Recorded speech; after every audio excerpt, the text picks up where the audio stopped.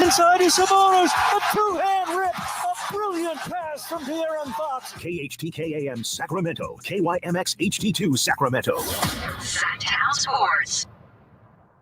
The Carmichael Dave Show. He's on the microphone when he's not on the microphone. He's playing a song, and when he's not playing a song, he's on the microphone. And then boom, with Jason Ross. No, he didn't.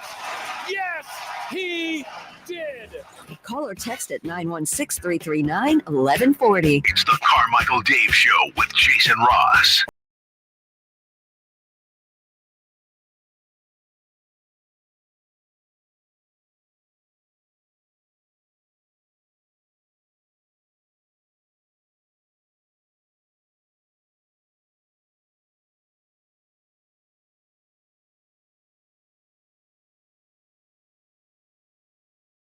Good morning.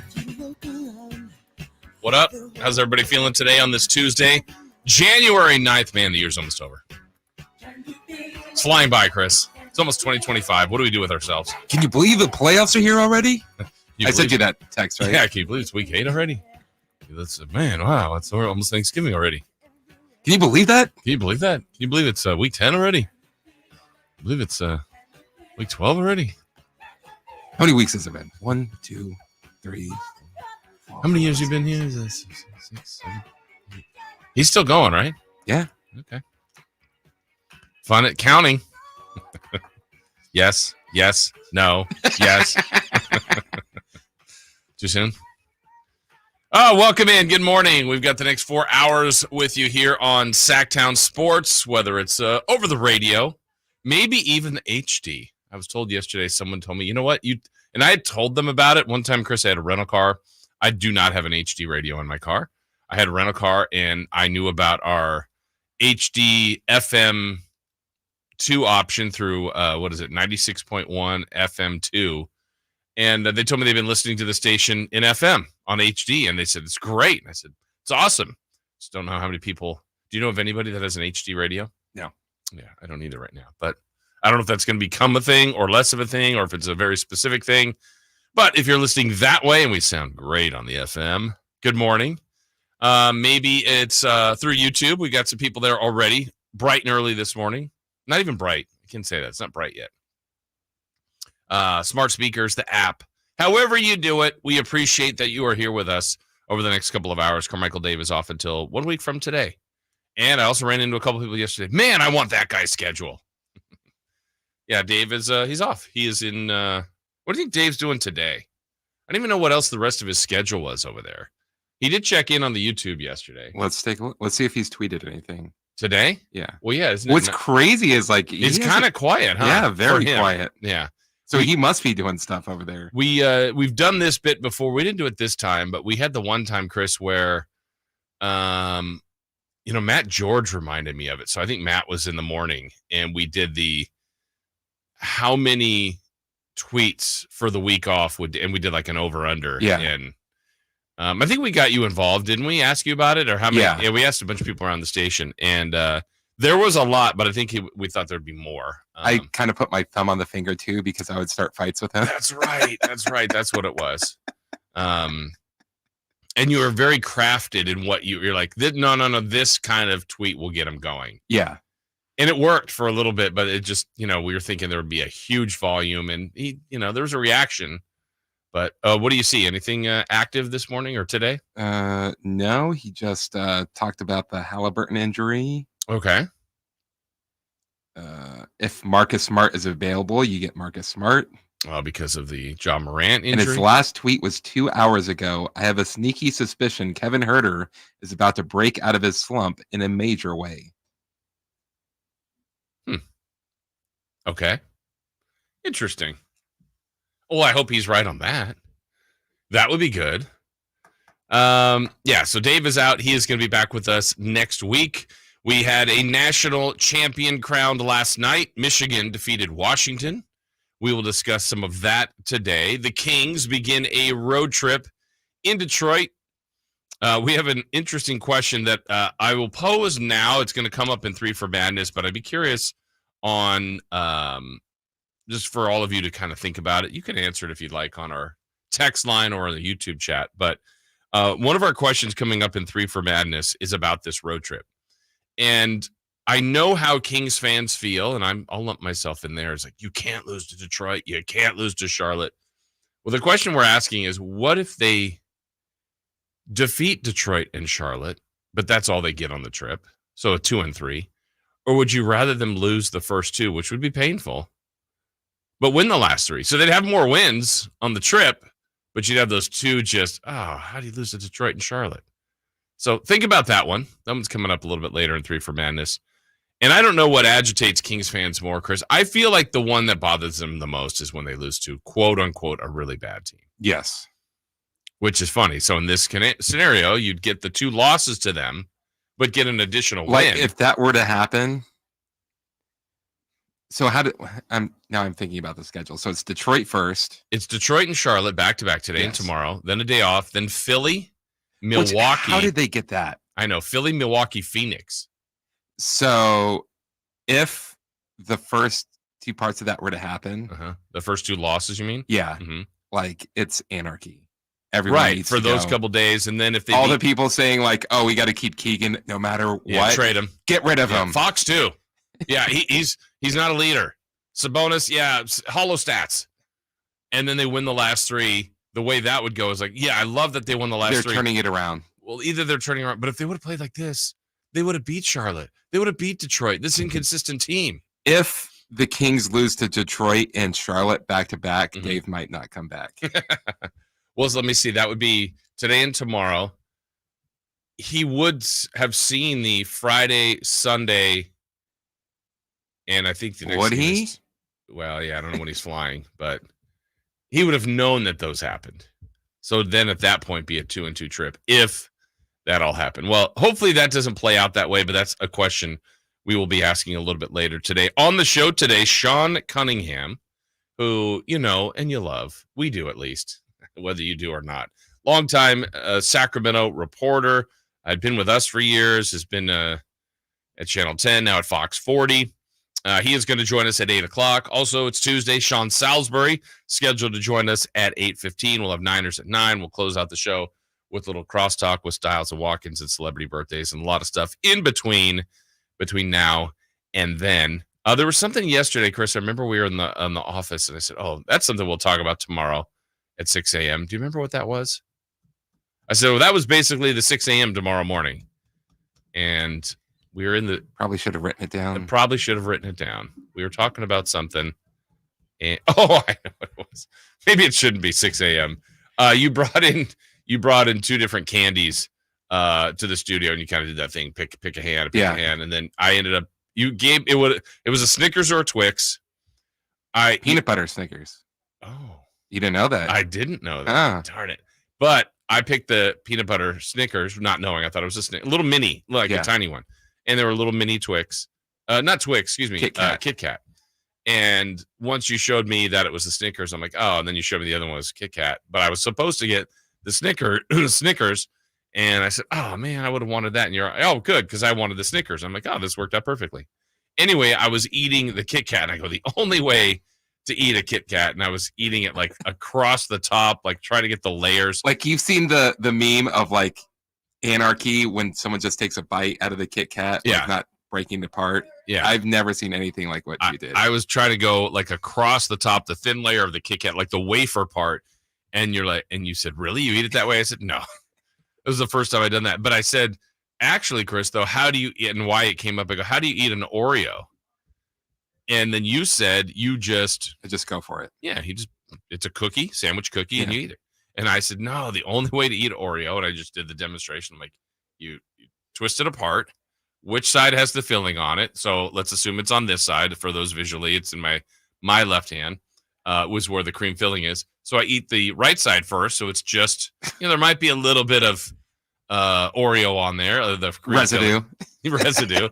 And maybe dip that in milk if I have milk. If not, I just eat that.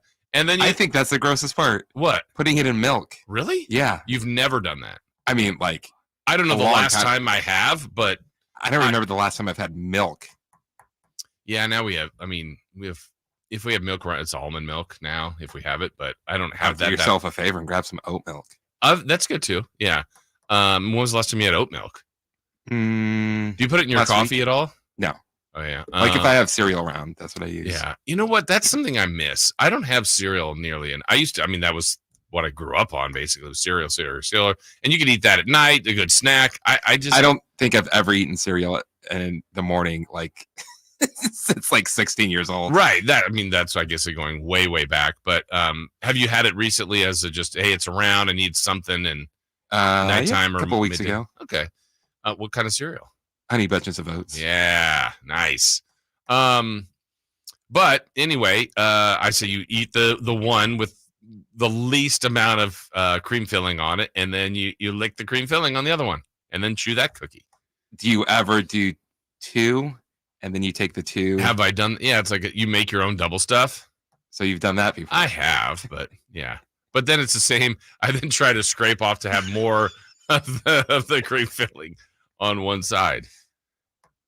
It's just eat it. Just eat. In the end, it all goes down the same way, right? We're eating the cream-filled cookie. That was our big talking point in the studio yesterday. The office. Glad you saved that for sex. So glad I did. I was like, I can't remember what it was. Now I remember, and yeah, maybe it wasn't worth the whole deal there. Like we said, we got a lot to cover. I know Chris mentioned that Dave tweeted about the injuries around the NBA. Man, it was a rough night. John Morant was already injured, but now the confirmation about how serious his injury is. And did you guys see the Tyrese Halliburton injury, or at least the play? Chris, you saw that, I'm assuming, the splits? Yeah. Oh, man. And just his reaction. And I hope that's absolutely nothing. But what's interesting is when it happened, then I saw a bunch of people tweet, and even literally what appeared to be either doctors or Twitter doctors. But they would say, if it's a grade 1, when you're dealing with hamstring, it's this. Grade 2, it's this. And grade 3, hopefully it's not a grade 3, it's this. So we will see. He is undergoing an MRI today. And anytime we hear some news on that, we will let you know. But we've got a lot to get to today. So let's do it. When we come back, we get you started with Leading Off. You never know what you might hear when listening to a Sacramento Kings game. Out of Keegan, going for another triple. Man, is he feeling it. Can he do it? Yes, there's number 11, Keegan Murray. Keegan steps back. He just knocked down his 12th three-pointer, a Kings franchise record. He's got 45 points. Never miss a moment of Sacramento Kings basketball with Sactown Sports and the Sactown Sports app. It's time to buck up, Sacramento. The professional bull riders are back. PBR Sacramento Wrangler Long Live Cowboys Classic will take over downtown's Golden One Center this February 2nd through 4th. 3 huge nights of edge-of-your-seat bucking, featuring some of the biggest bulls and toughest cowboys on the planet. Tickets are on sale now at Ticketmaster. Get your tickets for a weekend of non-stop bucking action this February 2nd through 4th. The world has changed a lot these last few years. You can do pretty much anything from your home, including order your new Honda from Northern California's #1 Honda dealer, Stockton Honda. Check out our great selection at StocktonHonda.com or come in today and get pre-approved all in the blink of an eye. Stockton Honda makes buying a car simple and stress-free. Anytime, anywhere, it's all here. StocktonHonda.com. All guests come to you from the Folsom Lake Honda Hotline. Folsom Lake Honda, your one-stop Honda shop. Let's do it. Leading off, the 3 top stories in the morning. Huge news. This is very important. Here's cut number 1. Teams that I've been a part of that are great, that have been great, it comes a point in time where it comes from within, and everybody can feel it, and everybody knows and expects who's going to step up and who's going to get it done on the floor and in the huddles, as opposed to everybody just kind of being flatlined with it. And so, yeah, I'll take the blame, because obviously I have to do more, with this team. But hopefully sooner than later, we'll be able to get a lot of that from within, because those are the great teams, in my opinion, especially the ones that I've been with. Mike Brown talking about, maybe when he was asked about what appears to be at times missing leadership from the court, from the players. And, again, we talked about this yesterday. appearances, how it looks? Do you need someone out there that's demanding things, that's yelling things? Maybe this team does, maybe not. I think each team is its own case study, has its own kind of internal workings. So I will say this about the Sacramento Kings. As much as we've been frustrated about the 2023-2024 Kings and I'll speak for myself, that the large margin of defeat in too many games or too many games where they're non-competitive, they haven't let those spill into successive games that often. So there usually is a correction. It's unfortunate that it has to get to the state to have one to get the correction, but it does. And so the last and most recent game, they were awful. It leads me to believe they'll be better today. What is better? Well, they're playing the right team to be better against. If we go back to last week, the start of the homestand, when they opened with Charlotte, who was so ripe and ready to be defeated, the Kings, I thought, played one of their worst games of the season and nearly won. Like, that was a game I thought they were going to escape somehow, some way with playing that poorly. So I felt like they played the right team that night to have it under the regular performance.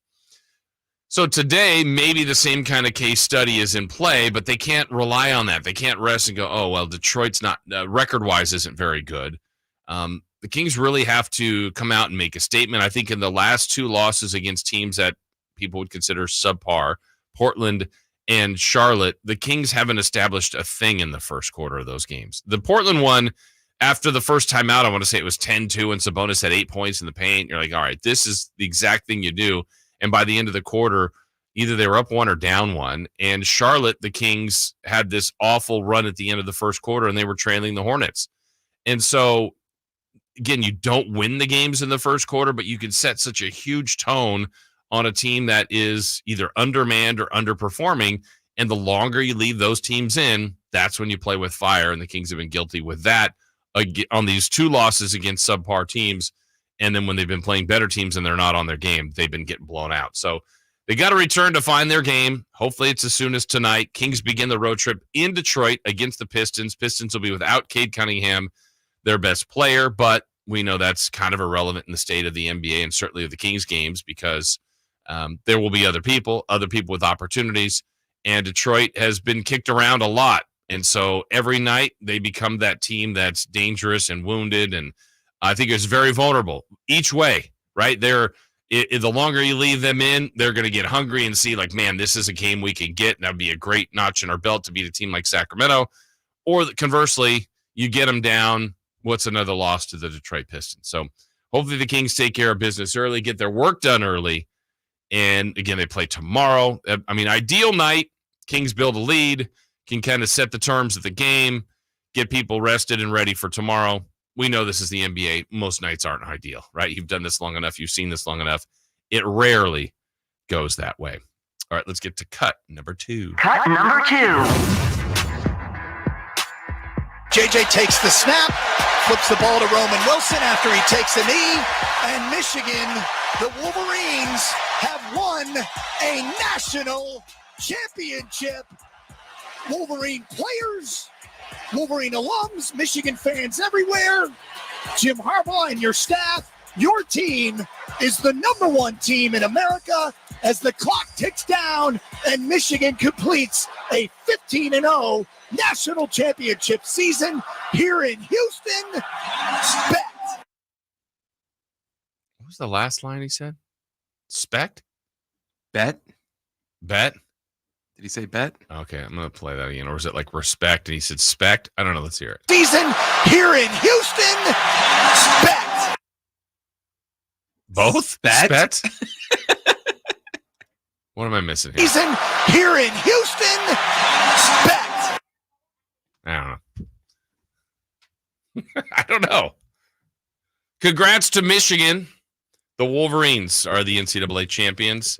I do want to give them all their props. I'm 15-0, getting through Alabama Ohio, the last part of the journey. Ohio State winning the Big Ten championship, Alabama, or what was it? It was Iowa in there, I think. Yeah, then Alabama and Washington And I had said yesterday that I still think Georgia's the best team. Georgia's actually already opened up as the odds-on favorite next year.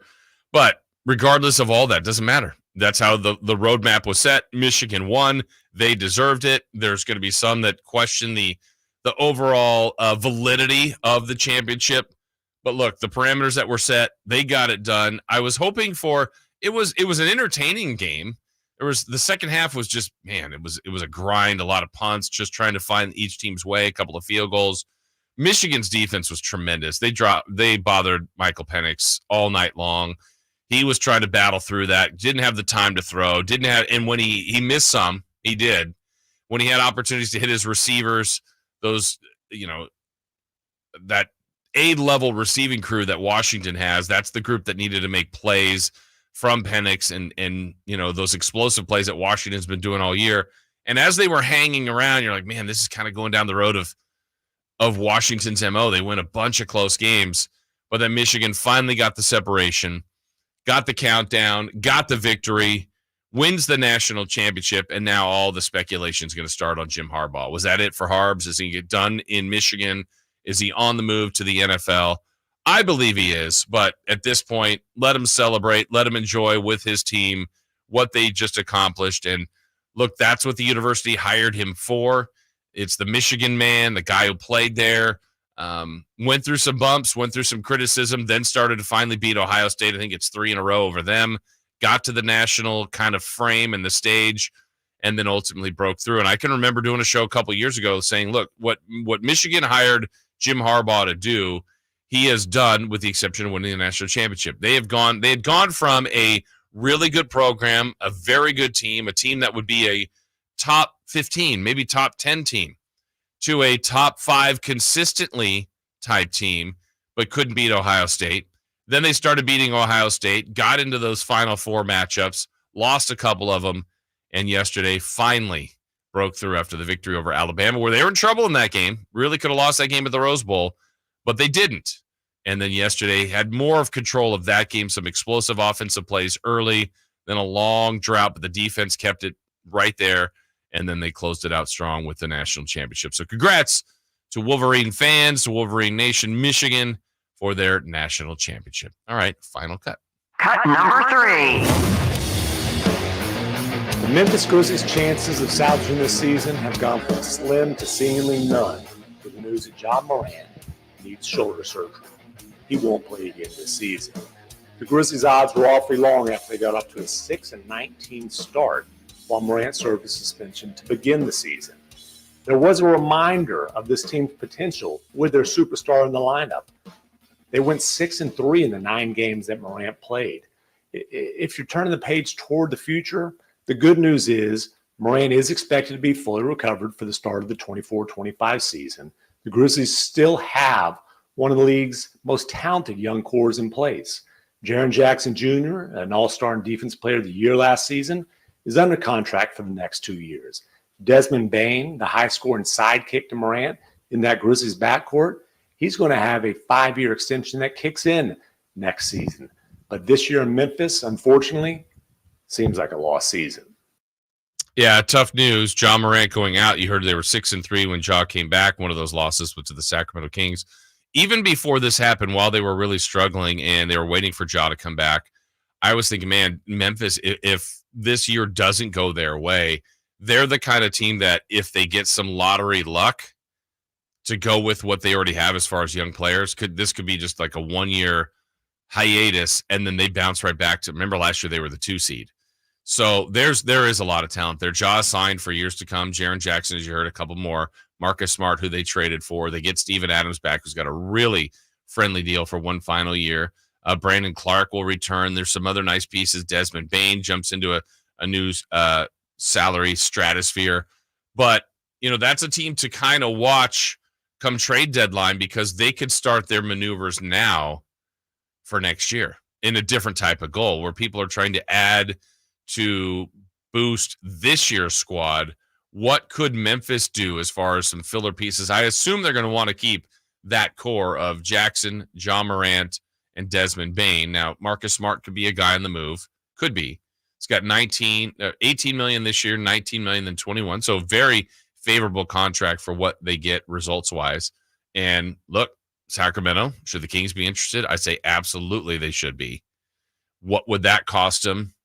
Could you do something different around the edges? Does that sound a little more appealing to Sacramento Kings fans if you added Marcus Smart somewhere as intensity, defense, playoff experience, kind of a little bit, I wouldn't say a wild card, but just there's an edge to him. And, at the contract, very favorable. Certainly, I'm sure Memphis is looking at future picks, maybe some other young talent or expiring, which the Kings aren't in a great situation with expiring contracts. So keep your eye on Marcus Smart, maybe a few other players from that team with the news that Ja Morant is now out for the season. So tough news, certainly for the Memphis Grizzlies. But as they say, the show goes on. And our show goes on as well. Again, a reminder that Sean Salisbury will join us around 8:15. Sean Cunningham at 8 o'clock. We've got Niners at 9. Lots to cover about tonight's road trip beginning for the Sacramento Kings. When we come back, though, we'll get a little football in here. Yesterday had a chance to have a conversation with Matt Barrows from The Athletic, kind of put a cap on the Niners' regular season, look ahead to the postseason. If you missed that yesterday, we'll have another chance to hear that as we'll replay our conversation with Matt Barrows from The Athletic. That's coming your way next here on Sactown Sports. Can the Niners build off their NFC Championship appearance from last season? How will the quarterbacks perform throughout the year? Purdy back, now going to throw for the end zone, wide open, Brandon Ayuk is on fire! Will the defense lead this squad again? Intercepted! Ball got tipped up and taken by Fred Warner! Get all your 49er coverage throughout the NFL season on Sactown Sports and SactownSports.com. California's largest Sportsman's Expo is back, January 18th at Cal Expo in Sacramento. Get $3 off coupons at Big O Tires and O'Reilly Auto Parts stores. Get to the action in Toyota's all-new Tacoma. Visit sportsexpos.com for locations, seminars, and show info. Your life outdoors at the International Sportsman's Expo, January 18th through 21st at Cal Expo in Sacramento. More info at sportsexpos.com. Hello, Sacramento. I'm Emran Pilati, owner of True Sports Cards and Collectible Store here in Rockland, California, and the host of the True Sports Cards Show that airs right here on Sactown Sports 1140 every Saturday from 10 to 11 a.m., where we discuss the latest trends, hottest products, and deliver exclusive interviews with other industry leaders. And don't forget to visit our shop, True Sports Cards, at 6661 Stanford Ranch Road in Rockland and see what we have for all your sports card and memorabilia needs. Folsom Lake Ford has trucks. The F-150s are here. Explorers, Expeditions, and a huge selection of Broncos and Bronco Sports. They're in stock now at Folsom Lake Ford. Shop Folsom Lake Ford, your truck headquarters, right here in Sacramento for your favorite Ford models at good, fair prices. Short on cash? Buy any new Ford with zero down. Save big with low interest finance rates. Plus, Folsom Lake Ford is paying top dollar for all trades. We want your vehicle regardless of mileage or condition. This could be the best time to buy a new Ford. Check out the huge inventory online at FolsomLakeFord.com or stop by the dealership and see the most recent arrivals. Looking for something special? Give them a call and tell them Doug Christie sent you. Folsom Lake Ford in the Folsom Auto Mall, your trusted dealer, my trusted dealer for over 30 years. FolsomLakeFord.com. 0 down with approved credit. Guys, want to lose weight, improve your performance, and increase your drive? Revive Men's Health Sacramento can help you address the root causes of weight gain, low energy, poor drive, and performance issues. And since your testosterone level has a direct impact on your weight and fitness, we'll give you a free T-check and free exam at Revive Sacramento.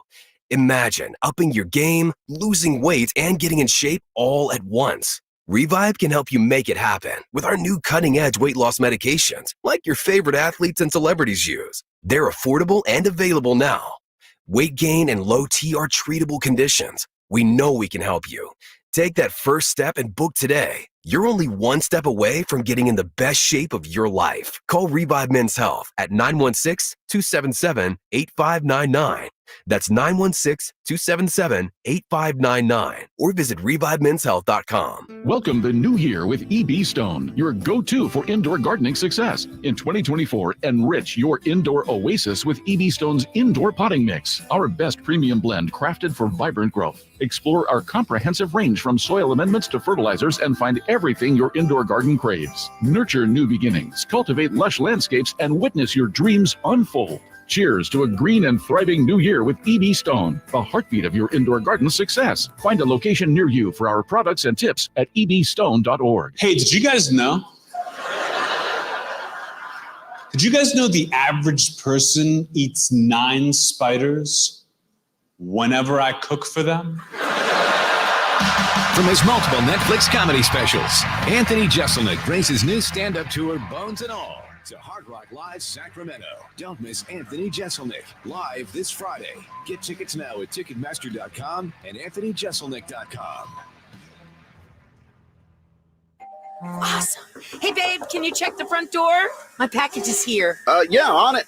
Hey, are we still watching our show tonight? New episode on Prime? You bet. That reminds me, let's hit Whole Foods this afternoon. We need snack supplies. From package deliveries to entertainment and even fresh groceries, Amazon is in front of hundreds of thousands of customers every single day. Imagine what you could do if your business had that kind of reach.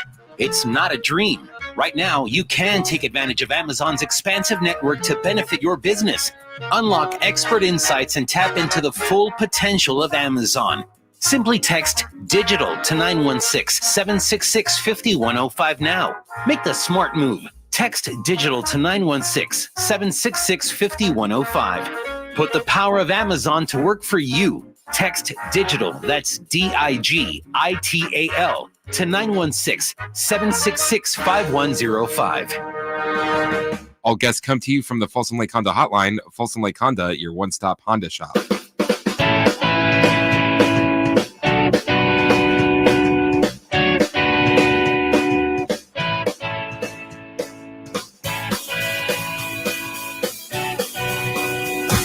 Carmichael Dave Show with Jason Ross. Call or text at 916-339-1140 on Sactown Sports. From the Athletic, your friend and ours, the great Matt Barrows. Matt, good morning. How are you? I'm doing well, Jason. How are you? I'm doing well. Yeah, I mean, again, I don't know what the takeaways are from yesterday. I was impressed that the Rams kind of went for 2 late. That's cool. There's no need for that game to go overtime or a tie. But any takeaways from there? The fact that maybe Moody missed a kick and an extra point. Anything we take from that gives you any concern going into the game in 2 weeks? Yeah, I mean, I would say that is a concern, and we really don't know what Cleveland Farrell's injury is. I talked to him after the game, and he was walking around without a limp, and he was optimistic that he'd be able to play. But players are always optimistic about that, so they're waiting for the sort of the details of what that injury is, and when we get that, we'll know the prognosis. And he's been a 17-game starter for this team. He's the guy that they like to have on base downs. His sack numbers haven't popped out. I think he has 3.5 on the season. But he's been part of that mix. He's been part of that defensive front. So if he were out for the next game, which is either on January 20 or 21, I would imagine it's Chase Young, getting sort of a more meaty role in this defense, which wouldn't be a bad thing. I mean, I think he's probably the second most talented defensive end on the team. And, the more he plays, the more he gets kind of accustomed to the way they do things here. So, nothing catastrophic, even if it were say a 3 or 4 week injury for Cleveland Farrell. But, you would have wanted to come out of that game with 0 injuries. Talking with Matt Barrows here. Matt, we know the Niners can play one of 4 teams, I guess, in 2 weeks. Buccaneers, the Eagles, the Packers, or this Rams team again. So I know they sat some players too yesterday, and there's division knowledge. And for the large part of things, I mean, the Niners really have kind of owned the Rams. But if that was a matchup we were to see in a couple of weeks at Levi's again, how confident would you be in the 49ers? Oh, I'd be confident in the 49ers no matter who shows up here. I would think, though, that the Rams are the team that the 49ers least want to play because of what you just said. I mean, it's not just division familiarity. They run the same system. I mean, so, the fact that, when the 49ers play some of these teams, they're not used to a zone blocking defense. They're not used to all the motions that the 49ers do. The Rams are. I mean, they run that system. And the Rams, you got to give that front office credit. They drafted some really good players this year. And a lot of them were playing late into the game. Puka Nacua, of course, got the record. You saw Byron Young, the defensive end. He played from start to finish. It was one other guy I was sort of impressed by. Kyron Williams, the running back, he didn't play at all, but he had a really good year. So, I mean, these were guys that were very much rookies when the 49ers played the Rams in week 2, and now at the end of the season in week 18, they're veterans now. So if they came back to Levi's, that would be rookies with a lot of seasoning, shall we say, talented rookies with a lot of experience. So I would think that actually out of all those teams, I mean, maybe it's the Cowboys, maybe it's the Rams, but I would put the Cowboys and Rams 1-2 in teams that the 49ers would probably rather not play in the playoffs. Yesterday, it made sense why the 49ers didn't play CMC, and we knew that early on, and we knew Purdy was going to be out. How did they decide about Kittle when you could have debated Ayuk or Debo? Those guys played a little bit, but how did they decide on resting Kittle? I think anybody with even a shadow of an injury didn't play yesterday. I mean, John Feliciano had a back issue during the week, and he practiced. He was questionable for this game. I think in a normal game, certainly a playoff game, Feliciano would have played. George Kittle would have played. Drake Greenlaw would have played. These are all guys that had very minor things. And so, with nothing on the line, the 49ers decided, rather than risk this getting worse and bleeding, not just into, the January, let's say the game's on January 20, that game, but also, I mean, Kyle Shanahan wants to practice hard this week. He wants to have 2 really sort of intense practices, and he wants to do the same next week.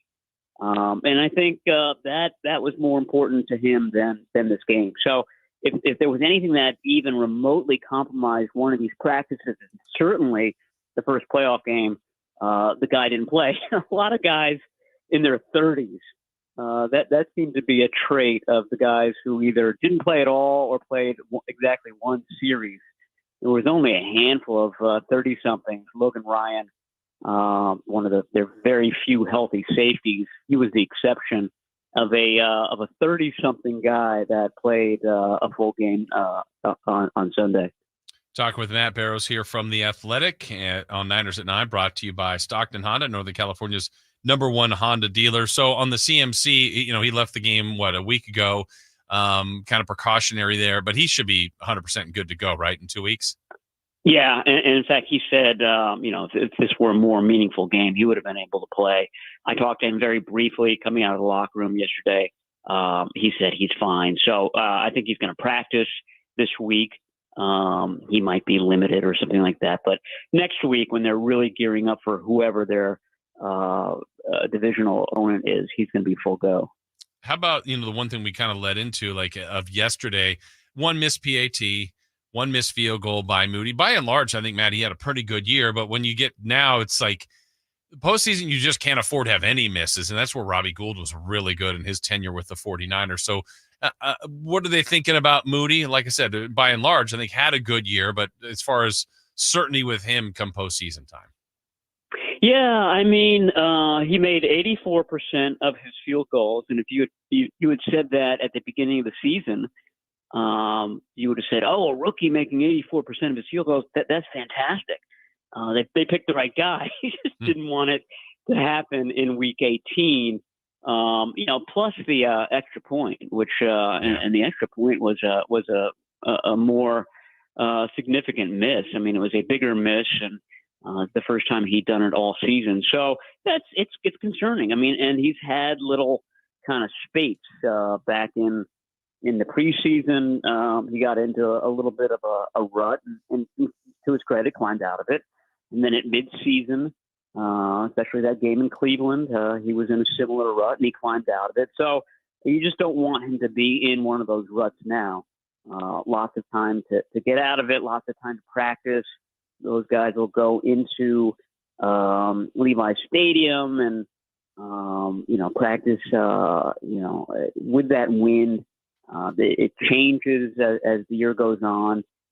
It seemed like it was more of a crosswind yesterday than it usually is. The stadium is a north and south stadium, just like every other stadium in the NFL is. And that north side is basically against the San Francisco Bay.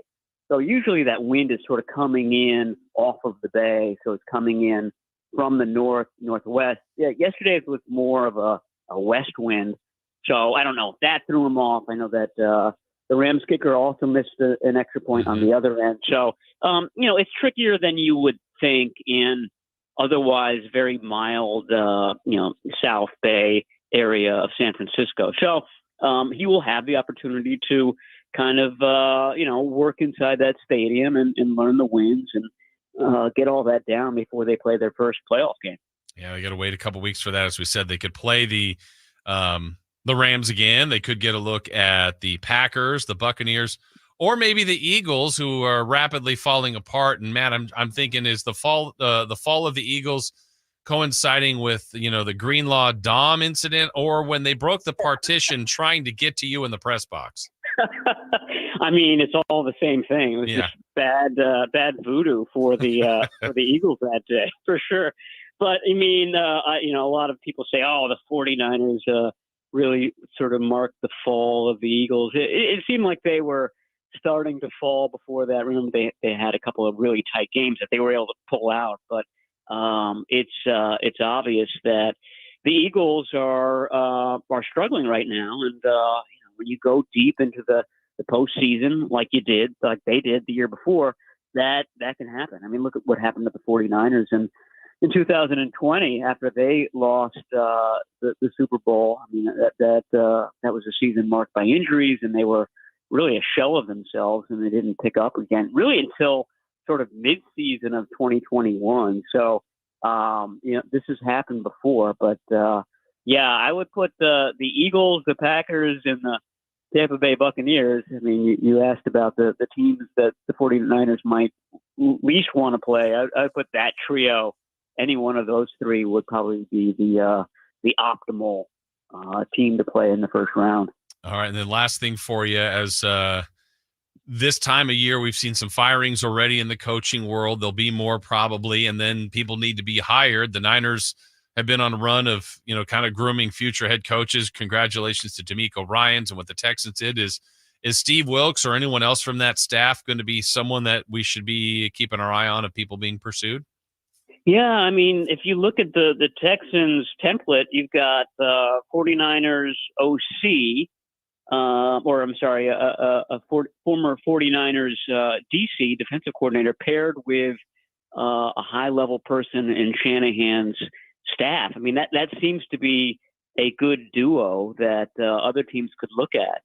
If Steve Wilks came with one of Shanahan's lieutenants, one of the Kubiaks, one guy that doesn't get a lot of attention is Brian Fleury. He's the tight ends coach, but he does a lot of the game planning. I mean, he knows this offense as well as anyone. Trying to replicate that D'Amico Ryans, Bobby Slowick duo that they did in Houston might be something that some of these teams are interested in. I put in a request today to see if anybody's requested interviews with any of the 49ers yet. It wouldn't surprise me if the answer is yes, but it's so fresh that we don't know the answer yet, but it won't be a surprise if one of those guys gets a request. And then Adam Peters at GM would be the other one to keep an eye on. And he turned down requests last year because it seems like he's maybe has a future GM job here in San Francisco. This is where he's from. He's a guy that's born and raised in Cupertino, just down the street from Santa Clara. So he might be content being in the South Bay, but he would be a name that would be talked about for GM role. Something to keep our eye on, certainly in this week where the Niners are off. They'll be doing some watching of the playoffs, Matt. Enjoy the playoff weekend ahead, and we will talk to you again next week. Okay, look forward to it. All right, thank you. That's the great Matt Barrows joining us there from The Athletic. Check out all this stuff that he's constantly writing about the 49ers on The Athletic. The Sacramento Kings begin their 5-game road trip tonight in Detroit. Malik drives and hooks the pass. Sabonis hammers it home. Kings regain the lead. It's the Kings and Pistons today at 4 on Sactown Sports and SactownSports.com. Have you Googled yourself lately? Are there negative posts from an ex-employee or from a former client? Maybe an outdated news article or sensitive personal information about your family? Search engines don't always get it right. For right or wrong, it's your reputation on the line. That's where Reputation Defender by Norton comes in. One of the most trusted names in online reputation repair, Reputation Defender has been fixing people's search results for over 15 years. Their cutting-edge approaches help you to wipe away unwanted information in your search results. They also promote the good stuff so that it rises to the top, helping you put your best foot forward. Your good name is too valuable to leave to the whims of a Google algorithm. Take control with Reputation Defender. You can start by getting your free reputation report card at reputationdefender.com or call 800-401-6681 to speak to an expert. That's 800-401-6681. Winter is coming. I know you know that, but are you prepared to keep your family warm all season long? At American Energy Heating and Air, their goal is to exceed your expectations of the heating and air industry by valuing the customer experience and making your home comfort system as efficient as possible for the most value. So book your $49 furnace tune-up and safety inspection today. Prevent dangerous gas leaks. Extend the life of that furnace and save on your energy bills. And here's the guarantee. This isn't a sales call. They're not getting in the door so they can try to sell you a bunch of stuff. No, they're just going to do what they say they're going to do. Call today to schedule an appointment at 916-520-9990 or go to AmericanEnergyAir.com. Been serving the greater Sacramento area since 1981. A-plus Better Business Bureau rating. Get your $49 furnace tune-up and safety inspection today. 916-520-9990. American Energy, making the uncomfortable comfortable. So here's a fact. 85% of the population will suffer from foot pain in their lifetime. That's almost everyone. So you'd think there'd be plenty of healthy long-term remedies, but there just aren't. Right? Hi, I'm Dan from the Good Feet store. You know, people come in all the time sharing the same frustrating story. Bought this, tried that, been there, done whatever, all different kinds of things, but all with a similar result. Nothing. A discouraging and endless cycle of disappointment. If this rings a bell, don't despair. There is hope. If you think you've tried everything, you probably haven't tried Good Feet arch supports from the Good Feet store. They're designed to relieve, even eliminate the pain commonly caused by certain foot conditions like plantar fasciitis, bunions, flat feet, and others. Plus, provide better balance and increased comfort. See what we can do for you with a free arch support fitting. Just stop in or schedule an appointment. With over 200 stores, there's likely one in your neck of the woods. Find yours at goodfeet.com. Knee, foot, or back pain? Visit the Good Feet store in Sacramento, Roseville, and Vacaville. Sacramento's premier music festival, Country in the Park, is back. 2 big ol' nights, May 17th and 18th at Cal Expo with Brantley Gilbert, Dustin Lynch, Walker Hayes, and more. 2-day GA tickets are on sale now starting at $85 or upgrade your experience with VIP or pit passes. Country in the Park, May 17th and 18th at Cal Expo. For more information, visit CITPfest.com. Brought to you by Bonnie Plumbing, Electric Heating and Air. I'm Craig Ashton of the injury law firm of Ashton and Price. Whether you've been injured on a bicycle, as a pedestrian in a slip and fall, auto, Uber, Lyft, or big rig accident, you need Ashton and Price in your corner. When you call Ashton and Price, there's no chatbot telling you to hit 3 for accounting. You're greeted by a real live person who will immediately transfer you to an experienced attorney. The consultation's free, and there's never a fee until you win. Remember, for the best advice, don't think twice. Call Ashton and Price.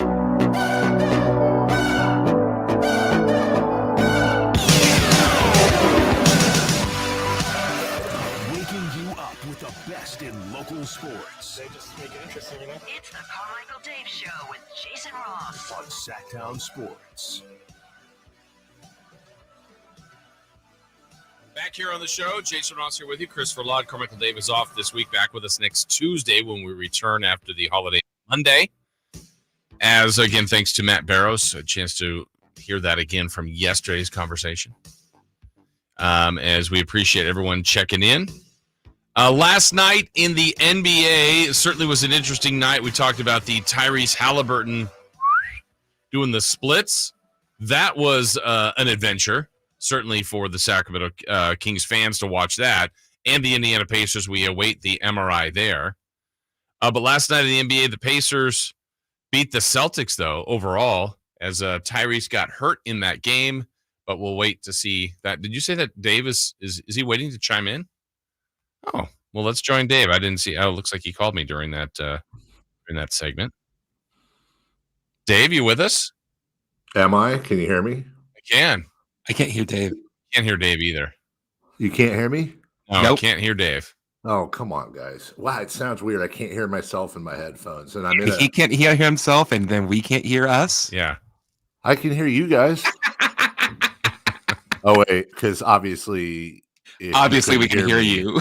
Yeah. Does it sound like I'm in a bathroom, though? No, but I want to ask about the mic and the hat. Okay, so, well, this is a little Blue Yeti mic that they had around here. I wanted to get something better than my onboard mic. And then what do you mean? What do you want to ask about my hat, Jason? I just want to ask about it. Explain. It's just a normal, it's a hat we wear here in the UK to go. Oh, we do?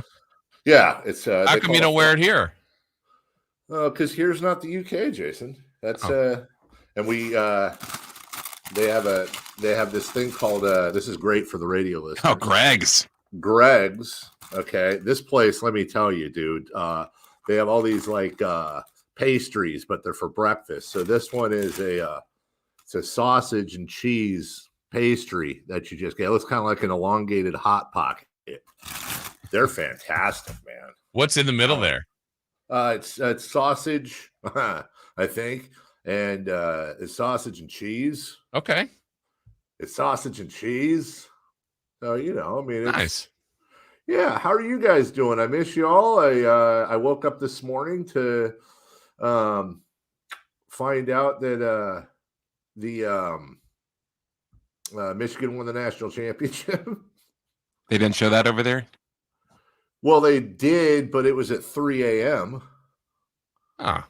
So hey, that's your normal waking time, though. Yeah, but that's my go to sleep time here. I'm on normal hours. Here, let me show you. When I'm over here and it's all business. Here, watch this. All business. It's all business. See, Good at business. Good at business. I've got my glasses.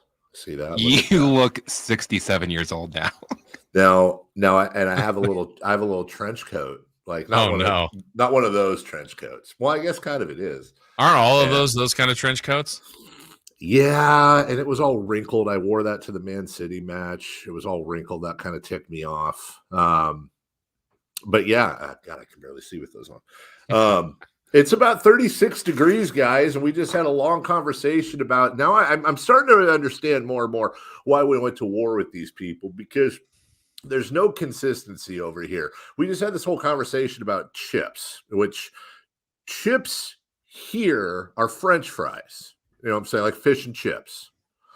But then I went to this one chicken place and they call them fries. So apparently chips are kind of like your thicker, not necessarily steak fries, but just kind of a thicker chip. And then the fries are like the finger length ones, like the ones we're used to from McDonald's and whatever, right? Mm-hmm. And then I go to this chicken place and they call it you can get a what's it called? It's called a chip buddy. Buddy. B-U-T-T-Y. Oh, dude. A chip buddy, or as they say, I'm not joking, a chip buddy. A chip buddy is a French fry sandwich. It's 2 buns, French fries, and then you can put gravy, ketchup, whatever you want on it, and it's called a chip buddy. It's weird, dude. And was it good? It was. I mean, it was. Once I poured a gallon of chicken gravy on it, yeah, it was fine. They think like KFC brown gravy. Like I put that on it just to give you the kind of tasty visualization. Cookies aren't cookies here. They're crisps. No, crisps are chips. Crisps are chips. Sorry, cookies are biscuits. Biscuits. That's why they lost. That's it. They're confused. That's why they lost. I thought they had this great hold on the English language. I just want some consistency. Honestly, I want to throw a bunch of tea into an ocean right now. I get it. How are you? Good. The temperature here is about the same. Is it high 30s? Probably. I don't know if it's. Let me see. See if I can get an instant report here. Yeah, it's chilly here. Well, quantum 44 degrees. Well, the thing here, it's not just the temperature, which, by the way, it's not 30. It's like the temperature here right now is like 3 because they use Celsius, which is another fun thing to try to figure out. Quantum Leaper on the chat says, imagine the whole thing with biscuits and gravy. You're right. I said biscuits and gravy. They looked at me like I had a ding-dong growing off my forehead. Like, what are you doing here? And I had to explain what our biscuits are, the real biscuits, and you throw sausage gravy on it, but they don't have like Jimmy Dean sausage there. Here, they just have sausage. I don't know, links. Yeah. Bangers. So Bangers. I'm losing a bunch of weight right here. That's fine. I can handle it. I heard Chris trying to. Chris was actually, I think, making an effort to not sound smarmy when talking about the City versus Huddersfield match. I do know he left out the fact that 7 of our 11 starters were out. How many of City starters are out? Who cares? All I know is they had that one. Was it Ford guy scored 2 goals, and then second half, guys, they stole our Sabonis. He's talking about Foden, Phil Foden, not Ford. Yeah, Phil Foden, and then they stole our Sabonis chant because Kevin De Bruyne came in the second half. And everyone, Kevin De Bruyne. He's pretty good. And then they had some ponytail dude on the bench. Everybody kept pointing out to me like, he's the best one of all of them. He didn't play. So how was it overall? I saw some of your posts. It looked like you enjoyed it. It was good. It's first class. I mean, dude, they had like you've been in like the Lexus Lounge. It's like the Lexus Lounge on steroids. There, they literally served like a 3-course meal of a bunch of crap I didn't understand. You guys know what I know. We're getting late here, aren't we? Yeah, very. Sorry. You know what? If I were to say, hey, would you like some aubergine? Chris, if you know it, don't answer. Jason, do you know what aubergine is? No idea. If you had to guess, because I am curious. Chris, do you know what it is? No. Use it in the sentence. I had for dinner last night. I had breaded aubergine and some potatoes. What would you think aubergine is? A fish. Yeah, that's exactly what I was going to say. A fish. That is 100% the correct thing to think. I thought it was like a fish. It's eggplant. Oh, okay. It's eggplant. It's not fish, guys. Yeah, that's okay though. That's acceptable. So there's your update. Anyways, how bad are we losing to Detroit tonight? I heard they had some players out. So what, 30, 40? No, they're winning tonight, Dave. Yeah, are they gonna beat Detroit? Well, you've already had this one as a loss for months. I have. Yeah. But my crazy stat tonight, fellas, Kevin Herter, put this in 3 in the key. Kevin Herter will break 20 points. I got a feeling he's going to break out. Yeah, well, I saw that tweet. Why? We had a good talk. I say a little good. I felt like it was time to shoot him a call from across the pond. We had a nice talk about, life, liberty, and the pursuit of happiness. And I think his head's clear now. Okay. Were you wearing the hat? You're damn right I was wearing the hat, Jason. Oh, then he's going to be good. Because it was a FaceTime call, and look at your monitor. It's going to be a delay. But when we were done, I said, Kevin, I believe in you, baby. And now he's going to break out. A wire. I know you're late. I do truly miss you guys. There's a lot of stuff going on over here. It's pretty cool, but I just miss interacting with everybody. I hope we win tonight. Congratulations to Michigan. Congratulations to the next Oakland Raiders head coach, Jim Harbaugh. And I'll try to check in later in the week, but see you Monday otherwise. All right, Tuesday.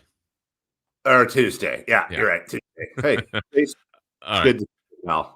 Good to be with you. Good to be with you.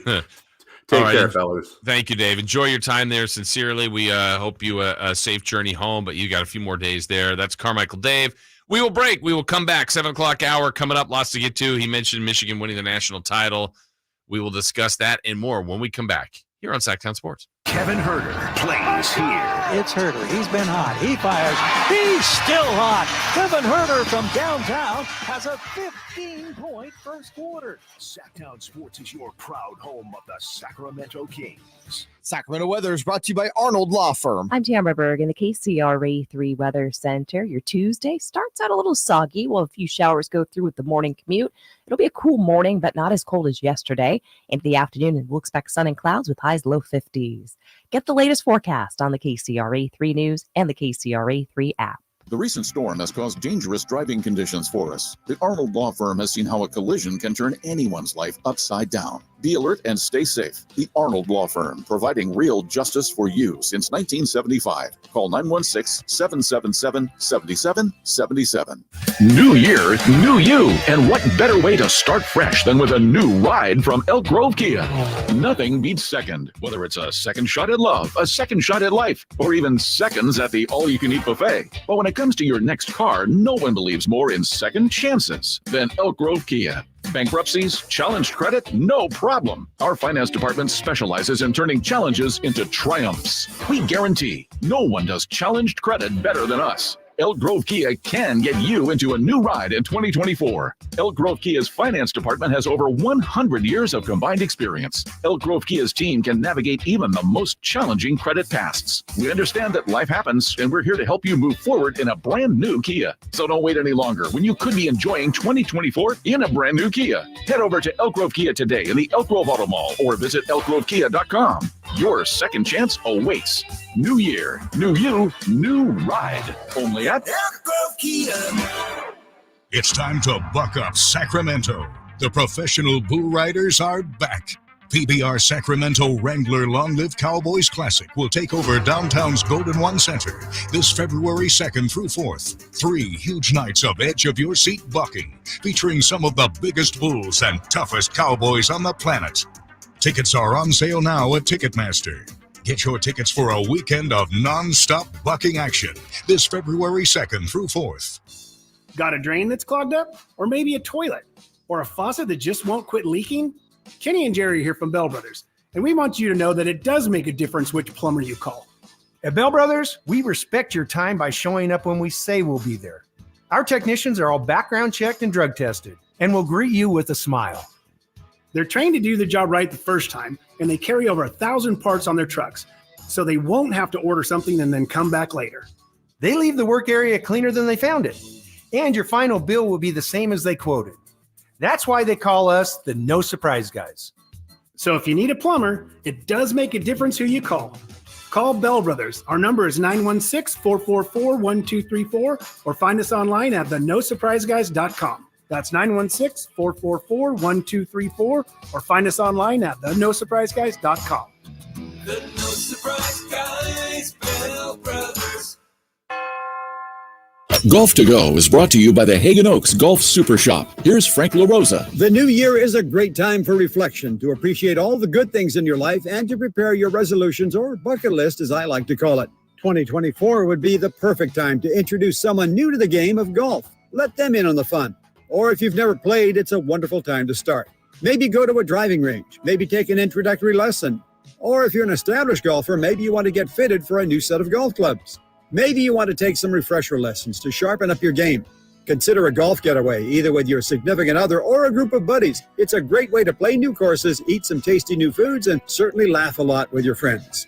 If you normally use a golf cart, consider walking with a push cart, or maybe even lightening your bag and carrying your clubs. Go back and play where you played your first round of golf or your all-time favorite round. Remember why you play the game and how much it means to you. Leave the course in better condition than you found it. That's your Golf to Go. I'm Frank LaRosa. The world has changed a lot these last few years. You can do pretty much anything from your home, including order your new Honda from Northern California's #1 Honda dealer, Stockton Honda. Check out our great selection at StocktonHonda.com, or come in today and get pre-approved all in the blink of an eye. Stockton Honda makes buying a car simple and stress-free. Anytime, anywhere, it's all here. StocktonHonda.com. Awesome. Hey, babe, can you check the front door? My package is here. Yeah, on it. Hey, are we still watching our show tonight? New episode on Prime? You bet. That reminds me, let's hit Whole Foods this afternoon. We need snack supplies.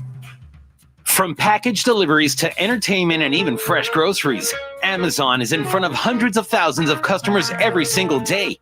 Imagine what you could do if your business had that kind of reach. It's not a dream. Right now, you can take advantage of Amazon's expansive network to benefit your business. Unlock expert insights and tap into the full potential of Amazon. Simply text DIGITAL to 916-766-5105 now. Make the smart move. Text DIGITAL to 916-766-5105. Put the power of Amazon to work for you. Text DIGITAL, that's DIGITAL, to 916-766-5105. KHTKAM Sacramento, KYMX HD2 Sacramento. From the Power Business Technology Toshiba Studios, your new home for 49ers football in the 916. Sactown Sports. The Carmichael Dave Show. He's on the microphone when he's not on the microphone. He's playing a song, and when he's not playing a song, he's on the microphone, and then boom. With Jason Ross. No, he didn't. Yes, he did. Call or text at 916-339-1140. It's the Carmichael Dave Show with Jason Ross on Sactown Sports.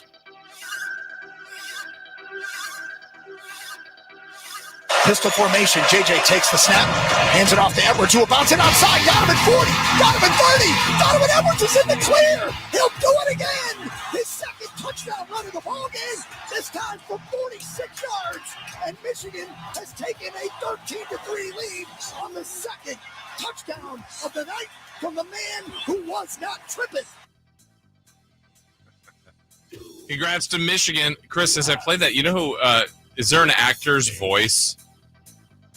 That there was just I know who I'm thinking of, but I want to see if you hear it when I play the beginning of that again. Pistol formation. JJ takes the snap, hands it off to Edwards, who will bounce it outside. Donovan 40, Donovan 30. Donovan Edwards is in the clear. He'll do it again. His second touchdown run of the ball game.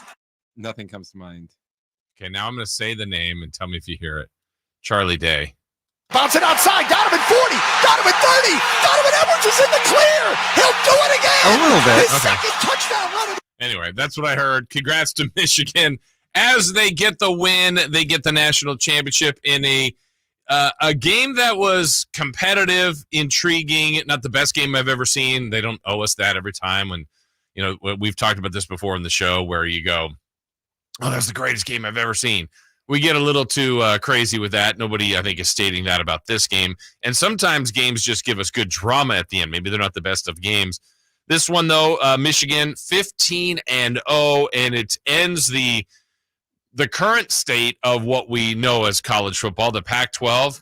Washington with an opportunity to represent the conference there. That is going to look completely different. In fact, Washington going to the Big Ten. They will play Michigan next year. Jim Harbaugh, is this the beginning of the end for him? I personally think he will move on to the NFL. Not that that's any earth-shattering take, but it just seems like what others have said, how it went, if the goal was a national championship, there's some heat on the program a little bit. It just makes a lot of sense. He seems to kind of, if you follow the track record, go to a program, make them better, and then leave, and it kind of have a specific time length of a shelf life. And he did great things at Michigan and gave them a national title, his first. He's been good at San Diego, Stanford, 49ers, and Michigan. He's a good coach. He knows what he's doing. He's helped build that program. And, college football programs are built differently, and each one has their own different style. But Michigan was tough. Man, they were incredible pass rush. And, when you watch football games at any level, if you can control the line of scrimmage, if you can get after the quarterback, man, did they make it tough on Michael Penix. He just had a tough day because the amount of pressure he saw all game long. And in the end, it's Michigan that gets the win. Let's hear from Penix on the ups and downs that he had in the game and in his career? I've had ups and downs, but, I'm thankful for it all. I'm super blessed, obviously, to meet Coach DeBoer at Indiana, to lead me here, to be playing for the biggest game in college football, but obviously we didn't come out how I wanted to, but I know that each and every player on this team, they gave it their all, and, it wasn't enough today, and for me, I'm going to take accountability for the offensive side of the ball. I feel like we could have did better, too many penalties, and we had a lot of offsides. And I'm put that on me because I got to be louder. I got to, make sure I'm great with my communication and stuff like that. So my offensive line isn't, hearing ghosts. It's just, I don't know. It's been a long one, but man, I'm blessed. I'm blessed to be here. Blessed to be on this team, and these guys will be my brothers forever. So. All right, that's Michael Penix. That's the losing side. Tough for them. They had a perfect year. Someone's got to lose. They go down to defeat. As far as Harbaugh, lots of questions coming his way. And, he was asked a couple of tough questions after the game. This was not a season where everything went the way you wanted it to. There were the off-the-field issues, which we all know about. Can you talk about the satisfaction having overcome those as well to get to this point? Does it make it even sweeter? Can I? Yeah, it couldn't have gone better. It went exactly how we wanted it to go, to win every game. The off the field issues, we're innocent, and we stood strong and tall because we knew we were innocent, and I just like to point that out. And these guys are innocent, and yeah, overcome that. It wasn't that hard because we knew we were innocent. So, yeah, that's really what I want to say. It went exactly how we wanted it to go. It went exactly how we wanted it to go. So Harbaugh, it was some cool moments there with his family, his brother coming down, surprising him during the game. That was kind of a neat situation. But how about as well the obvious question about what's next for Jim Harbaugh?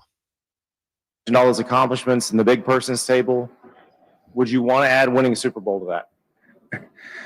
I just want to enjoy this. And I hope you give me that, Can a guy have that? Does it always have to be, what's next? What's the future? Like I said the other day, yeah, I hope to have a future. Hope there's a tomorrow, a day after tomorrow, a next week, a next month, a next year. Yeah, he wasn't going to answer that today or yesterday. He might soon, or we might just find out that he's interviewing with the team. I think the Raiders will be interested, probably the Commanders, Falcons. A lot of teams should be interested in Jim Harbaugh. If he is expressing interest to go back to the NFL, the time seems right. Michigan will get their title. They can move on and hire another coach. And again, this feels like the end of a little bit of an era of college football with all the changes coming, all the conference realignment, the future of the college football championship as far as how that's going to grow. And like me, I was saying, I think Georgia should have been in the Final Four. Well, next year, you're going to have an enlarged playoff format. So I think that's going to be good for the sport. And potentially, there'll be some clunkers in there too. There'll be some mismatches, just like we saw in bowl games. But Michigan does get the title, the last of the kind of the way the BCS is constructed, and with the 4 teams. So congrats to Michigan. Congrats to Washington, too. Seriously, on a great year, ultimately to come up a bit short. When we come back, more questions revolving around this. And we told you at the beginning of the show, that question we asked, would you rather the Kings lose these first 2 games to Detroit and Charlotte, knowing they'd win the other 3, so they'd come home 3-2, or the only 2 games they get are the first 2, and they come home 2-3, but you wouldn't lose to Charlotte or Detroit? So we asked that question. You can weigh in on that. 3 for Madness, brought to you by Fire Wings. Coming your way next. Last season, the Sacramento Kings gave us a little bit of everything. A Pacific Division title, GM of the Year, Coach of the Year, Clutch Player of the Year, All-stars and all NBA performers. Plus, we got to light the beam. Here's a steal by Fox. A breakaway. He's got the rip with the left hand. What does this season have in store? Find out. Each and every Sacramento Kings game can be heard right here on your proud home of the Beam Team, Sactown Sports at SactownSports.com. California's largest Sportsman's Expo is back, January 18th at Cal Expo in Sacramento. Buy the latest gear, meet the experts, learn about fishing, hunting, boating, and off-roading. See Toyota's all-new Tacoma. This is the place to discover your next adventure, nearby or around the world. Your life outdoors at the International Sportsman's Expo, January 18th through 21st at Cal Expo in Sacramento. More info at sportsexpos.com. Guys, want to lose weight, improve your performance, and increase your drive? Revive Men's Health can help you make it happen with our new cutting-edge weight loss medications like your favorite athletes and celebrities use. They're affordable and available now. And since your testosterone level has a direct impact on your weight and fitness, get a free T-check and free exam. Book your appointment today at Revive Sacramento. We know we can help you. Call 916-277-8599. That's 916-277-8599. Or visit ReviveMen'sHealth.com. 3 questions, 3 answers. It's 3 for Madness on the Carmichael Dave Show with Jason Ross. Here's question 1. All right, again, 3 for Madness, brought to you by our friends at Fire Wings. 21 delicious flavors of wings. I'm partial to the peanut butter. It's amazing. Fire Wings, just wing it. Chris, what do you got for us today? If either coach becomes available, who will be more coveted by NFL teams? Bill Belichick or Jim Harbaugh? You know, both successful in their own ways. You've got a difference of age, obviously, in the two, but, you know, Harbaugh has coming from college, so there's a uniqueness there. I think both should be coveted, really. I think these teams that have openings should look at both these guys. I find it interesting that some will point to Belichick and having most recently not that much success with the New England Patriots. I think that's a roster situation for them. He's responsible for that. I don't want to free him of any blame, but I think the guy knows what he's doing. I think the guy knows how to coach. I think he's proven that. I think he's been wildly successful. And when he's had better talent like Tom Brady, he won a bunch of Super Bowls. So if you get the right setup for him and or Harbaugh, they both win. So I think they both should be, as far as who is more coveted. Maybe it's Harbaugh based on age and winning more recently, but I think both would demand a top salary. Both would get immediate intrigue in your program. I don't know how much that helps for free agency. I don't think it hurts. And generally, we said this yesterday in the NFL, that's the sport you can turn the fastest. So even if you're joining a 6-win team, a 7-win team, a 2-win team, a 5-win team, you can turn that around quickly in the NFL. And those two guys have proven to be successful wherever they've been, and had some tough times wherever they've been either. Like, the longer you do it, you're going to have your ups and downs, that's for sure.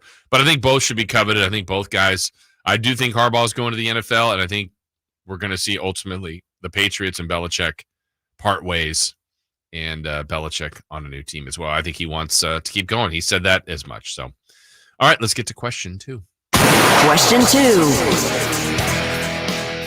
Do you think an asterisk should be put on Michigan's title? I don't. I know a lot of people do. And I don't know that we've got full clarity on exactly what happened, what the transgressions might be or might be perceived to be, what advantages there truly is. I think it's an easy one to just put there, but I think I don't know how else to put it. I mean, they played their record. They beat everybody. They claim their innocence. I know people are always going to do that. Chris, do you feel like there's any tainted part of this championship for them? No. Yeah. But I don't really. You don't really care about Michigan. Yeah. Well, that's the other thing too about the, I don't, and maybe for some, and I'm not faulting them for thinking this, but if there is any version of advantage taken, whether you call that cheating or you've done something to give yourself a competitive advantage, I think sometimes there could be a gray area there on differences where if we go back to baseball, when people got really agitated by the Astros and sign stealing and using, technology to help that, there's sign stealing going on all the time. Now, the way they did it seemed to really bother people, and that's totally fine. I get that. But what was the advantage? Did that really help them? Were they a good baseball team? I think they've proven they're a good baseball team. So to fully discredit and take away whatever these teams are, I think is too much. But, some will just put it on one blanket statement. You cheat the sport, you're dead to me. So I don't go as far as that.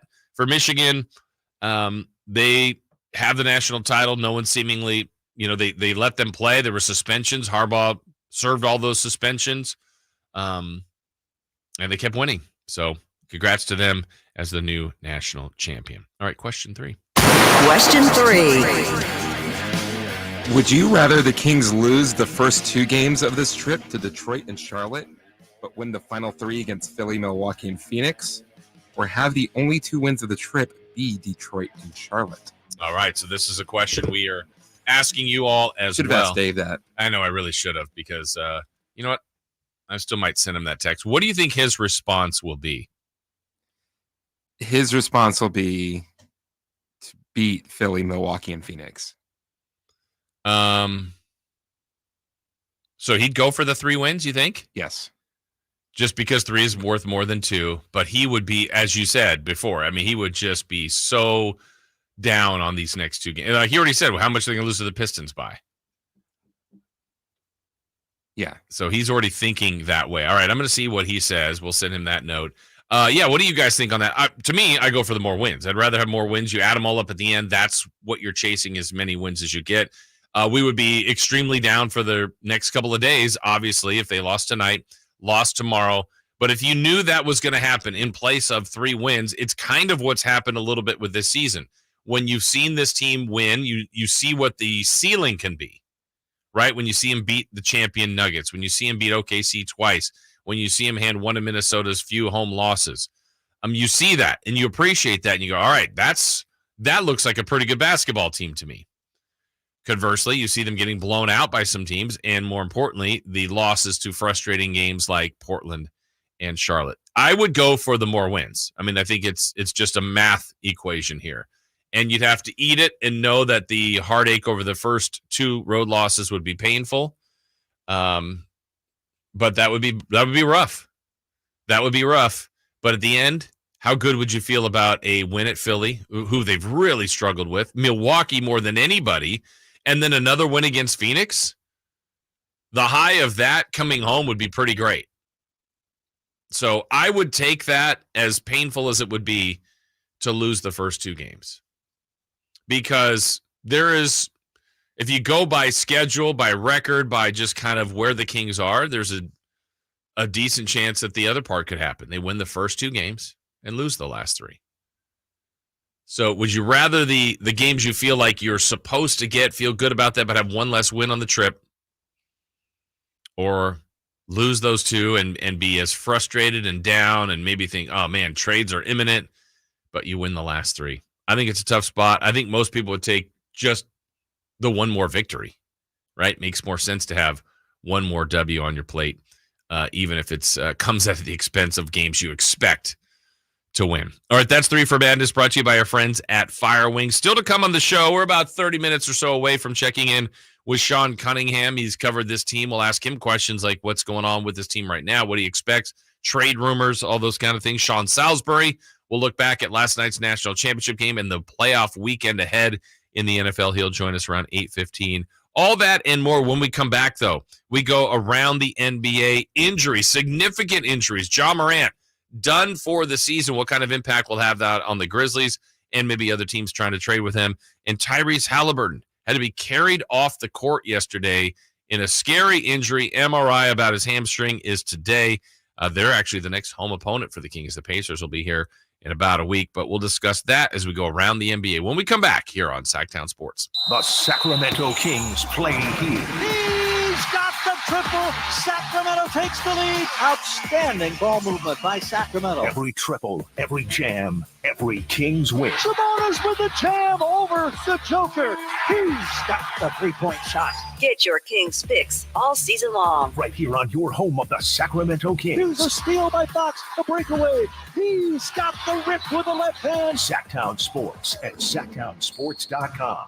Sacramento weather is brought to you by Arnold Law Firm. I'm Tamara Berg in the KCRA 3 Weather Center. Your Tuesday starts out a little soggy. Well, a few showers go through with the morning commute. It'll be a cool morning, but not as cold as yesterday. Into the afternoon, and we'll expect sun and clouds with highs low 50s. Get the latest forecast on the KCRA 3 News and the KCRA 3 app. Firm has seen how a collision can turn anyone's life upside down. Be alert and stay safe. The Arnold Law Firm, providing real justice for you since 1975. Call 916-777-7777. Have you ever envisioned having $500,000 in advertising to conquer the remodel market, but felt overwhelmed at the thought of going it alone? Now you don't have to. Join Subcontractors United and share your advertising with 2 other contractors in your trade. Get $500,000 in advertising for only $1,042 a month. We are so sure this will work that we're giving away free advertising until June 2024 to qualified contractors. Visit subcontractorsunited.com today. Welcome the new year with EB Stone, your go-to for indoor gardening success. In 2024, enrich your indoor oasis with EB Stone's Indoor Potting Mix, our best premium blend crafted for vibrant growth. Explore our comprehensive range from soil amendments to fertilizers and find everything your indoor garden craves. Nurture new beginnings, cultivate lush landscapes, and witness your dreams unfold. Cheers to a green and thriving new year with EB Stone, the heartbeat of your indoor garden success. Find a location near you for our products and tips at ebstone.org. And now another no-brainer money-saving tip from Progressive. Marcus, what happened? I was changing my oil and I spilled some on the floor. Oh, well, use these $50 bills to wipe it up. Perfect. Got any more? Yeah, take a couple hundred. Stop. Instead of using money, use an old rag. And here's a better tip from Progressive on how not to waste money. Don't pay too much for car insurance. Drivers who switch and save could save hundreds. Progressive Casualty Insurance Company and affiliates. Potential savings will vary. Not available in all states. Wendy's new breakfast 2 for $3 Biggie Bundles let you create your own delicious combo. Choose from a sausage biscuit, egg and cheese biscuit, small seasoned potatoes, and a medium hot coffee. But it's obvious which combo's the best. Sausage biscuit and small seasoned potatoes. Well, maybe it's the fresh cracked egg and cheese biscuit with a medium hot coffee. Or 2 savory sausage biscuits. Whichever you pick, you can't go wrong. Choose wisely. Choose Wendy's new 2 for $3 Biggie Bundles. Limited time only. U.S. price and participation may vary. Not valid in a combo. Single item at regular price. Folsom Lake Ford has trucks. The F-150s are here. Explorers, Expeditions, and a huge selection of Broncos and Bronco Sports. They're in stock now at Folsom Lake Ford. Shop Folsom Lake Ford, your truck headquarters right here in Sacramento for your favorite Ford models at good, fair prices. Short on cash? Buy any new Ford with 0 down. Save big with low interest finance rates. Plus, Folsom Lake Ford is paying top dollar for all trades. We want your vehicle regardless of mileage or condition. This could be the best time to buy a new Ford. Check out the huge inventory online at FolsomLakeFord.com or stop by the dealership and see the most recent arrivals. Looking for something special? Give them a call and tell them Doug Christie sent you. Folsom Lake Ford in the Folsom Auto Mall, your trusted dealer, my trusted dealer for over 30 years. FolsomLakeFord.com. 0 down with approved credit. All guests come to you from the Folsom Lake Honda hotline. Folsom Lake Honda, your one-stop Honda shop.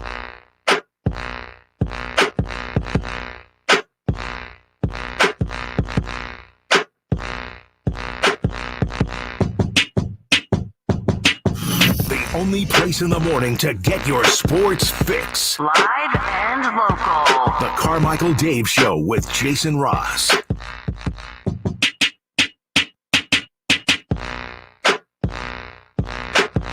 Kings basketball today as the Kings begin their road trip. They're in Detroit to take on the Pistons for the first matchup of the year between the two. Still waiting word right now from the league and really more from the Indiana Pacers about Tyrese Halliburton. Last night, he stopped in the paint, ended up dragging one of his lead foot on it. He stopped in the paint. He was challenging the Celtics and was going to turn and pass and literally looked like a wishbone. I mean, he just did the splits and was in pain right away. And it looked weird, looked odd. He had to be carried off the court. by a couple of teammates. And the word was he was going to have an MRI on his injured left hamstring. Now, according to reports, there's nothing yet as far as the MRI that I have seen yet. On the severity of of hamstring injuries, this is according to a couple of different medical experts. A grade 1 hamstring injury usually is about a week to 2 of time missed. A grade 2 is 4 to 8 weeks. And a grade 3, I guess, would be 12 plus weeks, possibly surgery if it tore off the bone. I don't know of anything that happened there, what happened, how severe it is, but certainly didn't stay in the game. Now, to Indiana's credit, got a great win against Boston, hung on there, got a foul late. Porzingis fouled Benedict Mathurin shooting a 3 in a tie game with under a second to go. He made the free throws, 2 of the 3, and Indiana survived the game. Now, as far as impact on that, again, we don't know how long he'll be out. We haven't heard the word yet on the MRI. It just looked really weird. And I know, there was, to me, I was trying to figure out when the timeline would happen of when we, and I'm doing the collective we as Kings fans, would finally move on from Luka Doncic and Marvin Bagley. And yes, the Kings didn't draft Luka. We know. Luka's a better player. We know. You got sausage arms and cankles. And the Kings made a mistake. We know. But I feel like now we've gotten to a point where we realized it. Everybody's got it. They made a mistake, but it's not brought up every time. Or there's no comp for the two. And did it take Marvin Bagley to leave the team and go to Detroit? And then now that conversation's gone. Where I'm going to is, at what point do we stop the Tyrese Halliburton, Kings traded the wrong player, or look what he could have been as a King? I don't know. The comps between him and Sabonis or him and Fox, are maybe they're going to continue, and I'm past it. The Kings made the decision. They got a great player in return. Indiana got a great player in return. And I don't even know if we have to do an evaluation of the trade, but again, the way I would say it is, if Indiana called the Kings or the Kings called Indiana and offered the same trade today to reverse it, to send it back, I think both teams say no. The Kings are happy with Sabonis. It's a different need, a different fit. Indiana, I'm sure, is happy with Tyrese Halliburton. And for that matter, they also got Buddy Hield. And so it worked. It worked for both teams. But I'm anxious to be able to just watch the Pacers. They're a very fun team, entertaining team. And to be able to watch Tyrese Halliburton and appreciate what he's doing and not think about, oh man, what if he was still a King? How good would he be here? Did the Kings miss out? That happened. They did it. And I know as a front office, they've moved on. And I think people have to as well. So the moment we find out from Woj or Shams or whatever coming out of Pacers camp, the status for Tyrese Halliburton, we'll let you know. As we mentioned, the Kings are on this road trip. The first game back from the road trip, it's the Indiana Pacers. So there's a factor there, whether or not Tyrese Halliburton is playing. He's been incredible. If it's a severe injury, you start to think about the impact the Pacers, the impact on, he was going to be an all-star for sure.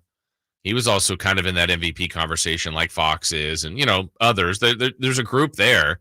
Right now, I think it's Jokic for sure, but long way to go. And I hope it's as minimal of an injury for him and for the Indiana Pacers. The other injury that is confirmed that we do know around the league is Ja Morant is now going to miss the remainder of the season. He's out. He is done for the year. He's going to have surgery on his shoulder. Here was ESPN's Tim McMahon talking about that injury.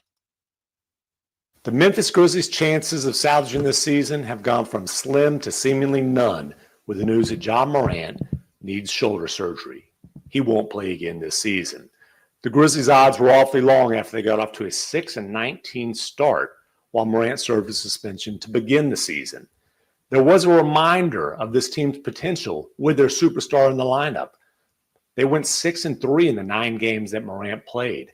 If you're turning the page toward the future, the good news is Morant is expected to be fully recovered for the start of the 24-25 season. The Grizzlies still have one of the league's most talented young cores in place.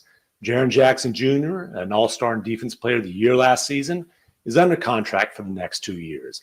Desmond Bane, the high-scoring sidekick to Morant in that Grizzlies backcourt, he's going to have a 5-year extension that kicks in next season.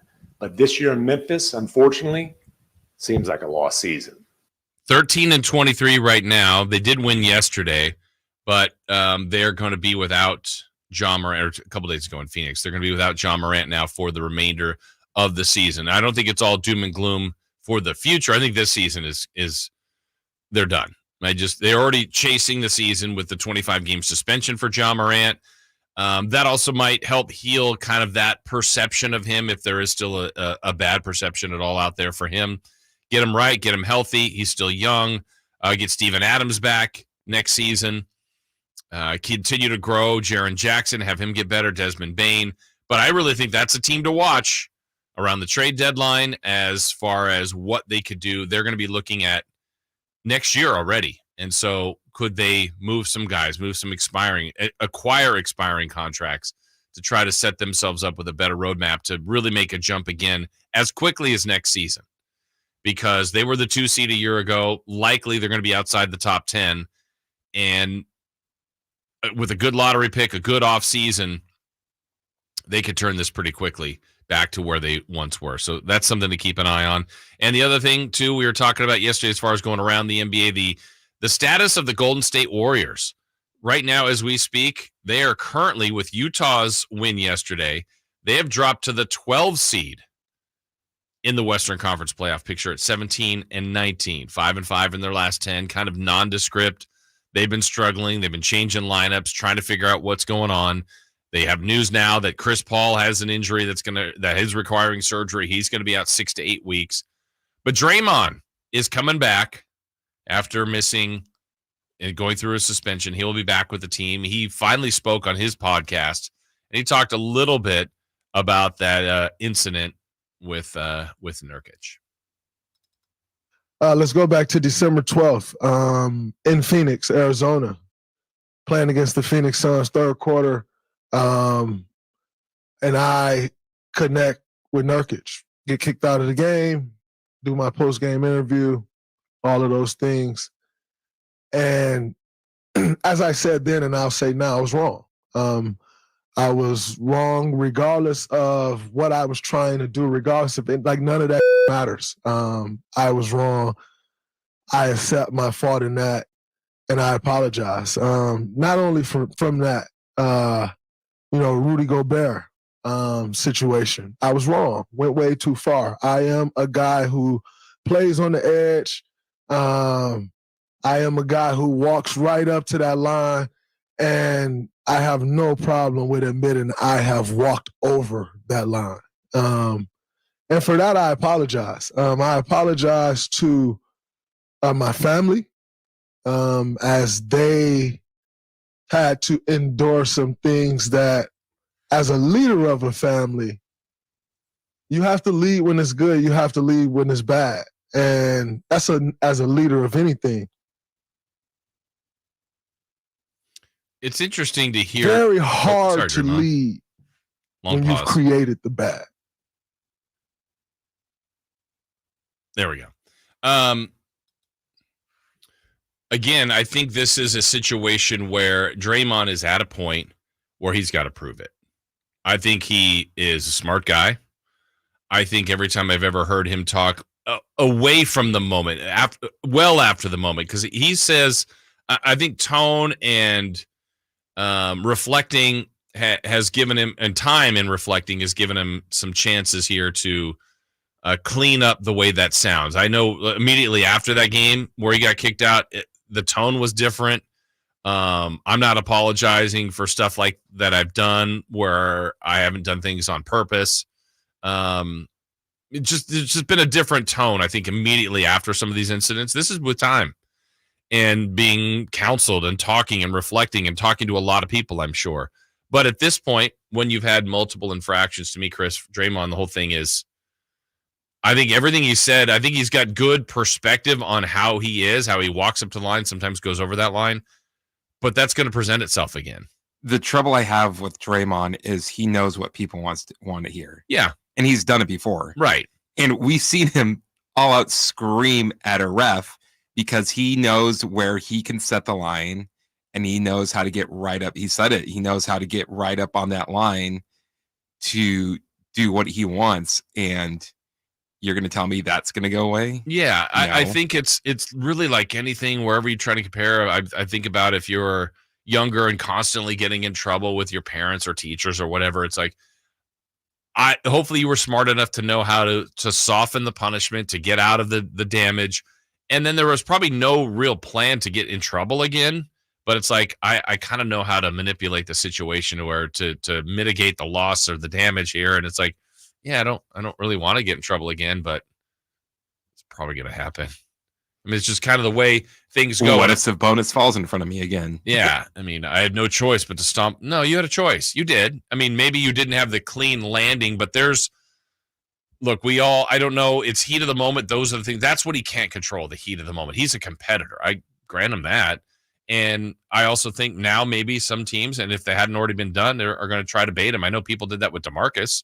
And it was smart because if it unraveled him, then you're winning on that. So to me, Draymond, the only chance is he's got to prove it. And he might be in 10 incidents and 8 of them, you're like, wow, good for him. He kind of stayed away from that. But he doesn't have the leeway now if he doesn't in 1 or 2 of them.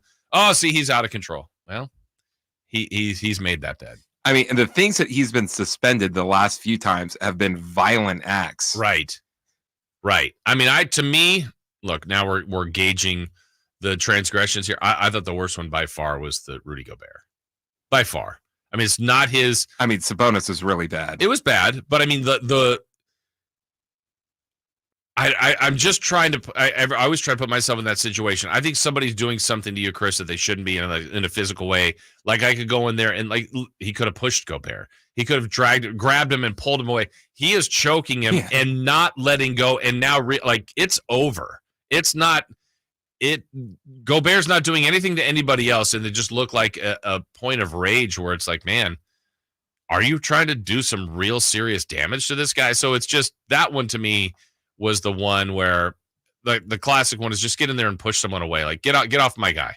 Yeah. Instead, it was like, I'm going to jump from behind and choke you and drag you with me. That one was bad. That one was really bad. But we'll see. I mean, he's going to get an opportunity to play again. I don't even know if he would clear his name, but he's going to get a chance to prove some of these things that allegedly he has been working on. All right, when we come back, the latest with the Kings. The Kings begin a road trip today in Detroit. Those trade rumors are still out there. What spot should the Kings take with that? We'll talk more about that too with Sean Cunningham, the Fox 40 reporter, coming up at around 8 o'clock. We'll do that as we continue here on Sactown Sports. The NFL's leading rusher plays here. The handoff to McCaffrey, walks in the end zone. Handoff to McCaffrey, takes it right down to the goal line. He does his thing again. McCaffrey goes in motion right. Backwards pass led by Juszczyk. A block there. Hurdles a man. 10, 5, touchdown! CMC! You can hear all of Christian McCaffrey's touchdowns on your home for 49ers football. Sactown Sports. At Ashton & Price, over the last 25 years, we've won just about every injury case you can think of. Slip and fall, falling merchandise, fell through rotted decking, we won those. Dangerous stairs, falls into holes, dog bites, won them. Injured while pedestrian or on a bicycle, auto, motorcycle, big rig, company vehicle, Uber, or Lyft accident, we've won them all. And the best news is there's no fee until you win. So no matter how you got injured, remember, for the best advice, don't think twice. Call Ashton & Price. Sacramento's premier music festival, Country in the Park, is back. 2 big ol' nights, May 17th and 18th at Cal Expo with Brantley Gilbert, Dustin Lynch, Walker Hayes, and more. 2-day GA tickets are on sale now, starting at $85, or upgrade your experience with VIP or pit passes. Country in the Park, May 17th and 18th at Cal Expo. For more information, visit CITPfest.com. Brought to you by Bonnie Plumbing, Electric Heating and Air.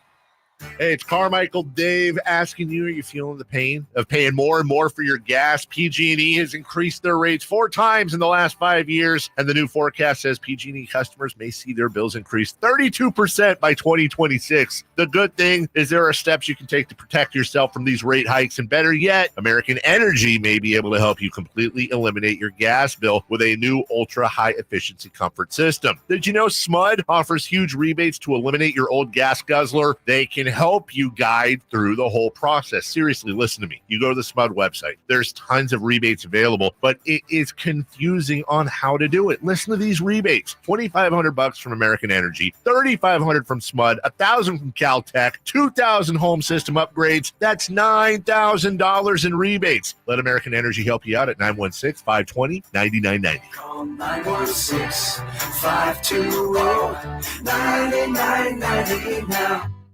So here's a fact. 85% of the population will suffer from foot pain in their lifetime. That's almost everyone. So you'd think there'd be plenty of healthy long-term remedies, but there just aren't, right? Hi, I'm Dan from the Good Feet store. You know, people come in all the time sharing the same frustrating story. Bought this, tried that, been there, done whatever, all different kinds of things, but all with a similar result.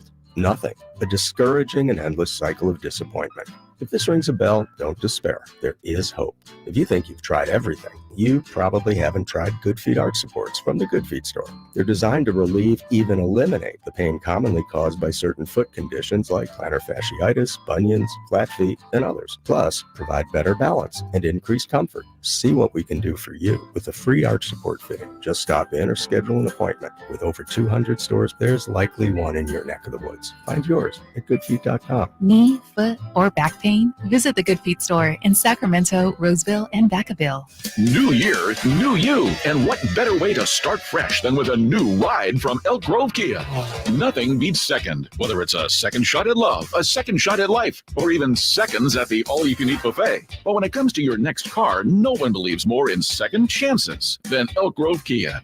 Bankruptcies, challenged credit, no problem. Our finance department specializes in turning challenges into triumphs. We guarantee no one does challenged credit better than us. Elk Grove Kia can get you into a new ride in 2024. Elk Grove Kia's finance department has over 100 years of combined experience. Elk Grove Kia's team can navigate even the most challenging credit pasts. We understand that life happens, and we're here to help you move forward in a brand new Kia. So don't wait any longer when you could be enjoying 2024 in a brand new Kia. Head over to Elk Grove Kia today in the Elk Grove Auto Mall or visit elkgrovekia.com. Your second chance awaits.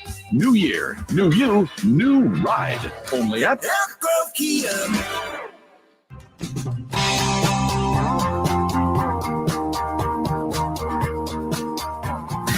Carmichael Dave. He has very good sources, and he just kind of tells it as it is and gets to the point. Jason Ross. He has a lot of pretty smart things to say. He's good at what he does. On Sactown Sports.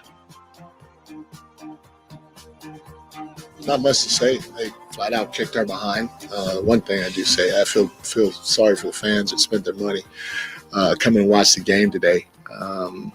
For us to perform that way and the lack of fight to whether it's get back in the game, stay in the game, however you want to call it, was non-existent.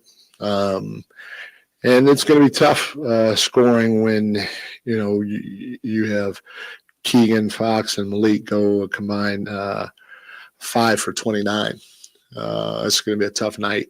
So give New Orleans a lot of credit. They came in here and they just flat out kicked our ass and did it for 4 quarters.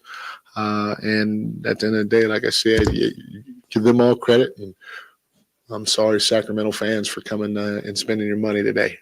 That was Mike Brown post-game after the drubbing the other night for the Sacramento Kings and their loss and by the New Orleans Pelicans. Their 4th of the year to New Orleans. So their next offering is tonight, their next chance. Game 1 of a 5-game road trip, as the texter says. I think it's very important how the team comes out the next couple of days. The way they respond will be telling. I think they've done a decent job of that this year, responding. But the fact is, they've been in that, to me, mode too many times already this year. We're not quite halfway. And the fact that they've had enough of these kind of losses where you go, oh, man, what's going on? That you can't wait for the next game for them to respond. Now, tonight, They're in Detroit against the Pistons. We mentioned earlier that the Pistons are going to be without Cade Cunningham for tonight. Now, that seems like, a great opportunity for the Kings, but that's also opportunities for others to get their chance. But he's been good for a team that's really struggled. What they're going to do, according to Shams, they believe that Cade Cunningham has avoided any serious injury to his left knee, but they are going to reevaluate him in the next 7 to 10 days. So he's their leading scorer, kind of does everything for them.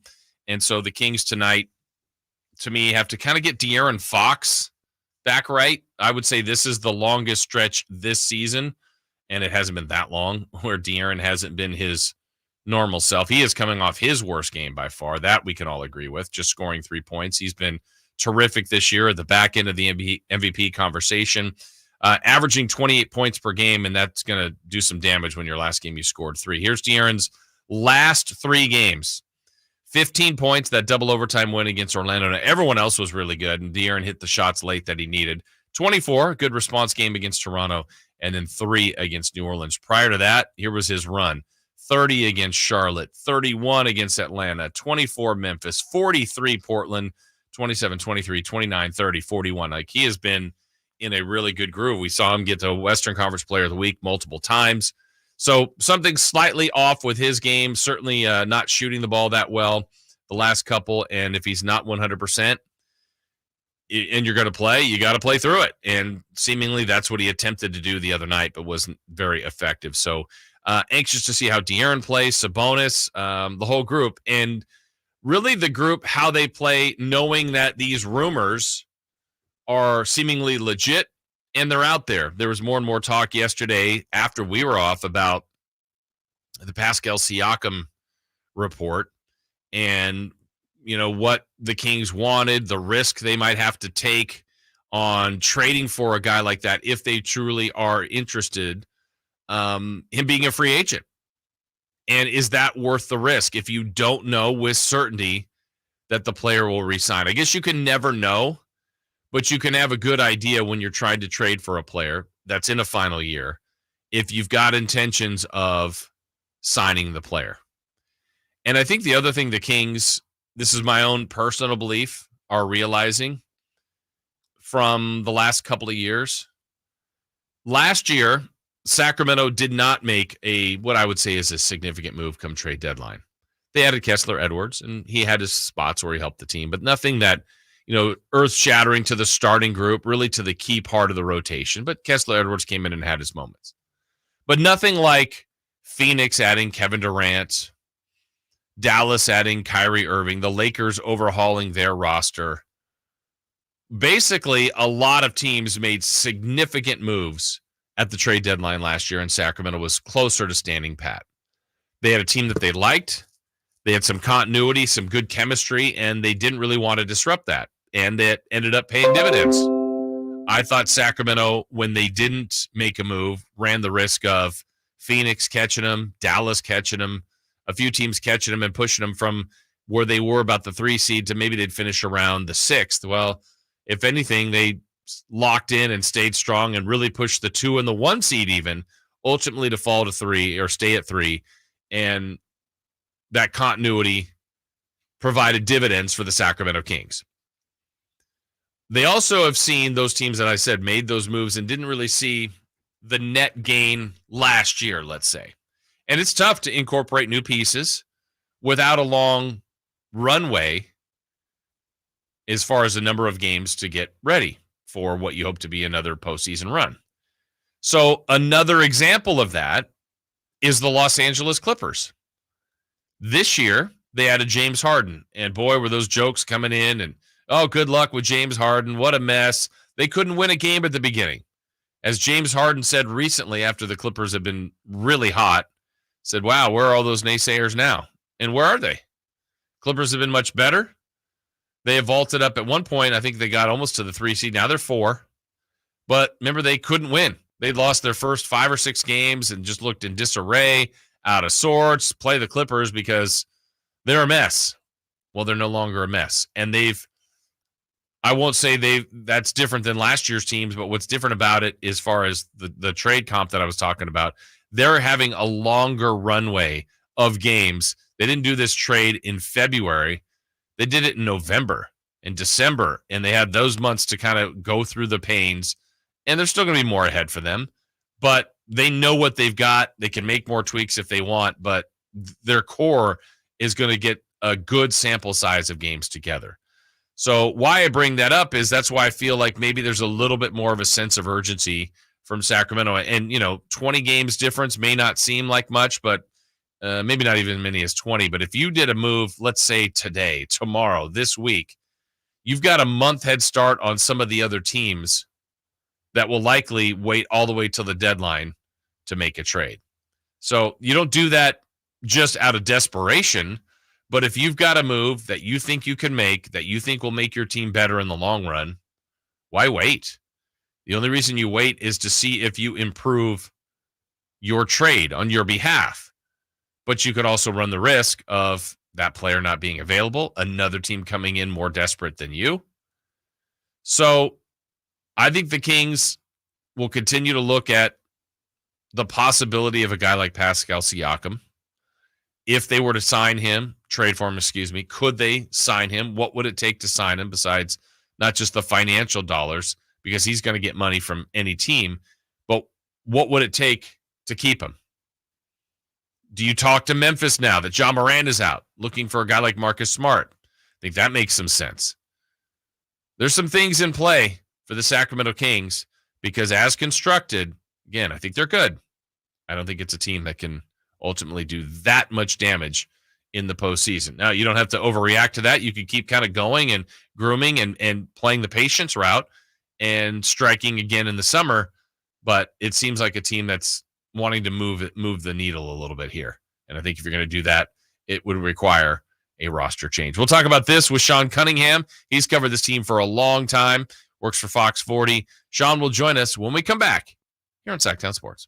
The Sacramento Kings begin their 5-game road trip tonight in Detroit. Malik drives and hooks the pass. Sabonis hammers it home. Kings regain the lead. It's the Kings and Pistons today at 4 on Sactown Sports and SactownSports.com. Sacramento weather is brought to you by Folsom Lake Kia. I'm Tamara Berg in the KCRA 3 Weather Center. Your Tuesday starts out a little soggy. Well, a few showers go through with the morning commute. It'll be a cool morning, but not as cold as yesterday. Into the afternoon, and we'll expect sun and clouds with highs low 50s. Get the latest forecast on the KCRA 3 News and the KCRA 3 app. Savings at Folsom Lake Kia. Low prices and payments on your favorite new Kia models. Go see my friends at Folsom Lake Kia right here in Sacramento for over 25 years or FolsomLakeKia.com. California's largest sportsman's expo is back, January 18th at Cal Expo in Sacramento. Bring the family and discover your next adventure. Buy the latest gear, find the best destinations, learn from the experts in fishing and hunting. On the weekend, visit the Giant Youth Fair. Free entry for youth 15 and under. Your life outdoors at the International Sportsman's Expo, January 18th through 21st at Cal Expo in Sacramento. More info at sportsexpos.com. There are many things to love about winter. Cozy sweaters, celebrations, and family time. But winter can also bring many stressors, extra expenses, seasonal bugs, and so much family time. If you and your loved ones are feeling stressed or anxious this winter, CalHope can help. Check out our free mental health resource at calhope.org today. Pizza's here. Oh, great. I'd love some, but I'm worried about my stomach issues. If you're worried about having diarrhea, gas, bloating, stomach pain, or loose, oily stools, it may not just be stomach issues. It could be a condition called exocrine pancreatic insufficiency, or EPI. With EPI, the pancreas doesn't release enough enzymes to break down food, but EPI is manageable. Use the symptom checker on identifyepi.com and talk to your doctor. That's identifyepi.com. Sponsored by AbbVie. At Grainger, we're for the ones who specialize in saving the day and for the ones who've mastered the art of keeping business moving. We offer industrial-grade supplies for every industry with same-day pickup and next-day delivery on most orders, all backed by real people ready to help. So you can get the right answers and products right when you need them. Call quickgrainger.com or just stop by. Grainger, for the ones who get it done. Jerry and Kenny here from Bell Brothers. And if you've even thought of replacing your old, outdated, inefficient windows, now is the time to take action. Right now at Bell Brothers, when you buy one window, you'll get the second one for 30% off. That's right. Buy one, get the second one 30% off. That's real savings, up to $6,000. You have to buy at least 4 windows to qualify, and you can't mix windows and doors. But beyond that, every second window is 30% off.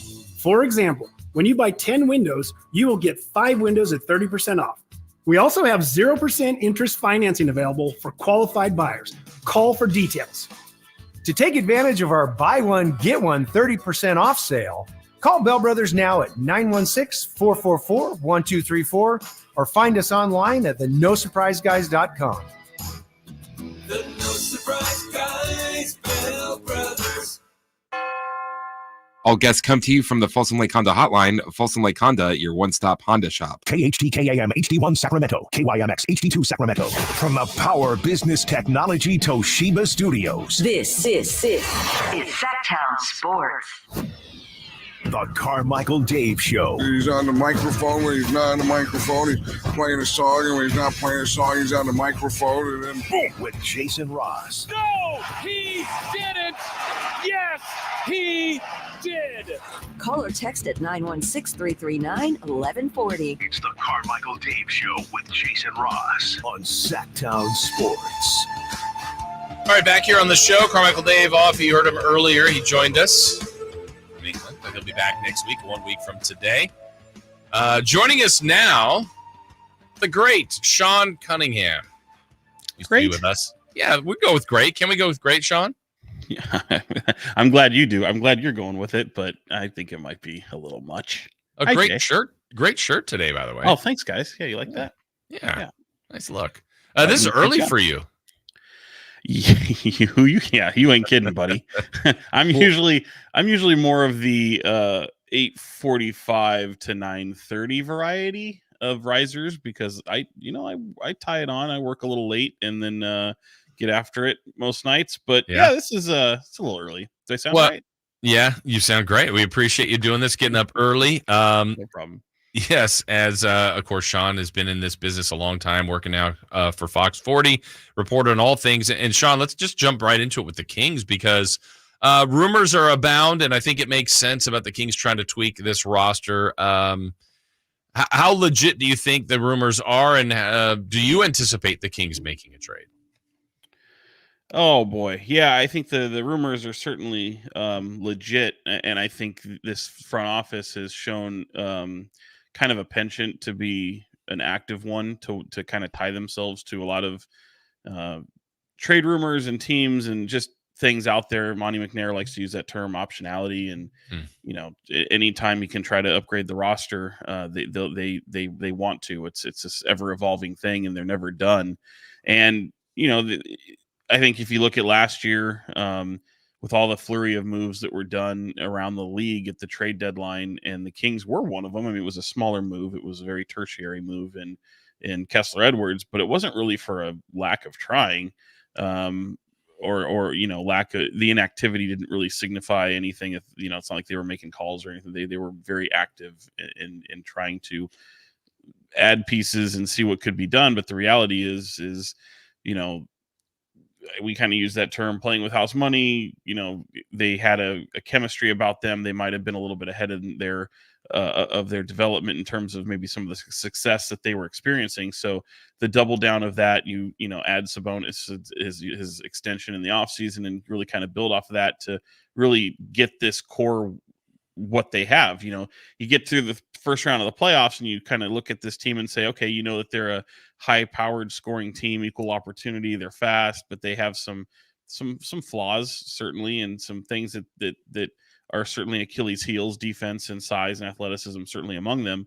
And then you fast forward to now on January 9th, and you're about a month from the trade deadline, almost exactly a month from the trade deadline, and a lot of those problems are exactly the same. So I think, I would imagine this team will be pedal to the metal and trying to really add a piece that benefits them, and they're gonna. It may not ultimately end up be anything once the trade deadline hits, or even before that, but it won't be for a lack of trying. Yeah, and I think they're in a tricky spot in the sense that I think they could do some things, Sean, around the edges that if they hit right, yeah, it could really help this team. Or it could be a bigger move that maybe puts them more in legitimate threat of being a threat in the West. And I don't know exactly how they do the second one without maybe Keegan being in play, maybe Monk being in play. Do you think it's possible for them to make a significant move without moving either of those two pieces? Yeah, I think it really depends on who you're asking. Who you like, which team? Well, I'd say just to any person. If you poll 100 people and you say, is somebody like Harrison Barnes or Kevin Huerter being, one of your, obviously one of the starters on two of the starters on this Kings team, moving pieces like that to acquire something significant, would 100% of those people think that it was significant? Like, I think Kevin Huerter is a significant piece, at least on this Kings roster, and certainly Harrison Barnes to a certain extent as well, maybe to a lesser extent at certain times. But, can you package two of the things that you're really ultimately hoping to upgrade on your team? And can you bring in that piece? I would say probably not. But to me, I think,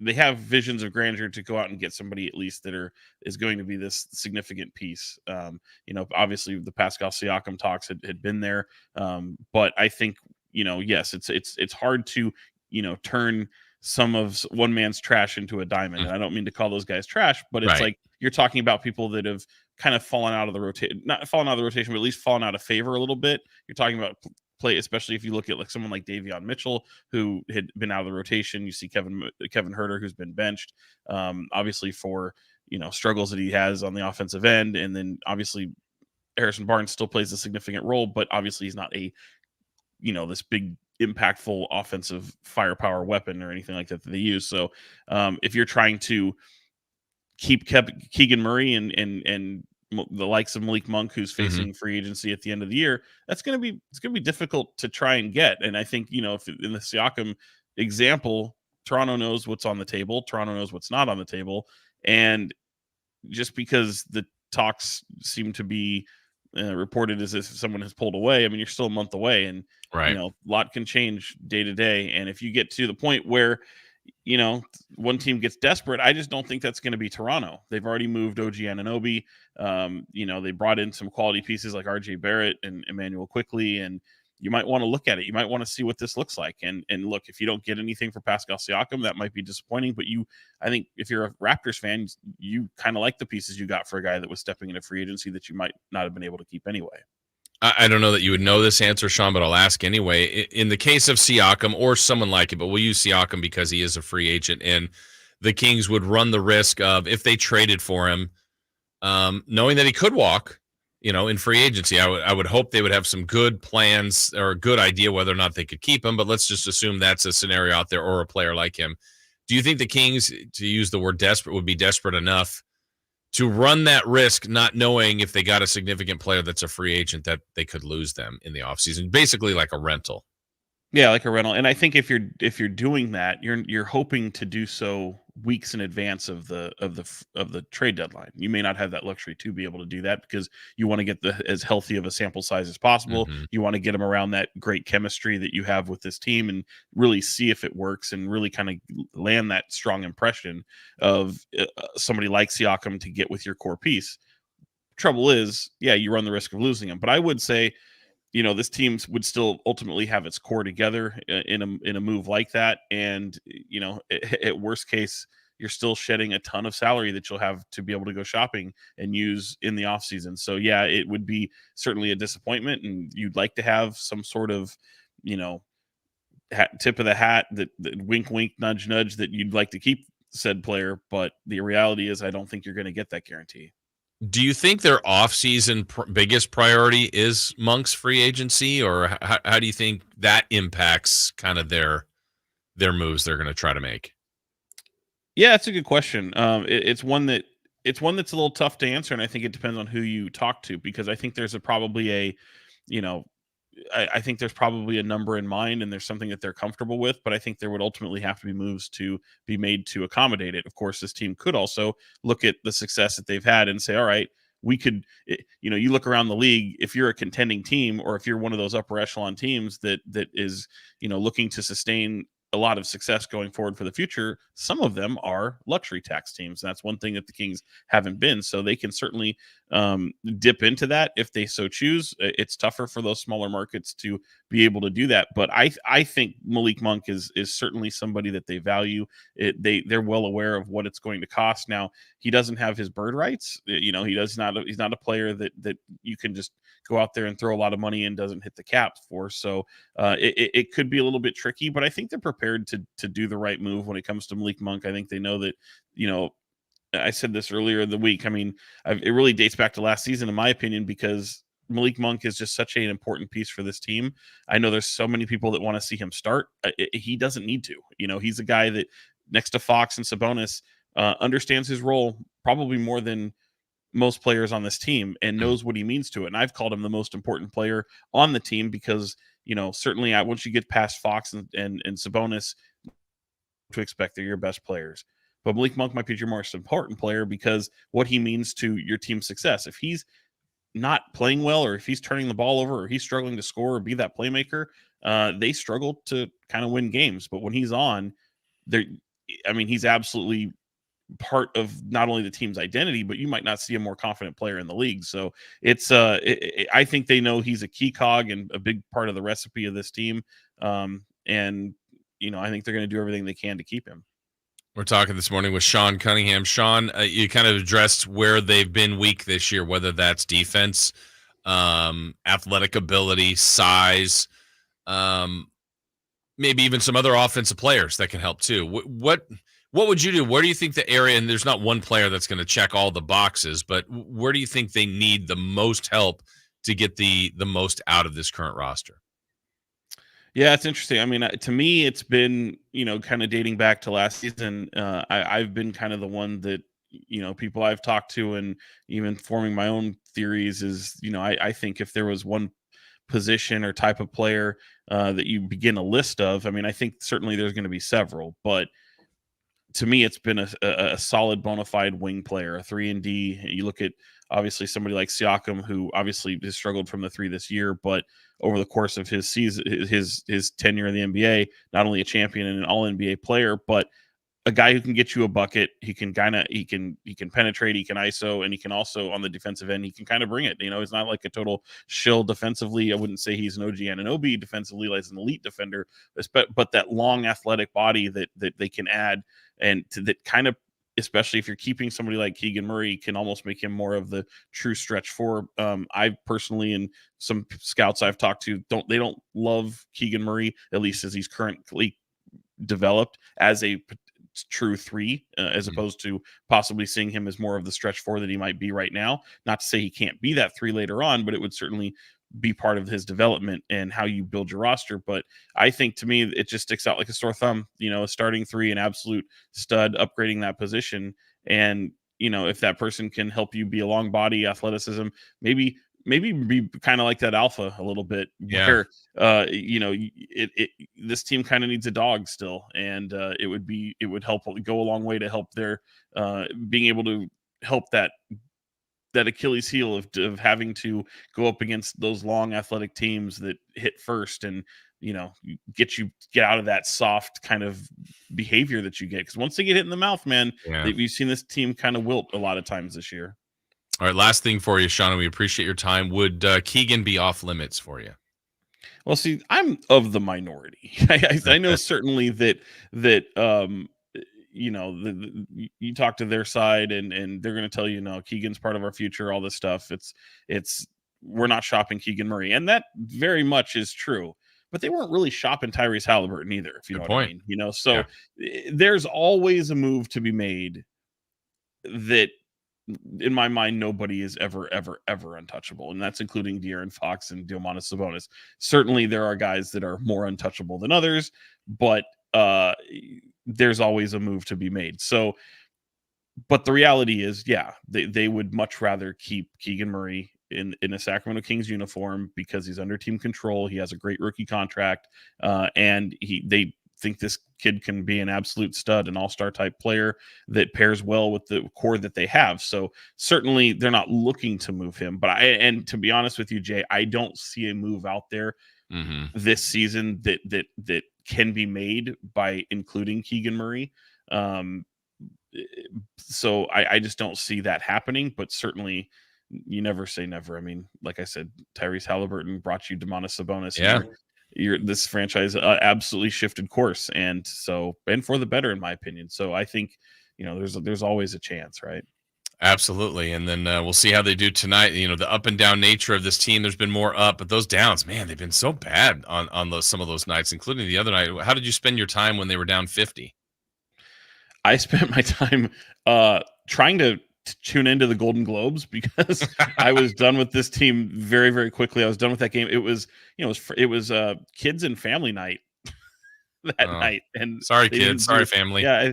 I think that's some of the things that brought on the apologies, but yeah, it's weird. I mean, you've got teams that certainly have the number, and it has been a weird season. And, I think we've all kind of made reference to the fact that 21-14, better start, than last season. This team is almost an identical match to last season, but we didn't see them have 10 of their 14 losses be double figures, and 7 of them be by 17 or more points, and then 4 to the Pelicans, the team that just was up 50 on you, beat you by 33, but then by 36 the previous time. It's just wild. It's a wild season, but at the same time, it's like, yeah, you are kind of what you are, and I kind of feel sorry for the Detroit Pistons tonight because I'm expecting the Kings to be angry and to come out and kind of rectify what happened just the other night. And if you're looking at this team from from 50,000 feet up, and you're saying, oh, your record's fine. You're sitting here 5th in the West. It's probably you're just grouped into a bunch of teams in the West that you don't know what they truly are. I mean, look at Phoenix right now and some of the ups and downs that they've had with injuries. And does anyone really know what they are? Does anyone really know what Golden State is? I mean, Golden State struggling, going to get Draymond Green back. Certainly you can see them doing well. The Lakers just won the freaking in-season tournament and looked like they had turned things around, and now they look like they're going to fire Darvin Ham in about 24 minutes. So it's like, I think there's just so many teams that you don't know what quite they are yet. And and speaking to some of the players over the past week, even before the debacle that was the loss to the Pelicans, they feel like they're part of it. And look, I think people are feeling a lot better if all of a sudden they can rattle off one of those, win 7 of 10 games, and okay, we're fine. But the reality is, it's like, no, you still have those same problems, and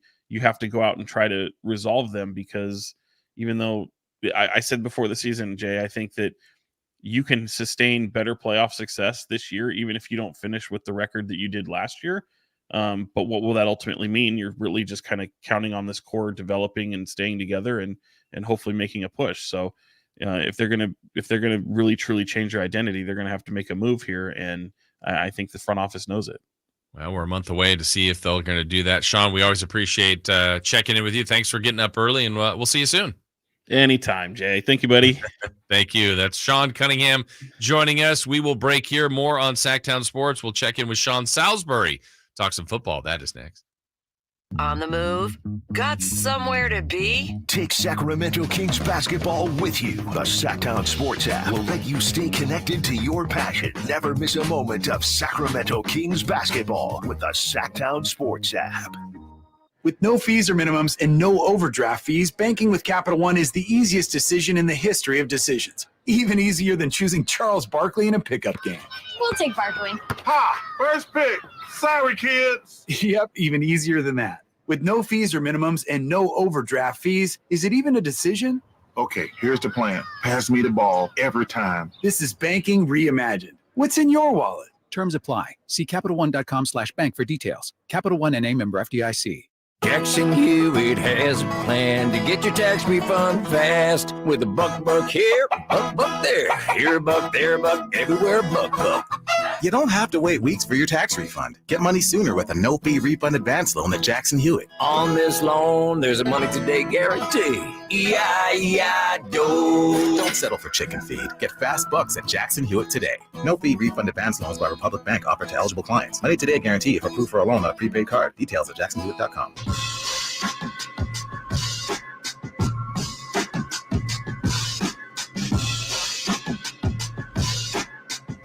They bleed black and purple. It's the Carmichael Dave Show with Jason Ross on your local sports leader, Sactown Sports. The thing that I haven't experienced yet is, just when teams have it gone, just the lack of physicality and grit and fight back that you want to see in situations like this. I've never experienced going through it this many times, and that's what's bothersome, because you're going to lose, and for sure there have been teams that you've had matchup problems with, and whether I've gone 0-4 against teams throughout the course of the year, or I've been part of a 1-3, 4-game stretch against teams, and but the fight that was non-existent today, and that has been there on a few, or that hadn't been there on a few occasions. That's the tough part. And, again, I don't hear all the chatter, but I don't see it in guys' eyes, and I don't hear it, there's you hear the chatter if we're not playing well offensively, you hear that chatter, but the diving on the ground for loose balls, freaking just taking a charge, going vertical, hitting somebody, I don't really necessarily feel that in situations, and that is bothersome. But you got to give New Orleans a lot of credit for doing what they did too. That was Mike Brown after the last game, really just a game that was so disappointing, disrespectful in a way. As he said, look, I apologize to the fans, felt bad for the fans that paid their hard-earned money to come watch us play, to be entertained. They were not entertained by the Kings, at least. And again, thanks to Sean Cunningham for joining us. And we told you we were going to talk to Sean Salisbury. I think we're efforting him, but it sounds like it might be a tough go today.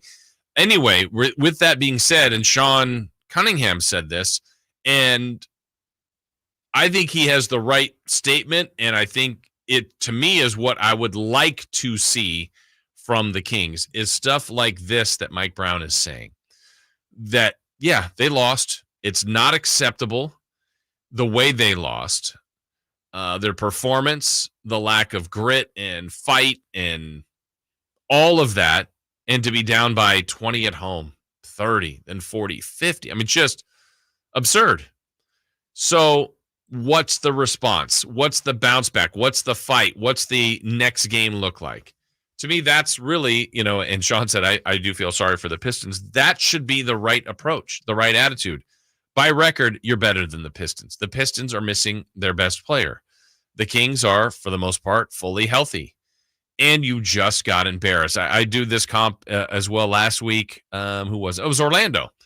The Kings and Orlando both lost. The Kings had lost to Charlotte. Orlando lost in San Francisco to the Warriors. And there was a bunch of people saying, oh, man, Orlando's going to come in here angry. Sure, but why wouldn't the Kings be angry? The Kings just laid an egg against Charlotte the night before. They were awful that night. Sacramento's a good team. They should be the team like, oh, man, Orlando should have been going, man, I wish, and the Kings were at home. Man, the Kings just came off a bad loss. We're probably going to get a good version of the Sacramento Kings. And that's the way the league works a lot of times, is when you have a poor game, you bounce back. Now, the Kings have had too many poor games to get them into this mode. And I think for the most part, they have responded in these times. They haven't had any really lengthy losing streaks. They have lost to a couple of the same teams. I haven't liked that, where the one time they got blown out by New Orleans and stayed in New Orleans, then lost again. Or the same thing the first time they lost to the Rockets. Like, oh, man, that was bad, but don't worry. I can't wait to see how they'll play this night. It was worse the second time. So they've had a couple of those, but this is another one along the season. Too many times it's happened for my liking, and I'm sure for Coach Brown. But to me, this has to be a night where the Kings, on effort, on energy, certainly on talent, outperform the Detroit Pistons. And I think it's set up nicely for the Kings to have a good front end of the trip. It's set up that way. Doesn't mean it'll go that way, right? They lost to Charlotte. They certainly owe them. That's tomorrow night. But tonight is Detroit, and they got to make sure they're on their game, that maybe they play with that force and that anger. And you know what, that cut we just played, Coach Brown saying, yeah, I hear it maybe when we're not clicking offensively. But he'd like to hear more of that when they're not clicking defensively. And that has to come from the team leaders, certainly from the coaches too, demanding, requiring that fight. And too many times this season, I don't think we've seen that from this squad. I think when things go well offensively, when they hit shots, when it looks pretty, that's fun. It's a fun team. It's a fun style to watch. But there's more to it. The fact that this team, to me, consistently doesn't have a, when people say he's going to his bag, they don't have a bag of ways to win. Their ways to win, for the most part, are shooting 50%, dishing the ball out, spreading the wealth, Fox and Sabonis being really good, and a third or fourth player helping out. No matter the player, whether that's Barnes, Herter, Murray, Monk, Mitchell, Lyles, whoever. Pick your player, but someone else having a really good game along with Fox and Sabonis. It's probably a good night for the Sacramento Kings. So let's go to the Portland game. Remember that night? Fox and Sabonis, amazing. No one else was there. How do you win that game? There was a game recently where the roster was really good and Fox wasn't very good. That was, I think, the Orlando game. Okay, they found a way to win that game. That was good. But I'm picking isolated incidents. There's not a lot of games where you go, man, the Kings won that game with their defense. Man, the Kings were able to win that game because they just worked the paint and rebounded well and just kind of fought through a tough night shooting. Again, they've had a game, maybe two, but the good teams, it's not a one-way recipe to win, for success, right? It's like, hey, fit into this box, play this style, bingo, we win. You got another team on the other side trying to take things away from you, from what you do well. So I think that's the biggest thing that's missing from this team is finding a variety of ways to win. And then the other part is that fight or that recognition in a game separate from a run where it's like, man, the game is going south. An 8-0 run, 9-0 run where a team, just gets a turnover, hits a three, makes another play, hits a three, and boom, another three. It's like, all right. That was a run, that was a surge, and you come out of the timeout and you go 8-4, and you're like, all right, right back. It's steadied. It normalized. But when you're getting yourself down from 15 to 20 to 28 to 30, it's like, wait a minute, you now just are completely out of this basketball game. And that has happened too many times for this team. I don't expect that to happen tonight. Certainly it's possible, but the Kings need to make sure no matter what, at the end of this night, it's a victory over the Detroit Pistons. All right, we will break. When we come back, we've got 4 down territory. Bounce back to football. 4 down territory. That is straight ahead here on Sactown Sports. The NFL's leading rusher plays here. The handoff to McCaffrey, walks in the end zone. Handoff to McCaffrey, takes it right down to the goal line. He does his thing again. McCaffrey goes in motion right. Backwards pass led by Juszczyk. A block there. Hurdles a man. 10, 5, touchdown! CMC! You can hear all of Christian McCaffrey's touchdowns on your home for 49ers football. Sactown Sports. Sacramento weather is brought to you by Bonnie. I'm Tamara Berg in the KCRA3 Weather Center. Your Tuesday starts out a little soggy. Well, a few showers go through with the morning commute. It'll be a cool morning, but not as cold as yesterday. Into the afternoon, and we'll expect sun and clouds with highs low 50s. Get the latest forecast on the KCRA3 News and the KCRA3 app. When it's chilly cold at night, don't just add another blanket. Add a new furnace system instead. Now for as low as $5,999 with 0% interest and no payments for 18 months. Bonnie.com. Some restrictions apply. License 696-355. Sacramento's premier music festival, Country in the Park, is back. 2 big ol' nights, May 17th and 18th at Cal Expo with Brantley Gilbert, Dustin Lynch,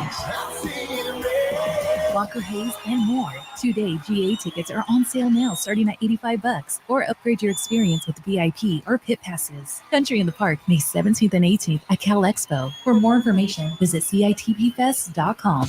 Brought to you by Bonnie Plumbing, Electric Heating and Air. At Ashton & Price, we get injury victims to yes. Experience, yes. Ashton & Price has been around for over 25 years. No more insurance companies? Yes. Our clients focus on getting better, and we handle all the rest. Results? Yes. We've collected over $100 million for injury victims.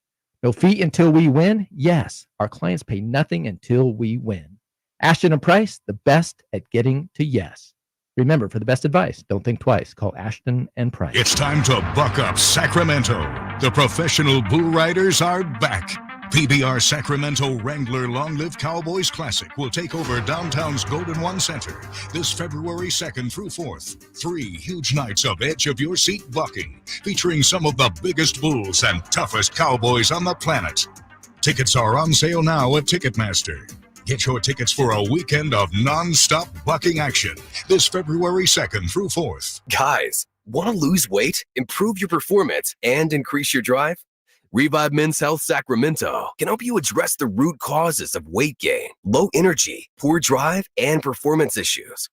And since your testosterone level has a direct impact on your weight and fitness, we'll give you a free T-check and free exam at Revive Sacramento. Imagine upping your game, losing weight, and getting in shape all at once. Revive can help you make it happen with our new cutting-edge weight loss medications, like your favorite athletes and celebrities use. They're affordable and available now. Weight gain and low T are treatable conditions. We know we can help you. Take that first step and book today. You're only one step away from getting in the best shape of your life. Call Revive Men's Health at 916-277-8599. That's 916-277-8599. Or visit ReviveMen'sHealth.com. It's no secret to golf enthusiasts that Timber Creek and Sierra Pines in Roseville are one of the region's most unique and scenic places to enjoy a great game of golf. 27 holes, boundless options. Elevate your game on our newly renovated driving range, putting green, and chipping area. Whether you're aiming for fun, lower scores, or all-around growth, we've got you covered. Experience golfing dreams in Roseville and book your tee time at timbercreekgc.com. Timber Creek and Sierra Pines, your ultimate golf haven. All guests come to you from the Folsom Lake Honda Hotline. Folsom Lake Honda.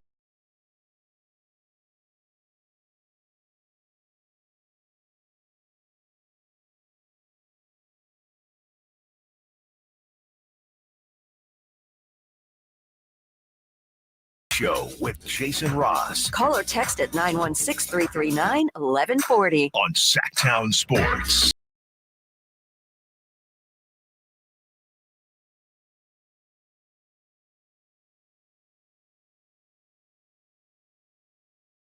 All right, 4 down territory coming up in a few moments. Some news here from NBA insider Adrian Wojnarowski just came out a minute ago. Pacers star Tyrese Halliburton has a grade 1 left hamstring strain. That's what the MRI revealed today. He's expected to be reevaluated in approximately 2 weeks, but there's relief that he avoided serious injury. We talked about with the different grades. A grade 1 could be 1 to 2 weeks. Now, again, he's going to be reevaluated in approximately 2 weeks. The Kings will take on the Pacers next week here at Golden One Center. So we will not see Tyrese Halliburton, unfortunately. That was a game I know a lot of Kings fans probably were waiting to see him. And the timetable, the Kings play them again quickly thereafter. Let me see. Oh, yeah, they're on the next road trip. I would think he'd be back by February 2nd. That's a month. Well, a little bit less, but okay. Maybe. So reevaluated in 2 weeks. Good news there for the Pacers and for Tyrese Halliburton, because that looked, I wouldn't say it just looked bad, but I didn't know how serious the injury was. And so there you go. That is the latest, according to Adrian Wojnarowski. Again, Tyrese Halliburton will be reevaluated in about 2 weeks. So a grade 1 strain of the hamstring. I've never done anything remotely like that. Chris, are you that I always say that. I think I'm the least limber person I've ever met. I don't even think I could possibly do the splits like that. I know it was via injury, but I think I would just stop. My body wouldn't allow me You to could just go. fall over. Yes, it was just like crash. Can you touch your toes? No. Standing, yeah. Who was it? There was somebody I played with one time years ago. He's like, yeah, I don't stretch. He goes, basically, what was the phrasing? It's like, I don't even stretch, so I stay tight, so I can't even get hurt, or some weird phrasing. It's like there's people that stretch so much, like the finest tuned athletes sometimes, like track stars, I feel like injure their hamstrings a lot, and there must be something with those fast twitch muscles. But you're like, they stretch, they've done all this stuff, and then they're the ones that seemingly pull a lot of muscles. Yeah, I'm trying to think of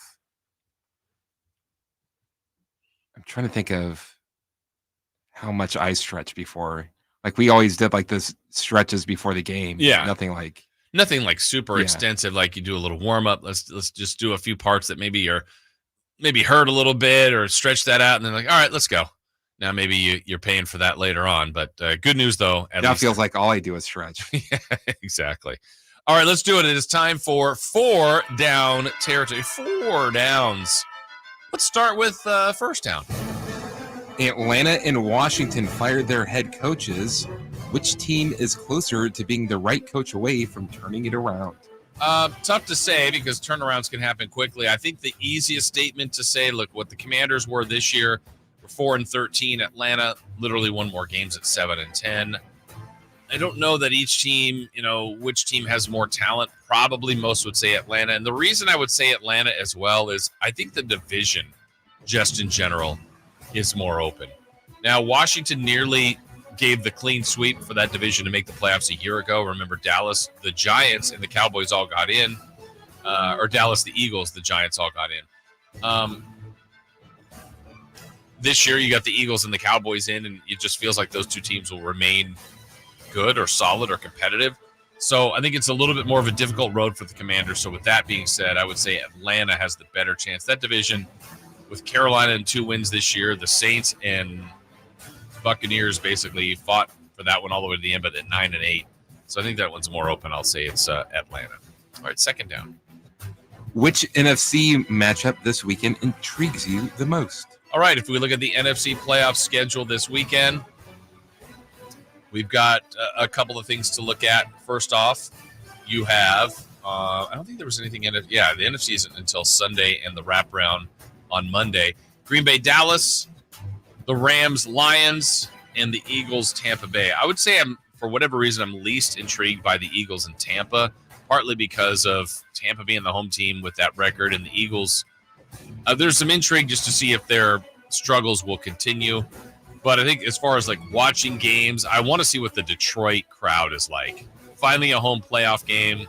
Stafford going back there. Rams, Lions. I think that game is the one I would like the most. Now, there's a lot of history with Green Bay and Dallas. Dallas, though, perfect at home. I think of the three, it's the nightcap on Sunday night. Lions at home for the Rams. That one intrigues me the most. Third down. Which AFC matchup this weekend intrigues you the most? All right, AFC. You got Saturday special, a doubleheader. Both games can be heard right here on Sactown Sports. Cleveland at Houston. I'm always intrigued by the Browns. Now, they're on the road. Houston's been a nice story. Miami at Kansas City. On paper, that sounds pretty good. Miami is really injured. And Kansas City is an intriguing team. To me, the debate on Kansas City, this is one of the best defenses they've ever had with Patrick Mahomes. But Mahomes has his worst receiving crew and an offense that hasn't been that dynamic, himself included. So, to me, it's Pittsburgh and Buffalo. Buffalo being at home, that's always fun. That's just a party, a nonstop party. The Josh Allen experience, there's a little bit of a roller coaster adventure in that. And then Pittsburgh. I just think it's a gritty football team that is well coached, that has laid some eggs this year, but is playing better now. And I can't believe I'm saying it, but they're better with Mason Rudolph. I mean, Pickett and Trubisky were just And Rudolph has helped get the ball down. It's okay. Exactly. Mama Kelsey. He's better at getting the ball downfield, getting better ball to Pickens and their receivers. Najee Harris ran great on Saturday against Baltimore in the rain. That game intrigues me. Pittsburgh at Buffalo. There's some history, some tradition. Can Buffalo keep it going? Some pressure on them. So, yeah, I think in the AFC matchups, that's the one. Pittsburgh at Buffalo. All right. 4th down. Did Antonio Pierce do enough to earn the head coaching job of the Raiders? I think he did. The question is, will it happen? Short sample size. By all our appearances, locker room and the players seem to love him. I do think that counts for something. Now, they can all love him too, and they start 0-5, and all of a sudden that love is gone. But it's going to be really important on what they do in the front office at the GM spot as well. I know they were granted permission to speak with Niners assistant GM Adam Peters. And so if you bring in a new GM, I would say likely you're bringing in a new head coach. And if you're making the new GM keep the head coach, I don't think it's just generally the wrong practice. So to answer the question, I think he did do enough to keep the job. I just don't know that it's going to happen.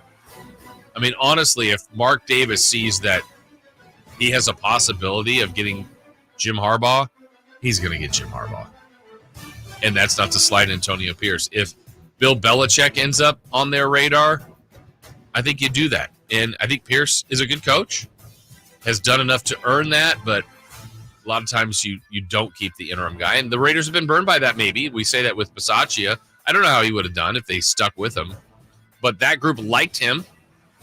He seemed to get more out of them at the end of that back end of that year, but they ultimately elected to go a different direction. So I think he did do enough. I just don't know that he's going to keep the job based on you're as good as your options. And I think there's some other options out there that the Silver and Black will look at.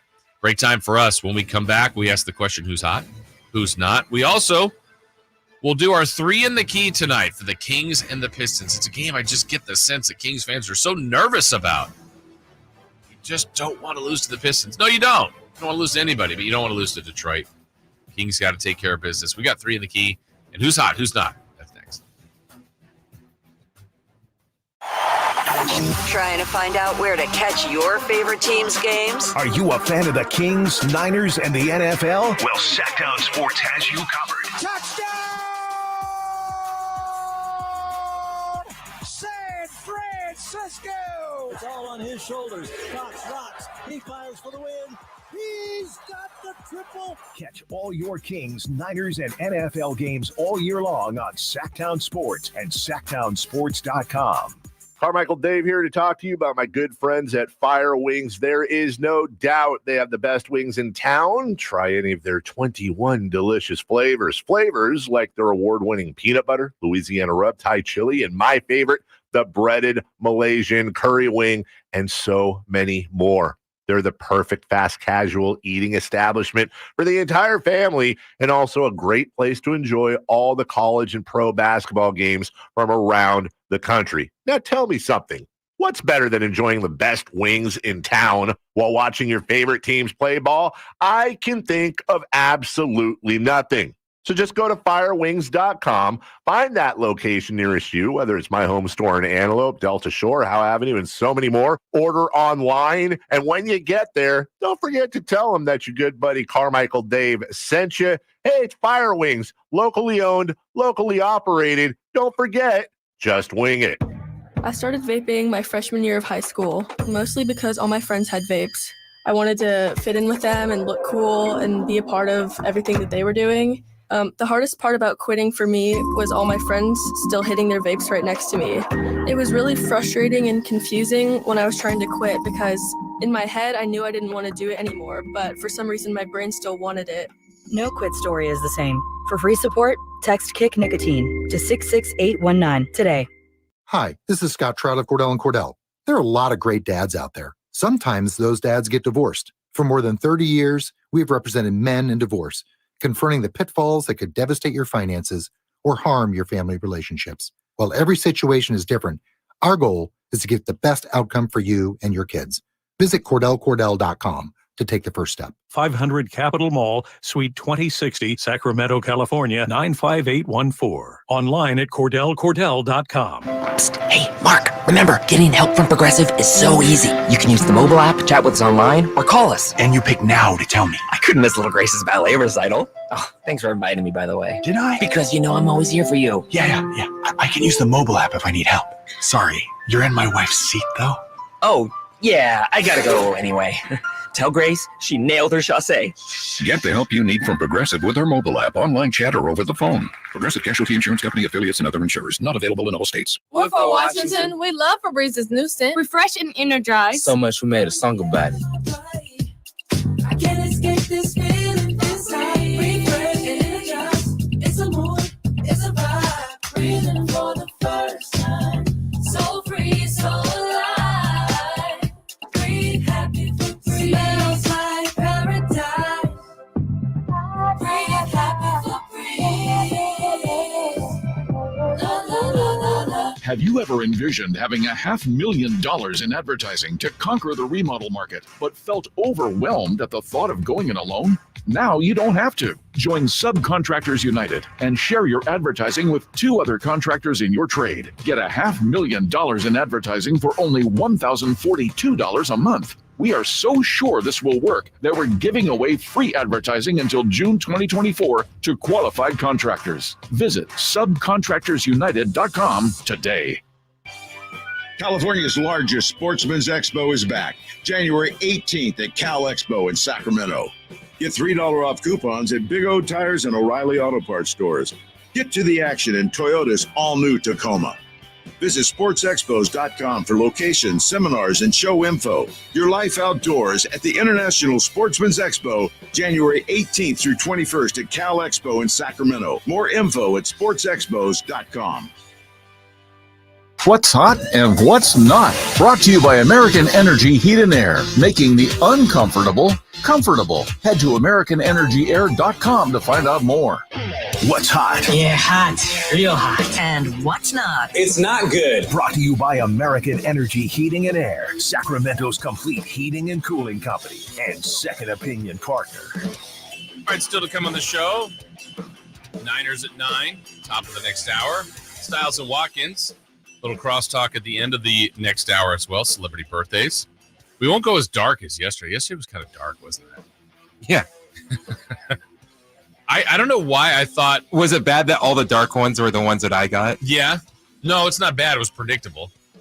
I don't know why. I guess I really thought the one that I was going to get all of you. But I think that, in fairness, Chris and Alan were waiting on some of your responses on some of those people. But I don't know why I thought.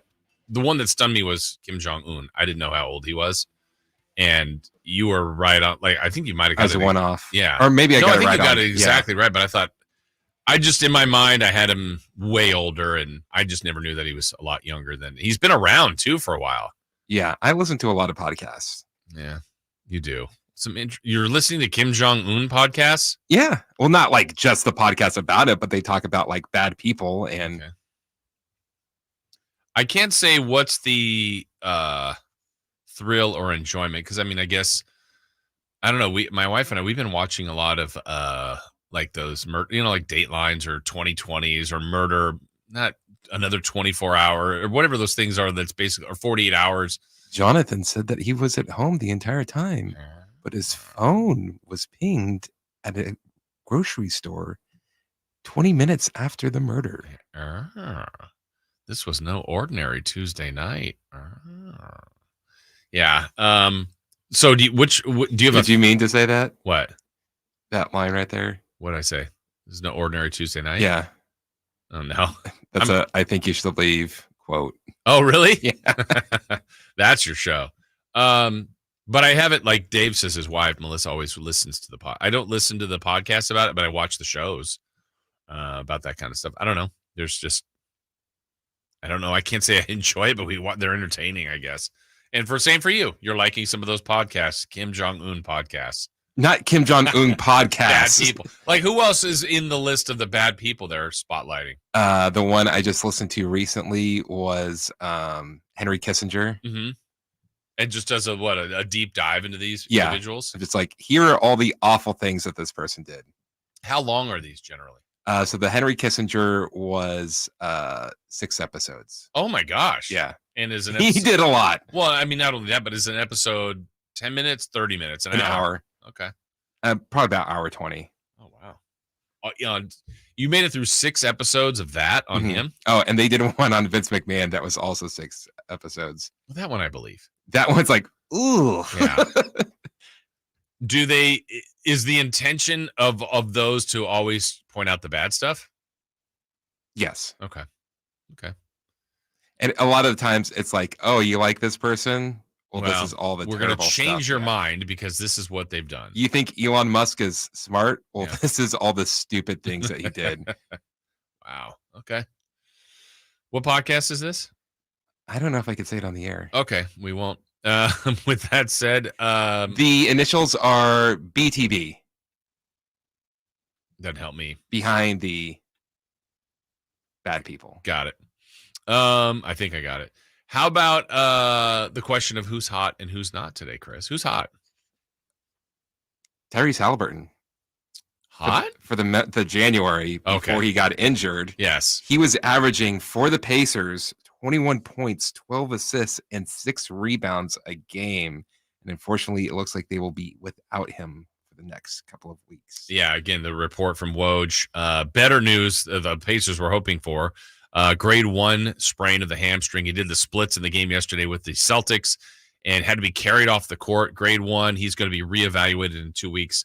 So unfortunately, he will miss the appearance here at Golden One Center next week, Kings and Pacers. So that is good news as far as that. And he has been hot. He has been playing really well. Where are you on that, by the way, Chris? I know we've talked about him a lot, where there was a time where I was finding myself kind of rooting against Tyrese because of just that narrative of people. I'm like, wait, I like him. I don't want to do this. I'm not a hater on Tyrese Halliburton. I was a hater on the narrative. Now I've moved on from that. I'm like, good. Let's just. Yeah, I want him to do his best. I always loved Tyrese. Yeah, I like him. I'm not rooting for the Pacers. Like, certainly, if he made it and got far, yeah. Like, I wanted them to win the in-season tournament, certainly. What? That was tough for me. Really? Yeah. Well, you didn't want the Lakers to win. I didn't want the Lakers to win. Actually, but now, like, going back, I'm glad that they did. If it affected him this other way? Yeah. If they put it all in. I'm glad that they won it because it's like, you idiots, you went all out for that and you're just awful now. And they put the banner up. That still makes me laugh a little bit because I know the Kings would have just got so much grief. But the Kings should put the banner up. And the Lakers should too. I have really no problem with it. I just think the narrative is kind of funny. All right, so that's who's hot, who's not. Andrew Wiggins. Ooh, Wiggs. This season, he is averaging a career low 11.9 points a game. And if you look at his plus minus, the Warriors are minus 150 with Wiggins on the court. Wow. And plus with 157 with him on the bench. I don't know what happened to him. I'm not the biggest Wiggins fan. I wasn't a Wiggins fan at all when he was in Minnesota. He had a great couple of years, good years, excuse me, with the Golden State Warriors. Was an all-star one year, helped them.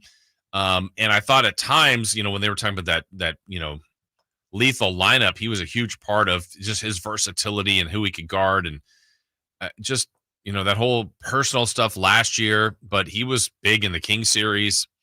I don't know what's going on with Wiggins. I really don't. And I know he's a name that the Warriors might be willing to move just because of contract, what he's done, what they could probably get for him in return. So there you go. That's who's hot and who's not. All right. It is that time to do a 3 in the key predictions for tonight's Kings and Pistons game. Let's do it. Well, we have submissions from Dave. I sent him the text during the break to see if he would weigh in. He joined us earlier in the show as well. He's off until next week. Chris, this team has really struggled. When they get down, it gets really bad. There's a decent chance they will trail in this game. They might even lose this game tonight. But we're asking the question about deficits. Kings are having a game most recently where they're trailed by 50 to New Orleans. And I'm 50. And I'm 50. I can kick, I can stretch, and I can kick. What will be the Kings' largest deficit in the game tonight? I have it as 7. 0. Ooh, wire to wire. Look at Chris. Dave says 12. So Dave 12, Chris 0, I say 7. All right, we're going back to our MVP candidate, our all-star, De'Aaron Fox, coming off his worst game in a long time. Made his first shot. That was a three-pointer. Missed his next 9.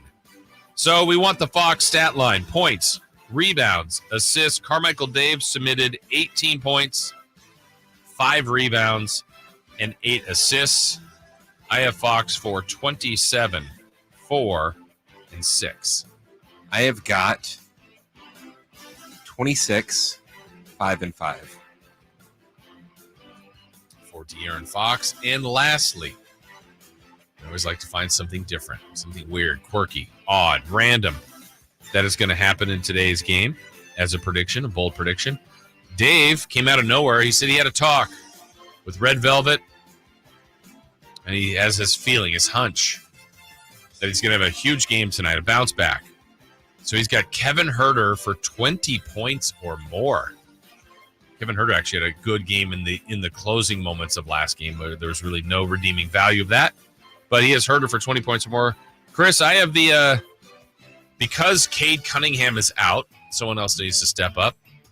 And there was a little thing for a while about the Kings drafting Keegan Murray, not taking Jaden Ivey. Big mistake. Sacramento's going to pay for this. Jaden Ivey, I think, had no issue going with Detroit, but they're struggling. I have that Jaden Ivey will have more points tonight than Keegan Murray. Ooh. Yeah. What do you have as your random stat? I've used this a couple times, have yet to get it, but Domantas Sabonis gets a first half double-double. First half double-double. I was thinking you were going to say triple-double. I'm like, you have tried to call that too, and it's like he's had so many lately, but we just I don't think he could use triple-doubles anymore. Too easy? Too easy. First half double-double, though that's pretty close to easy too for Sabonis, but you haven't had it on the night where he's had it done. So there you go. First half double-double for Domantas Sabonis. Yeah, Detroit tonight is going to be minus Cade Cunningham. In the last game he played, was only able to play about 11 minutes against Denver. Ended with 3 points. And so they struggled. This is a team that I could see making some moves at the deadline. I honestly feel like when I look at the teams that are at the bottom of the conferences right now, I felt like Detroit had more going for it to start the year. I don't know exactly, without having a full deep dive into watching Detroit a ton. The game I watched them their most was the night after they had broken the streak for the longest losing streak in the history of the NBA. Then they played Boston, and we joked on the show. We're like, yeah, watch this be the night that they, they're going to beat Boston, aren't they? Boston hadn't lost at home. Still hasn't, by the way. But Boston was down something like 20 points in the first half. And then Boston came back and took the lead. I'm like, oh, they're going to win this one easily. You know what? Detroit made it go to overtime, and Boston ultimately won the game. But when I watched them, and even in that game, I go, man, there seems like there's more talent here than at the time was, 2 wins? 3-33. Man. Like when the Wizards were here, I didn't feel like that's a very good team. I didn't think Charlotte was good at all. I thought that roster was, oh, man, rough. But they beat the Kings. Those are the 3 worst teams in the East right now. Charlotte's 8-26. The Wizards are 6-30. And Detroit's 3-33. And for the longest time, let me see if this has changed. No, the Wizards have improved as far as better point differential than the Pistons. The Wizards had that for a while. Actually, the league worst now is San Antonio. San Antonio's 5-30. Then you jump up to Portland at 10-25 and Memphis at 13-23. So, I mean, to me, the worst teams are clearly Charlotte, Washington, Detroit, and San Antonio. I think the record indicates it, the style of play. Now, if you look at those teams, I don't know what Charlotte, I guess LaMelo Ball is their franchise piece. To me, he's hurt now. He's been hurt for a while. A guy like Rozier went off last night for 39, I think. The Wizards, they had Bradley Beal. It's not Jordan Poole to me. It's not Kuzma. They're waiting to find their next franchise piece.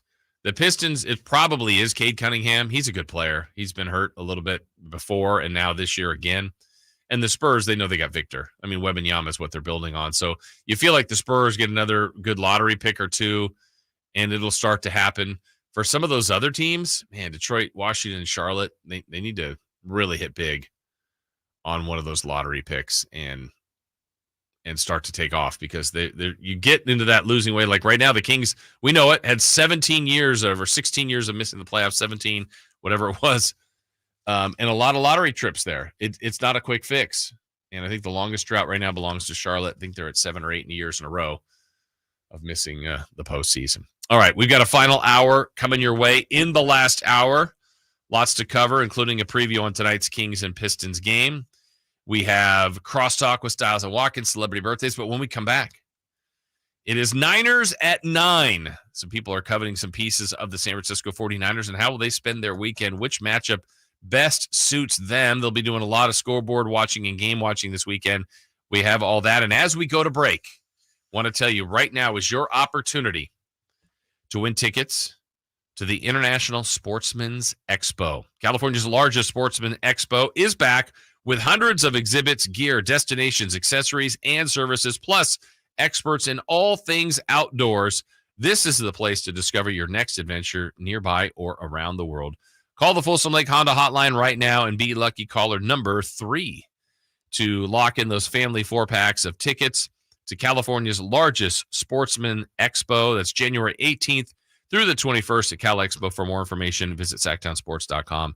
Again, 916-339-1140 or 1-800-920-1140. Caller number 3, and you'll win that family 4-pack. We are back with Niners at 9. That is next. The Sacramento Kings begin their 5-game road trip tonight in Detroit. Malik drives and hooks the pass. Sabonis hammers it home. Kings regain the lead. It's the Kings and Pistons today at 4 on Sactown Sports and SactownSports.com. I'm Craig Ashton of the injury law firm of Ashton and Price.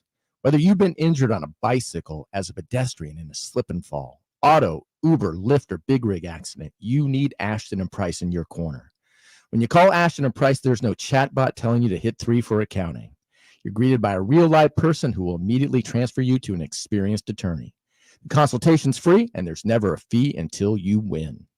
Remember, for the best advice, don't think twice. Call Ashton and Price. Folsom Lake Ford has trucks. The F-150s are here. Explorers, Expeditions, and a huge selection of Broncos and Bronco Sports. They're in stock now at Folsom Lake Ford. Shop Folsom Lake Ford, your truck headquarters, right here in Sacramento for your favorite Ford models at good, fair prices. Short on cash? Buy any new Ford with 0 down. Save big with low interest finance rates. Plus, Folsom Lake Ford is paying top dollar for all trades. We want your vehicle regardless of mileage or condition. This could be the best time to buy a new Ford. Check out the huge inventory online at FolsomLakeFord.com or stop by the dealership and see the most recent arrivals. Looking for something special? Give them a call and tell them Doug Christie sent you. Folsom Lake Ford in the Folsom Auto Mall, your trusted dealer, my trusted dealer for over 30 years. FolsomLakeFord.com. 0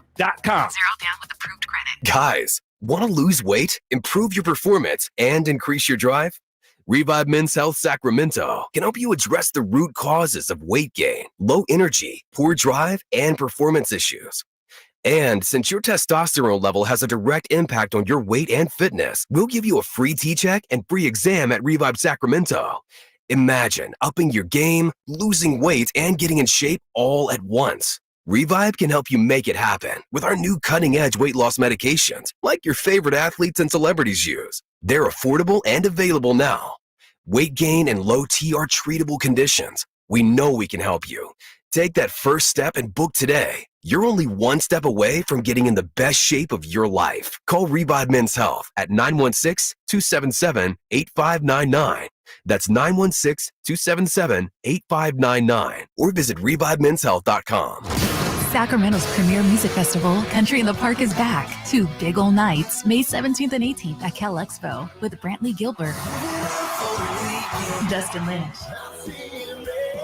Walker Hayes, and more. 2-day GA tickets are on sale now starting at $85, or upgrade your experience with VIP or pit passes. Country in the Park, May 17th and 18th at Cal Expo. For more information, visit CITPFest.com. Brought to you by Bonnie Plumbing, Electric Heating and Air. All guests come to you from the Folsom Lake Honda hotline. Folsom Lake Honda, your one-stop Honda shop. KHTKAM Sacramento, KYMX HD2 Sacramento. Take it on the local level. Live and local, 6 a.m. to 6 p.m. Monday through Friday. From the Power Business Technology Toshiba Studios, Sactown Sports. The Carmichael Dave Show. He's on the microphone when he's not on the microphone. He's playing a song, and when he's not playing a song, he's on the microphone, and then boom. With Jason Ross. No, he didn't. Yes, he did. Call or text at 916-339-1140. It's the Carmichael Dave Show with Jason Ross on Sactown Sports. JJ takes the snap, flips the ball to Roman Wilson after he takes a knee, and Michigan, the Wolverines, have won a national championship. Wolverine players, Wolverine alums, Michigan fans everywhere, Jim Harbaugh and your staff, your team is the #1 team in America as the clock ticks down and Michigan completes a 15-0 national championship season here in Houston. Bet. Congrats to former 49er head coach Jim Harbaugh for getting that victory. Did you see what the #1 movie in the country was the last time Michigan won? Oh, that was what, 97, 99, 97, whatever it was.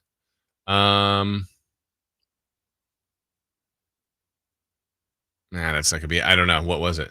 Titanic. Oh, you know what? Why didn't I say it? That's what I thought it was. I should have just said it. I am one of the few. I did not see Titanic. Congratulations. You saw it? Yeah. 1 to 10.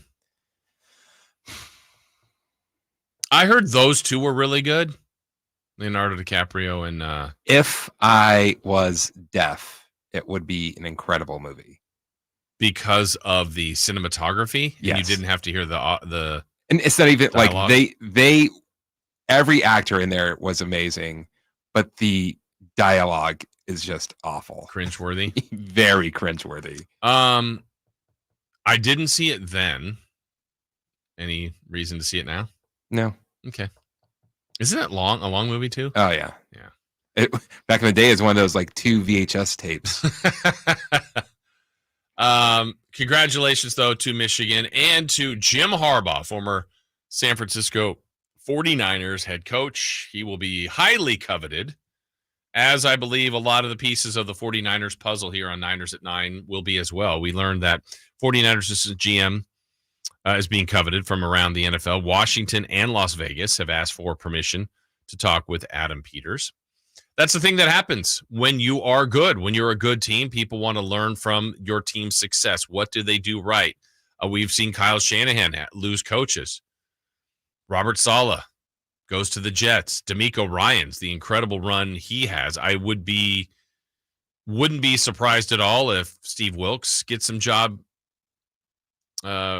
requests and permissions to see if he could be interviewed for their head coaching position.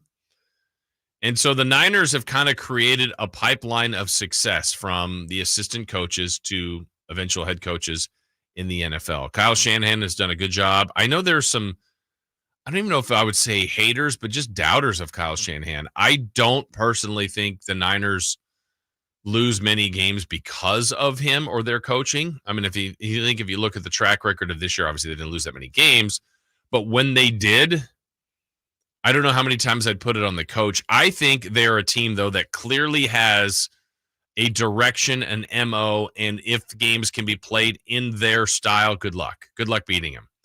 Where they get in trouble is obviously the turnover game. That's going to hurt anybody. Like if they have a game like they did against Baltimore, it just kind of got out of hand, and then it just changes the whole imprint of the game, the impact of the game.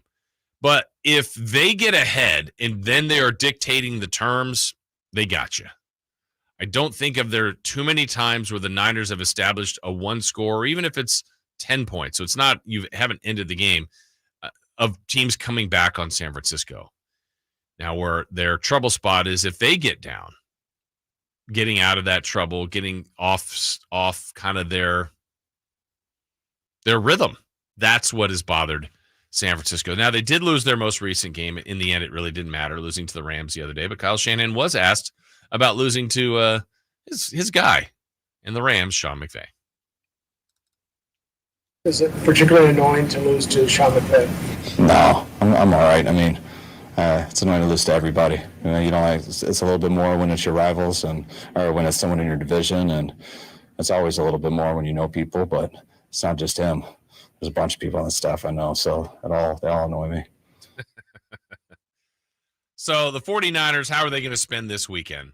Obviously, watching opponents. We heard yesterday from Matt Barrows they would plan on having 2 really good practices this week. The beauty of not playing is you can kind of dictate the terms of that, who practices, who participates, how aggressive you are with those players.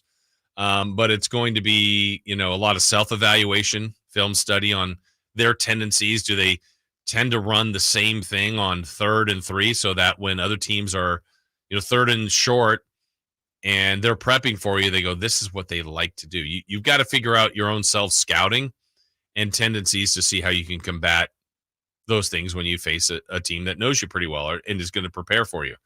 And then they're going to obviously watch the NFC playoff picture. They're in the unique spot. They know with certainty that they can't play the Dallas Cowboys in their first matchup, and they can't play the Detroit Lions. Other than that, it's the Rams, it's the Packers, it's the Eagles, or the Buccaneers. Now, they've already played the Eagles and Buccaneers, defeated them both. They've played the Rams a couple times and just prepared for them, so it's not like you scrap your prep work, but, you just played Carson Wentz. You didn't play Matthew Stafford, Cooper Kupp, a few other things, a few other guys. Aaron Darnold was out.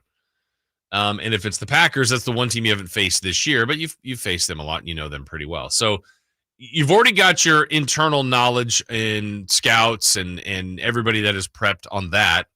And then now you watch the games. Now, what could really, as far as benefit goes, if you want to talk scheduling and timing, and because we don't know when the 49ers will play next week yet, but to really benefit San Francisco, the first game of the NFC playoff Super Wildcard weekend is the Packers and Cowboys.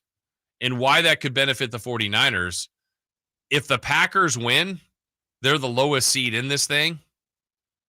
The Niners know they would play them. Now, they're not favored to win. Dallas hasn't lost at home. They're favored by 7.5. But at 1:30 Sunday, the conclusion of that game, it doesn't mean they won't have to watch the Rams, Lions, or the Eagles, Buccaneers, but they won't have to prepare for them right away. It would be all things Green Bay. You would know that Green Bay would be coming to Santa Clara. That's what you would know with certainty. Now, obviously, if the Cowboys win, Packers are eliminated. You know you're not facing Dallas. Now that pool shrinks down to the Rams, the Eagles, and the Buccaneers. Now, the Rams play that night, and if the Rams were to win and eliminate the Lions, then that's who you're playing as the 6th seed, because the Niners get the worst seed remaining, and obviously it goes without saying, if the Lions were to win and the Cowboys were to win, we sure favorite on Sunday, then you have to wait all the way till Monday's game. And that also could impact when the Niners play. Next weekend's schedule's not released, or the following weekend. Niners could play Saturday or Sunday. If it's the Eagles and Buccaneers, and that's the game that it matters, I bet the Niners will play Sunday, just because you're already going to have less time to prepare. If you're the Eagles and Buccaneers, you're not going to shave off one more day. I think the Eagles-Buccaneers winner is playing Sunday of the following week. What would that be? January 21st. So some things to watch schedule-wise. Other things to watch for the 49ers is how much some of their coaches and or people, front office people, are going to be coveted by the league. Like we said, the Commanders and Raiders have asked for permission, amongst probably others eventually, to talk with Adam Peters, the 49ers assistant general manager. So when you've got success, people want it. People want to take part of your success with them and figure out, what are your keys? What have you figured out better than we have? And so it's smart to have that. And it's a good thing to have people that are coveted in your organization. Shows that you've hired well, you've groomed them well, and you've got a good thing going, which the Niners do. Kings are trying to keep a good thing going. It wasn't going well last game. It was obviously embarrassing, but tonight they get the Pistons. Let's preview that and how the Kings can avoid what has happened to them too many times already this year, either a really large deficit or a bad loss. They're going to try to avoid both of those things tonight. We'll preview the Pistons coming up next. The NFL's leading rusher plays here. The handoff to McCaffrey, walks in the end zone. Handoff to McCaffrey, takes it right down to the goal line.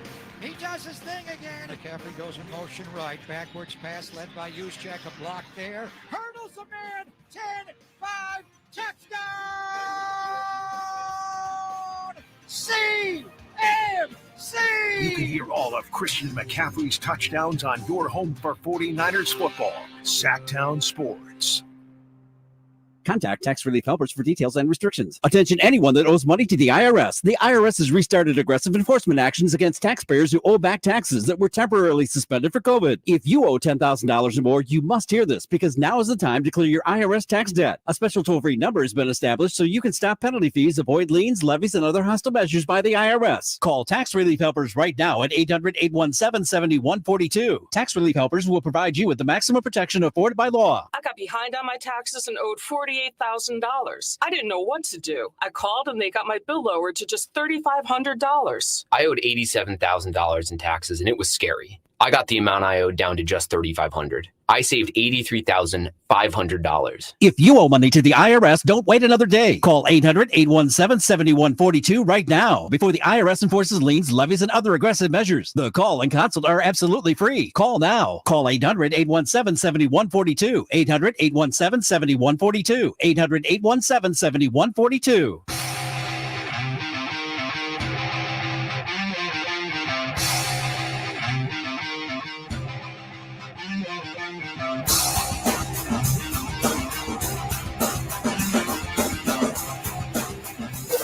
Waking you up with the best in local sports. They just make it interesting, you know? It's the Carmichael Dave Show with Jason Ross on Sactown Sports. Coming up this afternoon on Sactown Sports, the Kings and the Pistons. First match of the year between these two teams. Pistons will be in Sacramento in early February. But tonight, they host the Kings.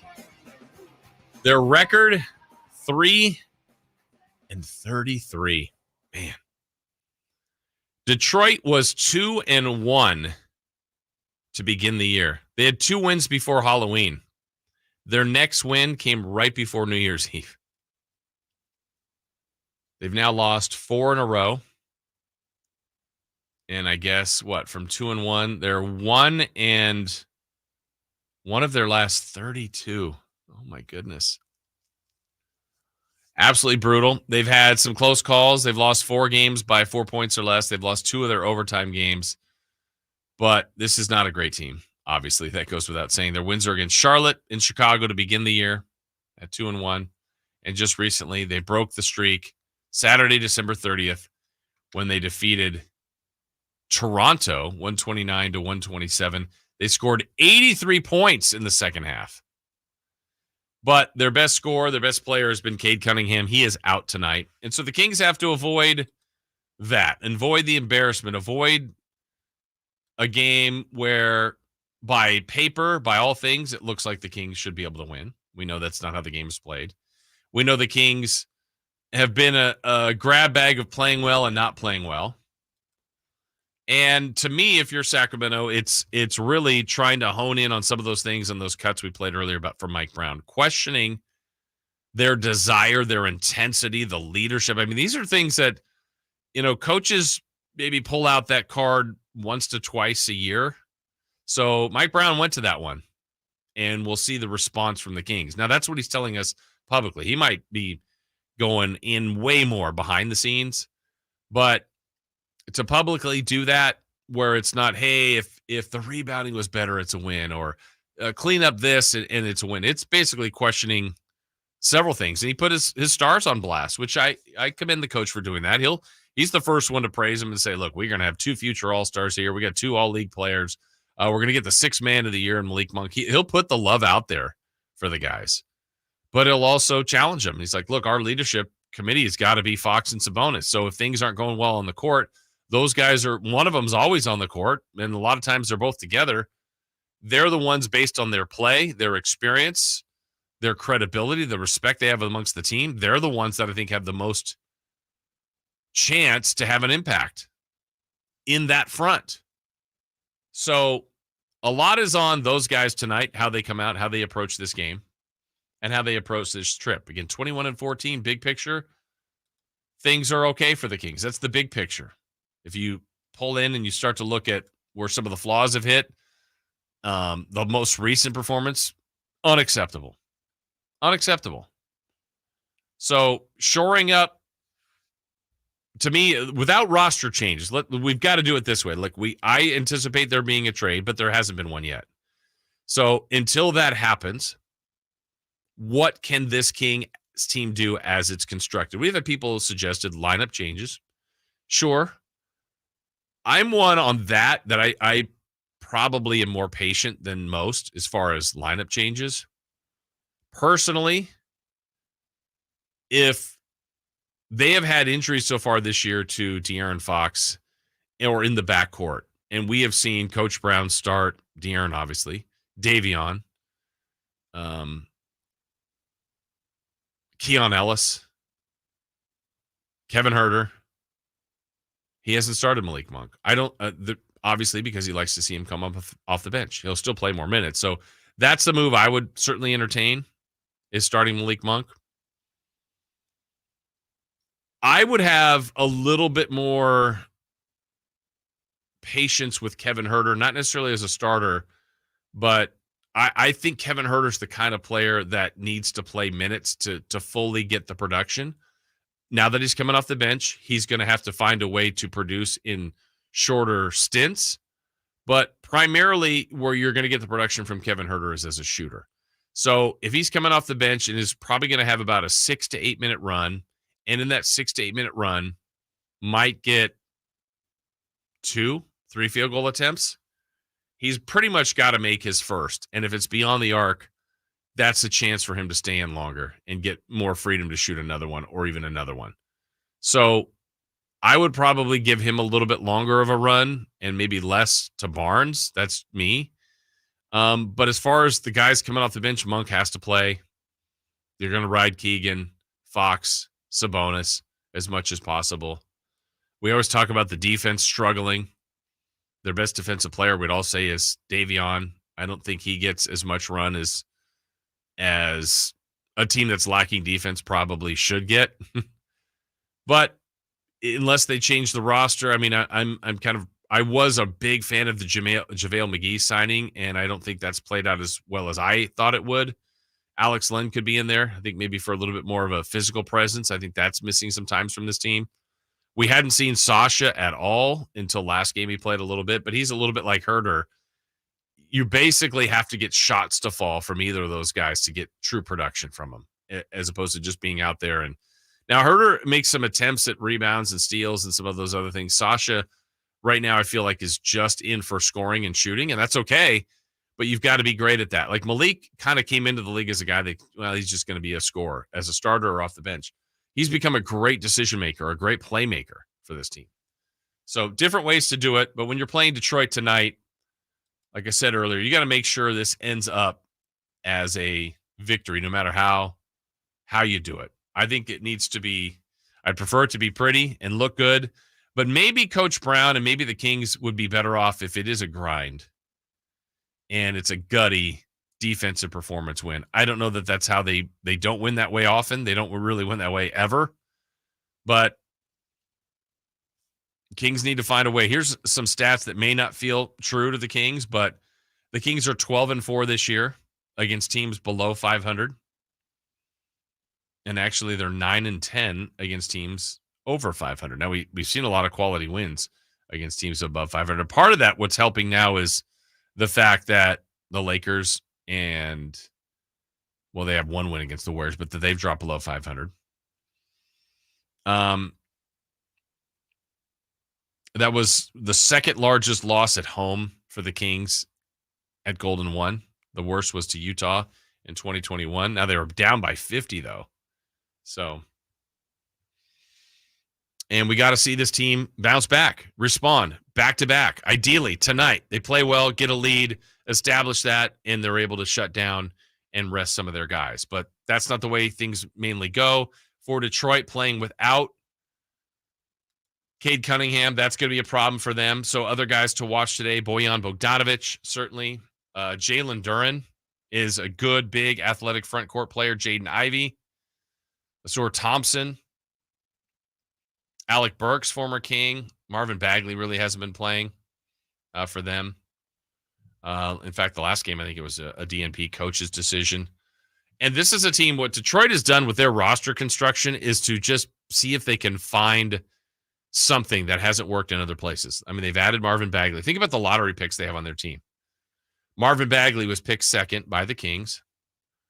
Isaiah Stewart was just outside the lottery, but let's see who else. Cade Cunningham was their own pick, picked first. You have Kevin Knox now, who was a lottery pick back in 2018. Alec Burks was a lottery pick back in 2011. James Wiseman was the number 2 pick by the Golden State Warriors a couple of years ago. Asur Thompson picked 5th this last year by Detroit. Killian Hayes picked 7th, lottery pick by Detroit. Jaden Ivey picked 5th by Detroit. Jalen Duren, 13th by Detroit. And they added via free agency Bojan Bogdanovic. So it is a team that is stacked with former lottery picks, and it hasn't worked. It hasn't combined. It hasn't gelled. Maybe some individuals have had success, but collectively as a team, 3-33. That's why it's really important for Sacramento to get out of there tonight, get out of Detroit with a win, see if they can back it up with revenge on Charlotte.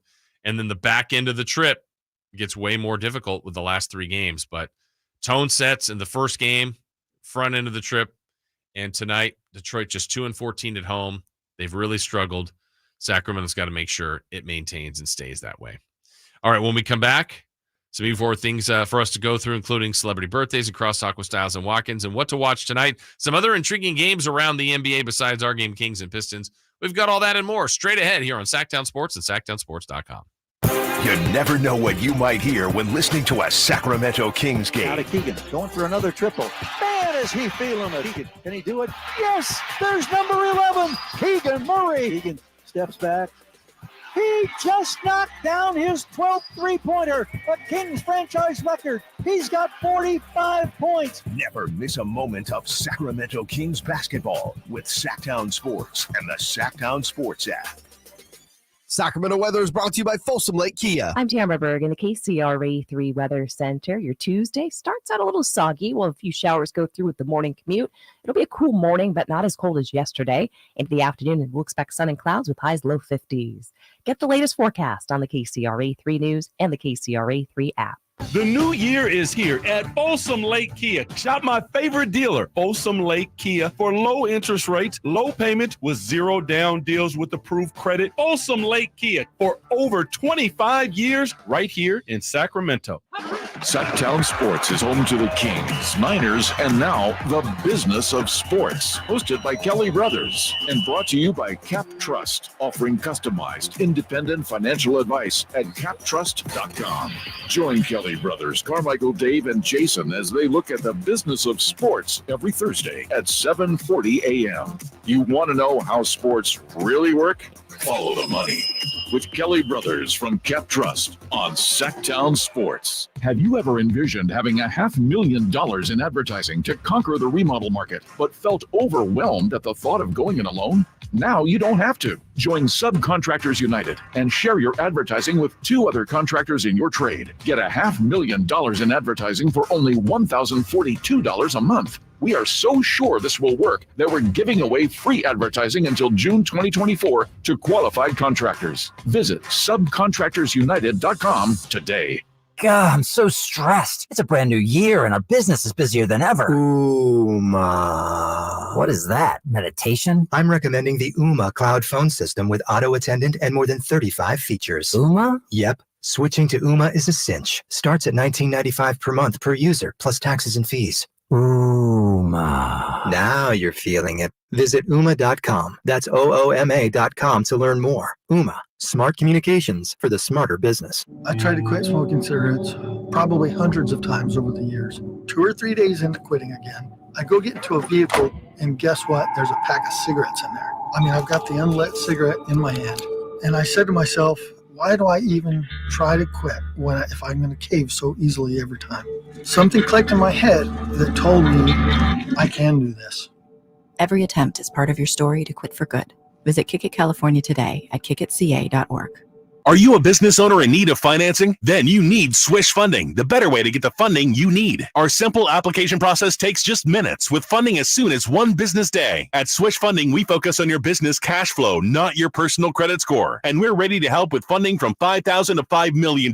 If you've been in business for 1 year and have monthly revenue of at least $25,000, you could get the affordable funding you need with no collateral at swishfunding.com. That's SWISH funding.com. Progressive presents Precious Moments. Yeah, I caught my first fish, Dad. Great job, buddy. He's a beauty. Thanks for taking me fishing. Love you, Dad. I love you too, son. The exchange you just heard didn't actually happen, but it could. Bundle your home and other vehicles with Progressive, and you could use the savings to make sure the boat's always ready for those magical father-son moments. Who knows, maybe someday he'll actually like fishing. So keep the dream alive and the savings coming with Progressive. Progressive Casualty Insurance Company, affiliates, and other insurers. Not available in all states. Jerry and Kenny here from Bell Brothers, the No Surprise Guys. We love that old song, Respect.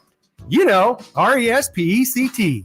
It's a good song and a good business philosophy. At Bell Brothers, everything we do is designed to show respect for our customers. We show up on time out of respect. Our technicians are clean-cut, friendly, and wear identification badges out of respect. We do good deeds for free for our customers and leave their homes cleaner than we found them. That's right, out of respect. So, if you want plumbing and AC service from a company that will show you some RESPECT, call Bell Brothers. We promise to respect your time, your home, and you. Call Bell Brothers right now to schedule an $87 precision tune-up. Or call if you have plumbing problems. Our number is 916-444-1234 or find us online at thenosurpriseguys.com. The No Surprise Guys, Bell Brothers. The new year is upon us with promises of new beginnings and new adventures, but don't let 2023 slip away without savoring the memories of all you enjoyed with family and friends. Hi, this is Frank LaRosa with a word about Naturewood Home Furnishings. Of course, looking forward with anticipation is exciting, but I have a lot to appreciate in this past year, and much of that revolves around time with family and more good times spent around my Naturewood dining table. Watching my grandson get messy with his birthday cake is priceless, and it reminds me that new life is the perfect balance between yesterday and today. Greet the new year with a visit to Naturewood Home Furnishings. See all the fine furniture and accessories on sale with Naturewood's New Year sale. Find that perfect piece of furniture that's new today and filled with memories for tomorrow. The memories you make with your family will be with you forever. Naturewood Home Furnishings, off Highway 50 at Hazel. Look for the water wheel.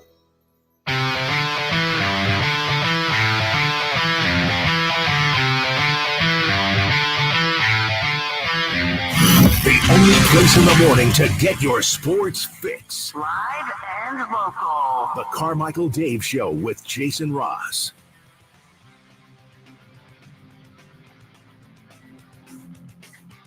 Show flying by today. Thanks again to Sean Cunningham for joining us. Any part of the show that you ever miss for any of our shows, SactownSports.com, just bookmark that website. Keep that on your tabs, and you'll be able to find all the stuff you're looking for, whether you want to watch the shows on YouTube. We say hello to all of you out there. Hit that thumbs up button, too, right at the bottom. Easy to do. Thank you for watching. And, keep it locked here to Sactown Sports for articles, videos, all sorts of things, and certainly the shows right there. You can watch us and listen to us nice and easy. So a lot of people working hard over there at SactownSports.com. Kings are in action tonight as far as what to watch tonight, of course, right here on Sactown. The G-Man will have the call this afternoon. We'll have game night, 2:30. Scott Marsh and the High Flyer will join Henry at 3:30, and then we'll have the game at 4 o'clock today. Kings and Pistons, first matchup of the year. For those joining us a little bit later in the show, there is some NBA news today regarding the league. As far as one that impacts tonight's game, Cade Cunningham officially ruled out. He's going to be evaluated in about a week. So the Kings hopefully will be able to take care of that advantage as the best scorer and kind of most well-rounded player from the Pistons is out of tonight's lineup. Ja Morant, season-ending shoulder surgery. for Ja Morant. Tough news for him, for the Grizzlies, as likely they will be a team that doesn't make that top 10 with a chance to get into the play-in, but we shall see as it plays out. But they're already down after the 25-game suspension, and now him being done for the year. Just too many injuries. Steven Adams being out, Brandon Clark, obviously Ja missing the first 25, and now the rest of the year. You know, it's a league that health is a big deal. And I've said this before, I'll say it again. I know I'll say it come playoff time. Generally, my rule of thumb is on when you're predicting who's going to win the whole thing, you start with the best teams. But the next caveat, and it's right there, the best, healthiest teams. So if you got a team with a great record, and it doesn't always have to be their best player is out, it could be a key piece to the rotation is out, it's going to be much more difficult for that team to win it all. You really need the whole parts of the thing to get it done. So the best, healthiest teams, you know, you can get by on talent in the regular season if you got a guy out for a week or two or a couple of weeks. If you got so much other talent, you can win a lot of these games. But when you get to the playoffs and people are really, you know, drilling down to find advantages and weaknesses, and they're exposing your entire team, your entire staff, coaches to players in their full critique and preparation for a 7-game series, they'll find the flaws. So the best, healthiest teams win. So for Memphis, good team when they're fully healthy. Missing too many pieces. I expect it to be a long year for them with Ja Morant now being out. The other news that came out today looked frightening when it happened last night in the Celtics game and the Pacers, when Tyrese Haliburton stopped in the paint, slid, did the splits, and immediately rolled over and was grabbing at his hamstring. It was evaluated with an MRI, and it's a grade 1 sprain, so Tyrese Haliburton will be reevaluated in 2 weeks. That means he'll miss the Kings game here next week, but it doesn't seem to be a long-term deal for him. All right, as far as the NBA, what to watch tonight, not a huge night in the league as far as games go, as far as schedule-wise. Kings and Pistons will start it off. Timberwolves and the Magic, though, in Orlando. I think that'll be an intriguing game. Both teams are big. Both teams are off to a great start. Timberwolves really impressive at 25-10. I guess if Kings fans will probably root for Orlando in that one. Not that it's a big deal breaker or anything there, but probably would like to see them win. The Blazers are at the Knicks. New York's putting together some pretty good things, too. They've been really good since the Anunoby trade for them and moving on from Quickly and Barrett. The Grizzlies are in Dallas. This seems like a situation where Memphis has too many injuries to compete with the Dallas Mavericks today. And then the last game is the Raptors and the Lakers. Now, the Raptors have won all their games since the trade, with the exception of the Kings. That's the game they lost. They worked the Warriors the other day. And at this point, every time the Lakers play, I feel like I'm on Darvin Ham watch. Based on what Sam told us last week, every time they lose, how do they lose? What's LeBron saying in the locker room? What are other people saying? Is he going to keep his job? I mean, they're 18-19. You know, as frustrating as we have been with the Sacramento Kings, if I were a Laker fan, I'd look at this team and go, wait, you won all the in-season tournament games in the prep for that in their group setting. You obviously won the elimination games, the knockout series, to get you to Las Vegas, including just a drubbing of the New Orleans Pelicans. And then you get to the final game and you win with relative ease over the Indiana Pacers. So you're seeing a win resume that has them with some wins over Phoenix in that group setting. They just beat the Clippers the other night. They've beaten the Thunder this year. Pacers, Pelicans, Suns, Rockets, Cavs. But they're below 500. So they got that in-season tournament victory. Their coach is on watch every night. You still have LeBron playing at an absurd level. You see his takeoff the other day in that one-handed dunk from basically the dotted line. Amazing. AD, when he is good, is really good. Yet they're 18-19, and absolutely no one here feels sorry for him.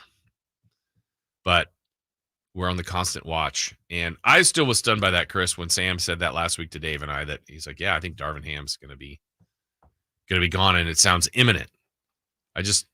That's surprising.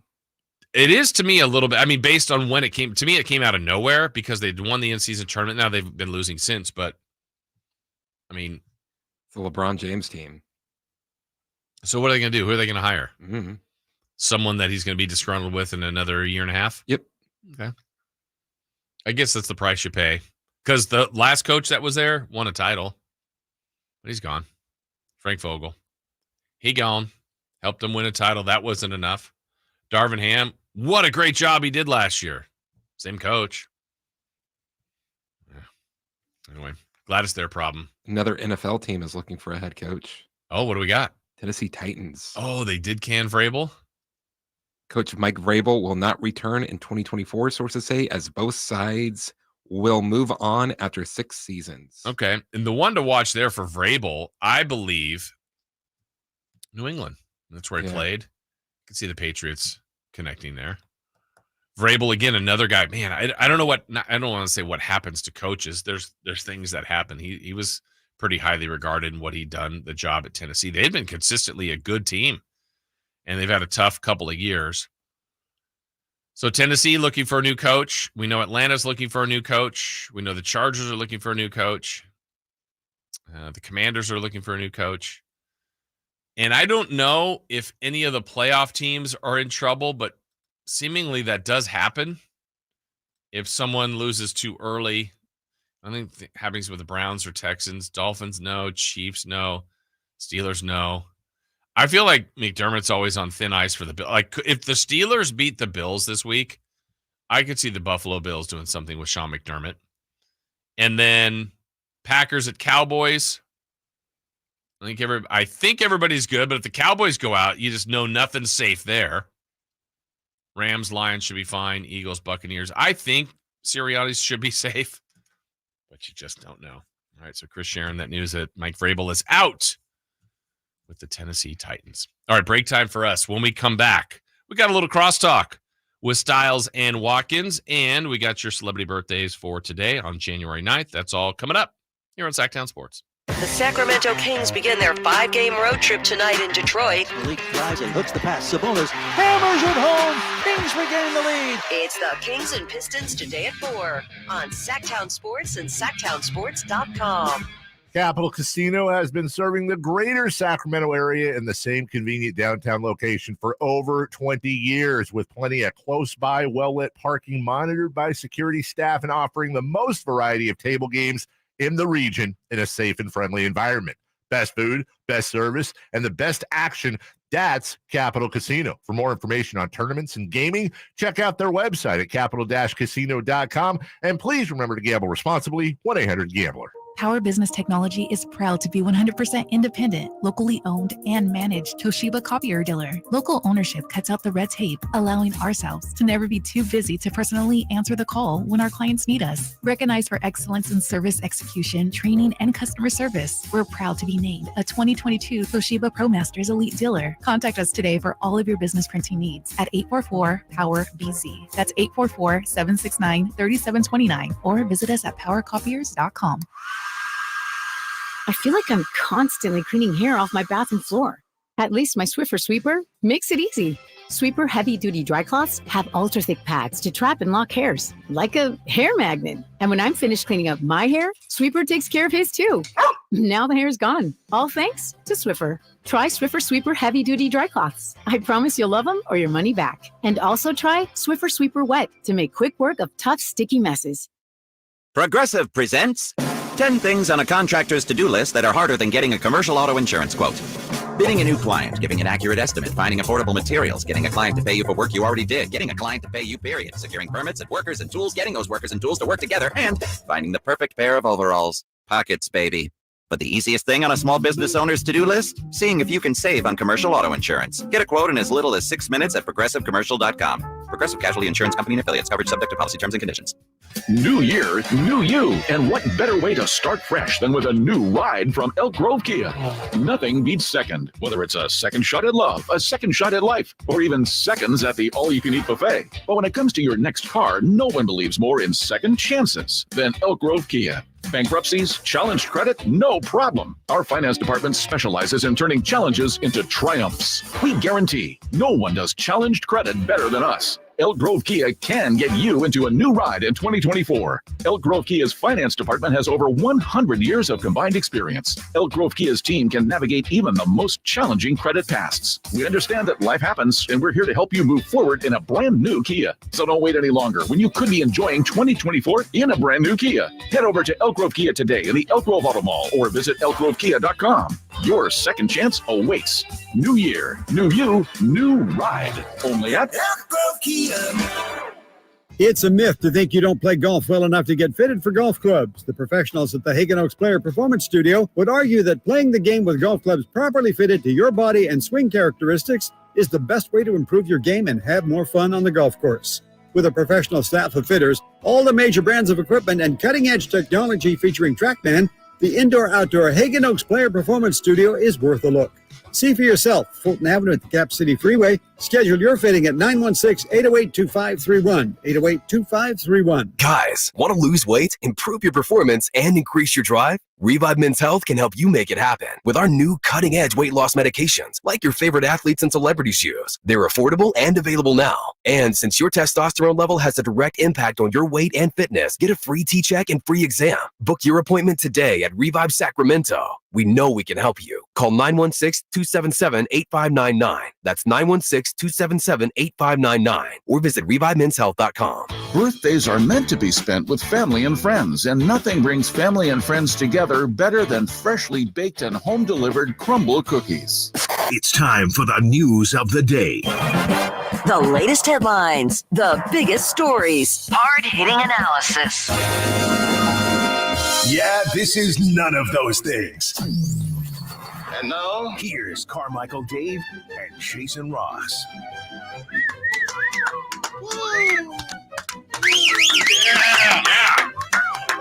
All right. Good morning, guys. Morning. Morning. Morning. How are you guys? Great. Splendid. Never Sound been like better. it. You guys nervous about the Pistons? Super nervous. Yeah? I mean, no. Come on now. I'll ask you this. We had a question earlier in 3 for Madness.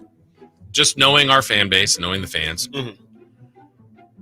would you rather, I won't even frame it, I guess I'll just say, would you guys rather them lose the first 2, so it'd be a loss to the Pistons and to Charlotte, and win the back 3, so it's a 3-2 trip. Yeah. Right. Or get the 2 that everyone thinks they should get, but lose the last 3? From the fan base perspective? Yours. Of like, I'll take fine. I mean, they've already been embarrassed, so if I got to trade that, if I got to trade that, then now we'd have to wear it for a couple days here with a loss to Detroit and Charlotte. we're just not doing local programming. Yeah. Do you guys have you guys done this ever in your mind when you're at home watching a game or at the game, and it's one of those games, and you're like, oh man, well it's Friday at least. Yeah. Oh yeah. Yep. And knowing there's Big a game time. Saturday or Sunday, it's like, this game stinks, but by Monday we're probably not talking about this Not one even a because little bit, it's right. either softened or there was another game. Right. Yeah, and the thing is, if Cade was involved, because Cade's been playing pretty well, then I would be very nervous. But this is just, I don't even know. We got to play who he played for. Yeah, that's half the Pistons team. 3-33. Yeah. We have a link with the worst 25 teams in history, and they might be on the list. I know there was a team on the NBA team with like 11 wins. So they come out right. They're tracking for that. I don't know, man. I keep saying the worst thing about this Pistons team is they're not trying to lose. Like we've been in Sacramento, we've been in some situations where it's like, okay, I mean, not that the Pistons were trying to win the championship this year, but better than 3-33. Yeah, they have Bojan Bogdanovic, like they have Cade Cunningham, they've got Marvin and Wiseman, like they've got some pieces. They've got a ton of lottery. They're supposed to be flirting with something. Yeah, they're supposed to be like the Atlanta Hawks this year. Where it's like, okay, like they're not good, but there's something. Like Cade Cunningham's fun, right? And it's like, is any of this fun? I would honestly, I mean, I'm more of an optimistic person, but if I was in Detroit, we're doing this stuff in Detroit, I'd have been like, hey, if things go well, like this roster, I would think they could mess with the play-in, before the year. So, and looking at, I think Charlotte's roster is awful. Yeah. I think the Spurs are bad. I mean, they got Victor. I know what they're building for. I don't think their roster is very good. I don't think Detroit's roster is as bad as their record, but I also when you're 3-33, you're bad. They've got like three. Like I would trade for. I think a lot of teams would trade for Cade Cunningham again. Mhm. I think a lot of teams would trade for Bojan Bogdanovic. Mhm. I think tons of teams would trade it for Isaiah Stewart. Again, it's weird that they're so bad, but they have a couple pieces that I think pretty much every team would take. They're just underachieving, and honestly, in a weird way, it feels like, relatively speaking, they're hitting their stride. I mean, every game is competitive. Yeah. They're not getting blown out. Yeah. We're also at 1 o'clock going to have on Bryce Simon of Motor City Hoops and host of the Pistons Pulse podcast. Say that 3 times fast. And first thing I'm just going to ask him is, how are you doing? Yeah. You know, like, how's it going? Yeah. Even if he's a Lions fan too, they got to do the Matt Stafford match this weekend. It's like nobody is picking the goodness Lions. gracious. I know. At least they had Michigan last That's night. true. Right. There you go. That's true. I don't know, man. Looked like Penix didn't play well. No, he didn't. But looked like Washington got hosed a little bit on some of those holding calls. Yeah, a couple calls. Yeah. But Michigan felt like the better team. Yes. They were Yeah. super intense. There was a minute there where I was like, what's the highest score? Like, what's like, how bad could this get? Like in the first quarter when it was those 2 big 17 runs. and you had that huge run to end the quarter, I was like, is this thing going to be like 56-10? Yeah. Like, what are we in store for? Did you see everybody saying Kyle Shanahan licking his chops, getting ready to draft Edwards in the 3rd round? Why not? Another weapon. Yeah, he's explosive, right? Yeah. That was Harbaugh's last game, wasn't it? Has to be. Yeah. There's no way. Do you want the Chargers going to Charger stench on you? Or do you go to the Raiders? If you are a team with a coach opening, now that Vrabel's also out of Tennessee, that was the latest news, and Belichick and Harbaugh are available, where are you going? Harbaugh. Depends what the situation is, but probably Harbaugh. Really? Yeah. Okay. Get a little bit more years. Bill's Yeah, done more nothing years. without Tom. Yeah. Nothing. But he did everything with Tom, right? Tom did more without him. True. And but then I mean, Tom, I think it also doesn't look good that Tom went to Tampa and Bruce Arians, shout out T for Temple U, he coached at Temple, by the way. After that, he was kind of trash, right? So I'm not saying Bill Belichick's trash, but I'm saying Tom we're saying clearly Tom's has, great. Did you guys see elevated some people. Did you guys see that Patriots documentary that's coming out on Apple TV? Mm.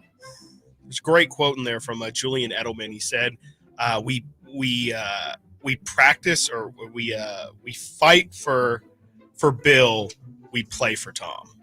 Or no, we work for Bill. We play for Tom." Oh, interesting. Wow. Okay. Bay Area guy. Yeah. I'll find a way to claim anybody. That's fine. Nothing wrong with that. That's a good one to claim. I mean, if you're going to claim somebody, that's a pretty good one. So what else coming up on the show? Obviously about that.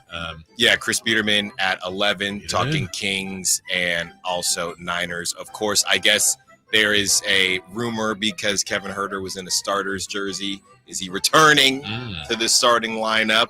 Who knows? So, we'll discuss all of that and also get into the NFL playoff matchups. Nice. All right. Well, let's do this. Let's get into the celebrity birthdays for today.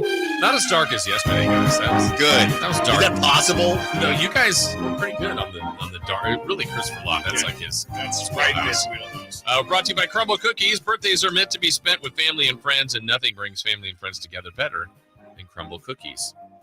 All right, let's do this right off the top. First name on my list. Happy birthday, Kate Winslet. Hudson. Just gonna go Winslet. Beckinsale. Nice pull. Kate Middleton. Yeah. Chris's sister. Yes. Kate Middleton. Royalty. Mm. Hey, buddy, on this January 9th, how old is... Let's say Kate Middleton's 38. Okay. Yeah, I like that. Feels You do? feels a lot? low. Feels You low. stayed with 38 or? 42. 42. Yeah, 44. That's better. 38, 42, 44. We have a correct answer, and it's 42. Yeah. Alan's That was still a on a great heater. guess. I could see Alan That's being into the Royals. No, I'm not at all. Oh. And I actually don't like that you said that. Yeah, I'd have a problem if Chris said that about me. Yeah. Oh, I know you're into the Royals. None? Not at all? No. The big wedding was it last year or the year before? I don't know. No. I don't even. When people say Meghan Markle to me, I think deal or no deal. Okay. Or Suits. I think Suits. Yeah. Oh, gee. I think Horrible Bosses. Oh, yeah. There you go. There you go. And not the movie. Happy birthday, Chad. Ocho Pennington. Cinco. Who'd you say? Pennington. It is Ochocinco. Chad Johnson. I was thrown off by the Pennington. Good pull. How old is Chad Ochocinco Johnson today? Oh, let's see here. Part of one of Shannon Sharp's 84 podcasts. Oh, there you go. I'll say he's Cuatro Cinco. Okay. Yeah. Huh. 47. 45, 46. 47, 46. You guys are all over it. We have a correct answer. It is Christopher Ladd, 46. Wow, my streak ends. Ended at 4. I don't know what the including yesterday, my streak was at 4, so I don't know what the record is. Happy birthday to Muggsy Bogues. Bogues, yes. Muggsy Bogues. How old is he? He's really one of my heroes. Really? Okay. So then you would probably know. Close personal friend. Yeah, Muggsy, it's been a good run for him, and he really held it down for us. Zonts, the under 6-footers in the world. What are they called? Zonts. Yeah, we're horizontal. Got it. You are more vertical. Okay. And as one of the Zonts of the year back in his day, he is 66. 62. I'll say 60. Christopher Ladd for the win. He is 59. Oh, sorry, Muggsy. For Muggs. Muggsy on your Bogues. years. Happy birthday, Michael. Jordan. B. Jordan. Michael Beasley. Lefty. How old is Michael Beasley? Former number 2 pick? Yeah. He was great in college. We'll say he's 35. Yeah, I think he's 38. 34. We have a correct answer, and it's Chris Watkins, Yeah. 35, right on the nose. Happy birthday, Sergio. Romo. Ibaka. We'll go with got me. Sergio Garcia, the golfer. How old is Sergio? His middle initials aren't EO. Yeah. Sergio. Serge Ibaka. Wait, what Sergio is this? Yeah, no. Garcia, the Garcia. golfer. Okay. Yeah, I don't know. Is he 49? Okay. Yeah, we'll say 47. 48. Chris Watkins for the win, 44 for Sergio Garcia. Golfers are weird. Happy Sure. birthday to musician Dave Matthews. Dave Matthews. Carmichael. How old is Dave Matthews today? Oh, everyone do yourself a favor and look up Dave Matthews Band Chicago River. Okay. 53. 53. 61. 54. He is, tied for you two. He's 57. What a guy. That's great. How do you get a whole band named after you? Yeah. Like, come on. How about that? Well, guys, have a great show. Thank you. Got to make sure the Kings light the beam today. Yes. Otherwise, it's chaos tomorrow. There's no way. See, they're What's 11 the and a half. point I was just 11 and a half. They were, 16 and a half against the Hornets? Probably at home. Yeah. Did not win that one. Or That's cover. great. That's Yeah. awesome. Love that. It'll be fine. Yeah. Yeah? Okay. We'll find out. I hope so. Yes. I really hope so. Styles and Watkins coming your way next, right here on Sactown Sports. See ya. What's the latest with the San Francisco 49ers? Carmichael, Dave, and Jason Ross keep you up to date on all things red and gold during the Niners at 9 every weekday at 9 a.m. on Sactown Sports at SactownSports.com. Sacramento's premier music festival, Country in the Park, is back. 2 big old nights, May 17th and 18th at Cal Expo with Brantley Gilbert, Dustin Lynch, Walker Hayes, and more. 2-day GA tickets are on sale now, starting at $85, or upgrade your experience with VIP or pit passes. Country in the Park, May 17th and 18th at Cal Expo. For more information, visit CITPfest.com. Brought to you by Bonnie Plumbing, Electric Heating and Air. Hey, did you guys know? Did you guys know the average person eats 9 spiders whenever I cook for them? From his multiple Netflix comedy specials, Anthony Jeselnik brings his new stand-up tour, Bones and All, to Hard Rock Live Sacramento. Don't miss Anthony Jeselnik live this Friday. Get tickets now at Ticketmaster.com and AnthonyJeselnik.com. Sactown Sports is home to the Kings, Niners, and now the business of sports. Hosted by Kelly Brothers and brought to you by Cap Trust, offering customized, independent financial advice at captrust.com. Join Kelly Brothers, Carmichael Dave, and Jason as they look at the business of sports every Thursday at 7:40 a.m. You want to know how sports really work? Follow the money with Kelly Brothers from Cap Trust on Sactown Sports. The world has changed a lot these last few years. You can do pretty much anything from your home, including order your new Honda from Northern California's #1 Honda dealer, Stockton Honda. Check out our great selection at StocktonHonda.com or come in today and get pre-approved all in the blink of an eye. Stockton Honda makes buying a car simple and stress-free. Anytime, anywhere, it's all here. StocktonHonda.com. Contact Tax Relief Helpers for details and restrictions. Attention anyone that owes money to the IRS. The IRS has restarted aggressive enforcement actions against taxpayers who owe back taxes that were temporarily suspended for COVID. If you owe $10,000 or more, you must hear this because now is the time to clear your IRS tax debt. A special toll-free number has been established so you can stop penalty fees, avoid liens, levies, and other hostile measures by the IRS. Call Tax Relief Helpers right now at 800-817-7142. Tax Relief Helpers will provide you with the maximum protection afforded by law. I got behind on my taxes and owed $48,000. I didn't know what to do. I called and they got my bill lowered to just $3,500. I owed $87,000 in taxes and it was scary. I got the amount I owed down to just $3,500. I saved $83,500. If you owe money to the IRS, don't wait another day. Call 800-817-7142 right now before the IRS enforces liens, levies, and other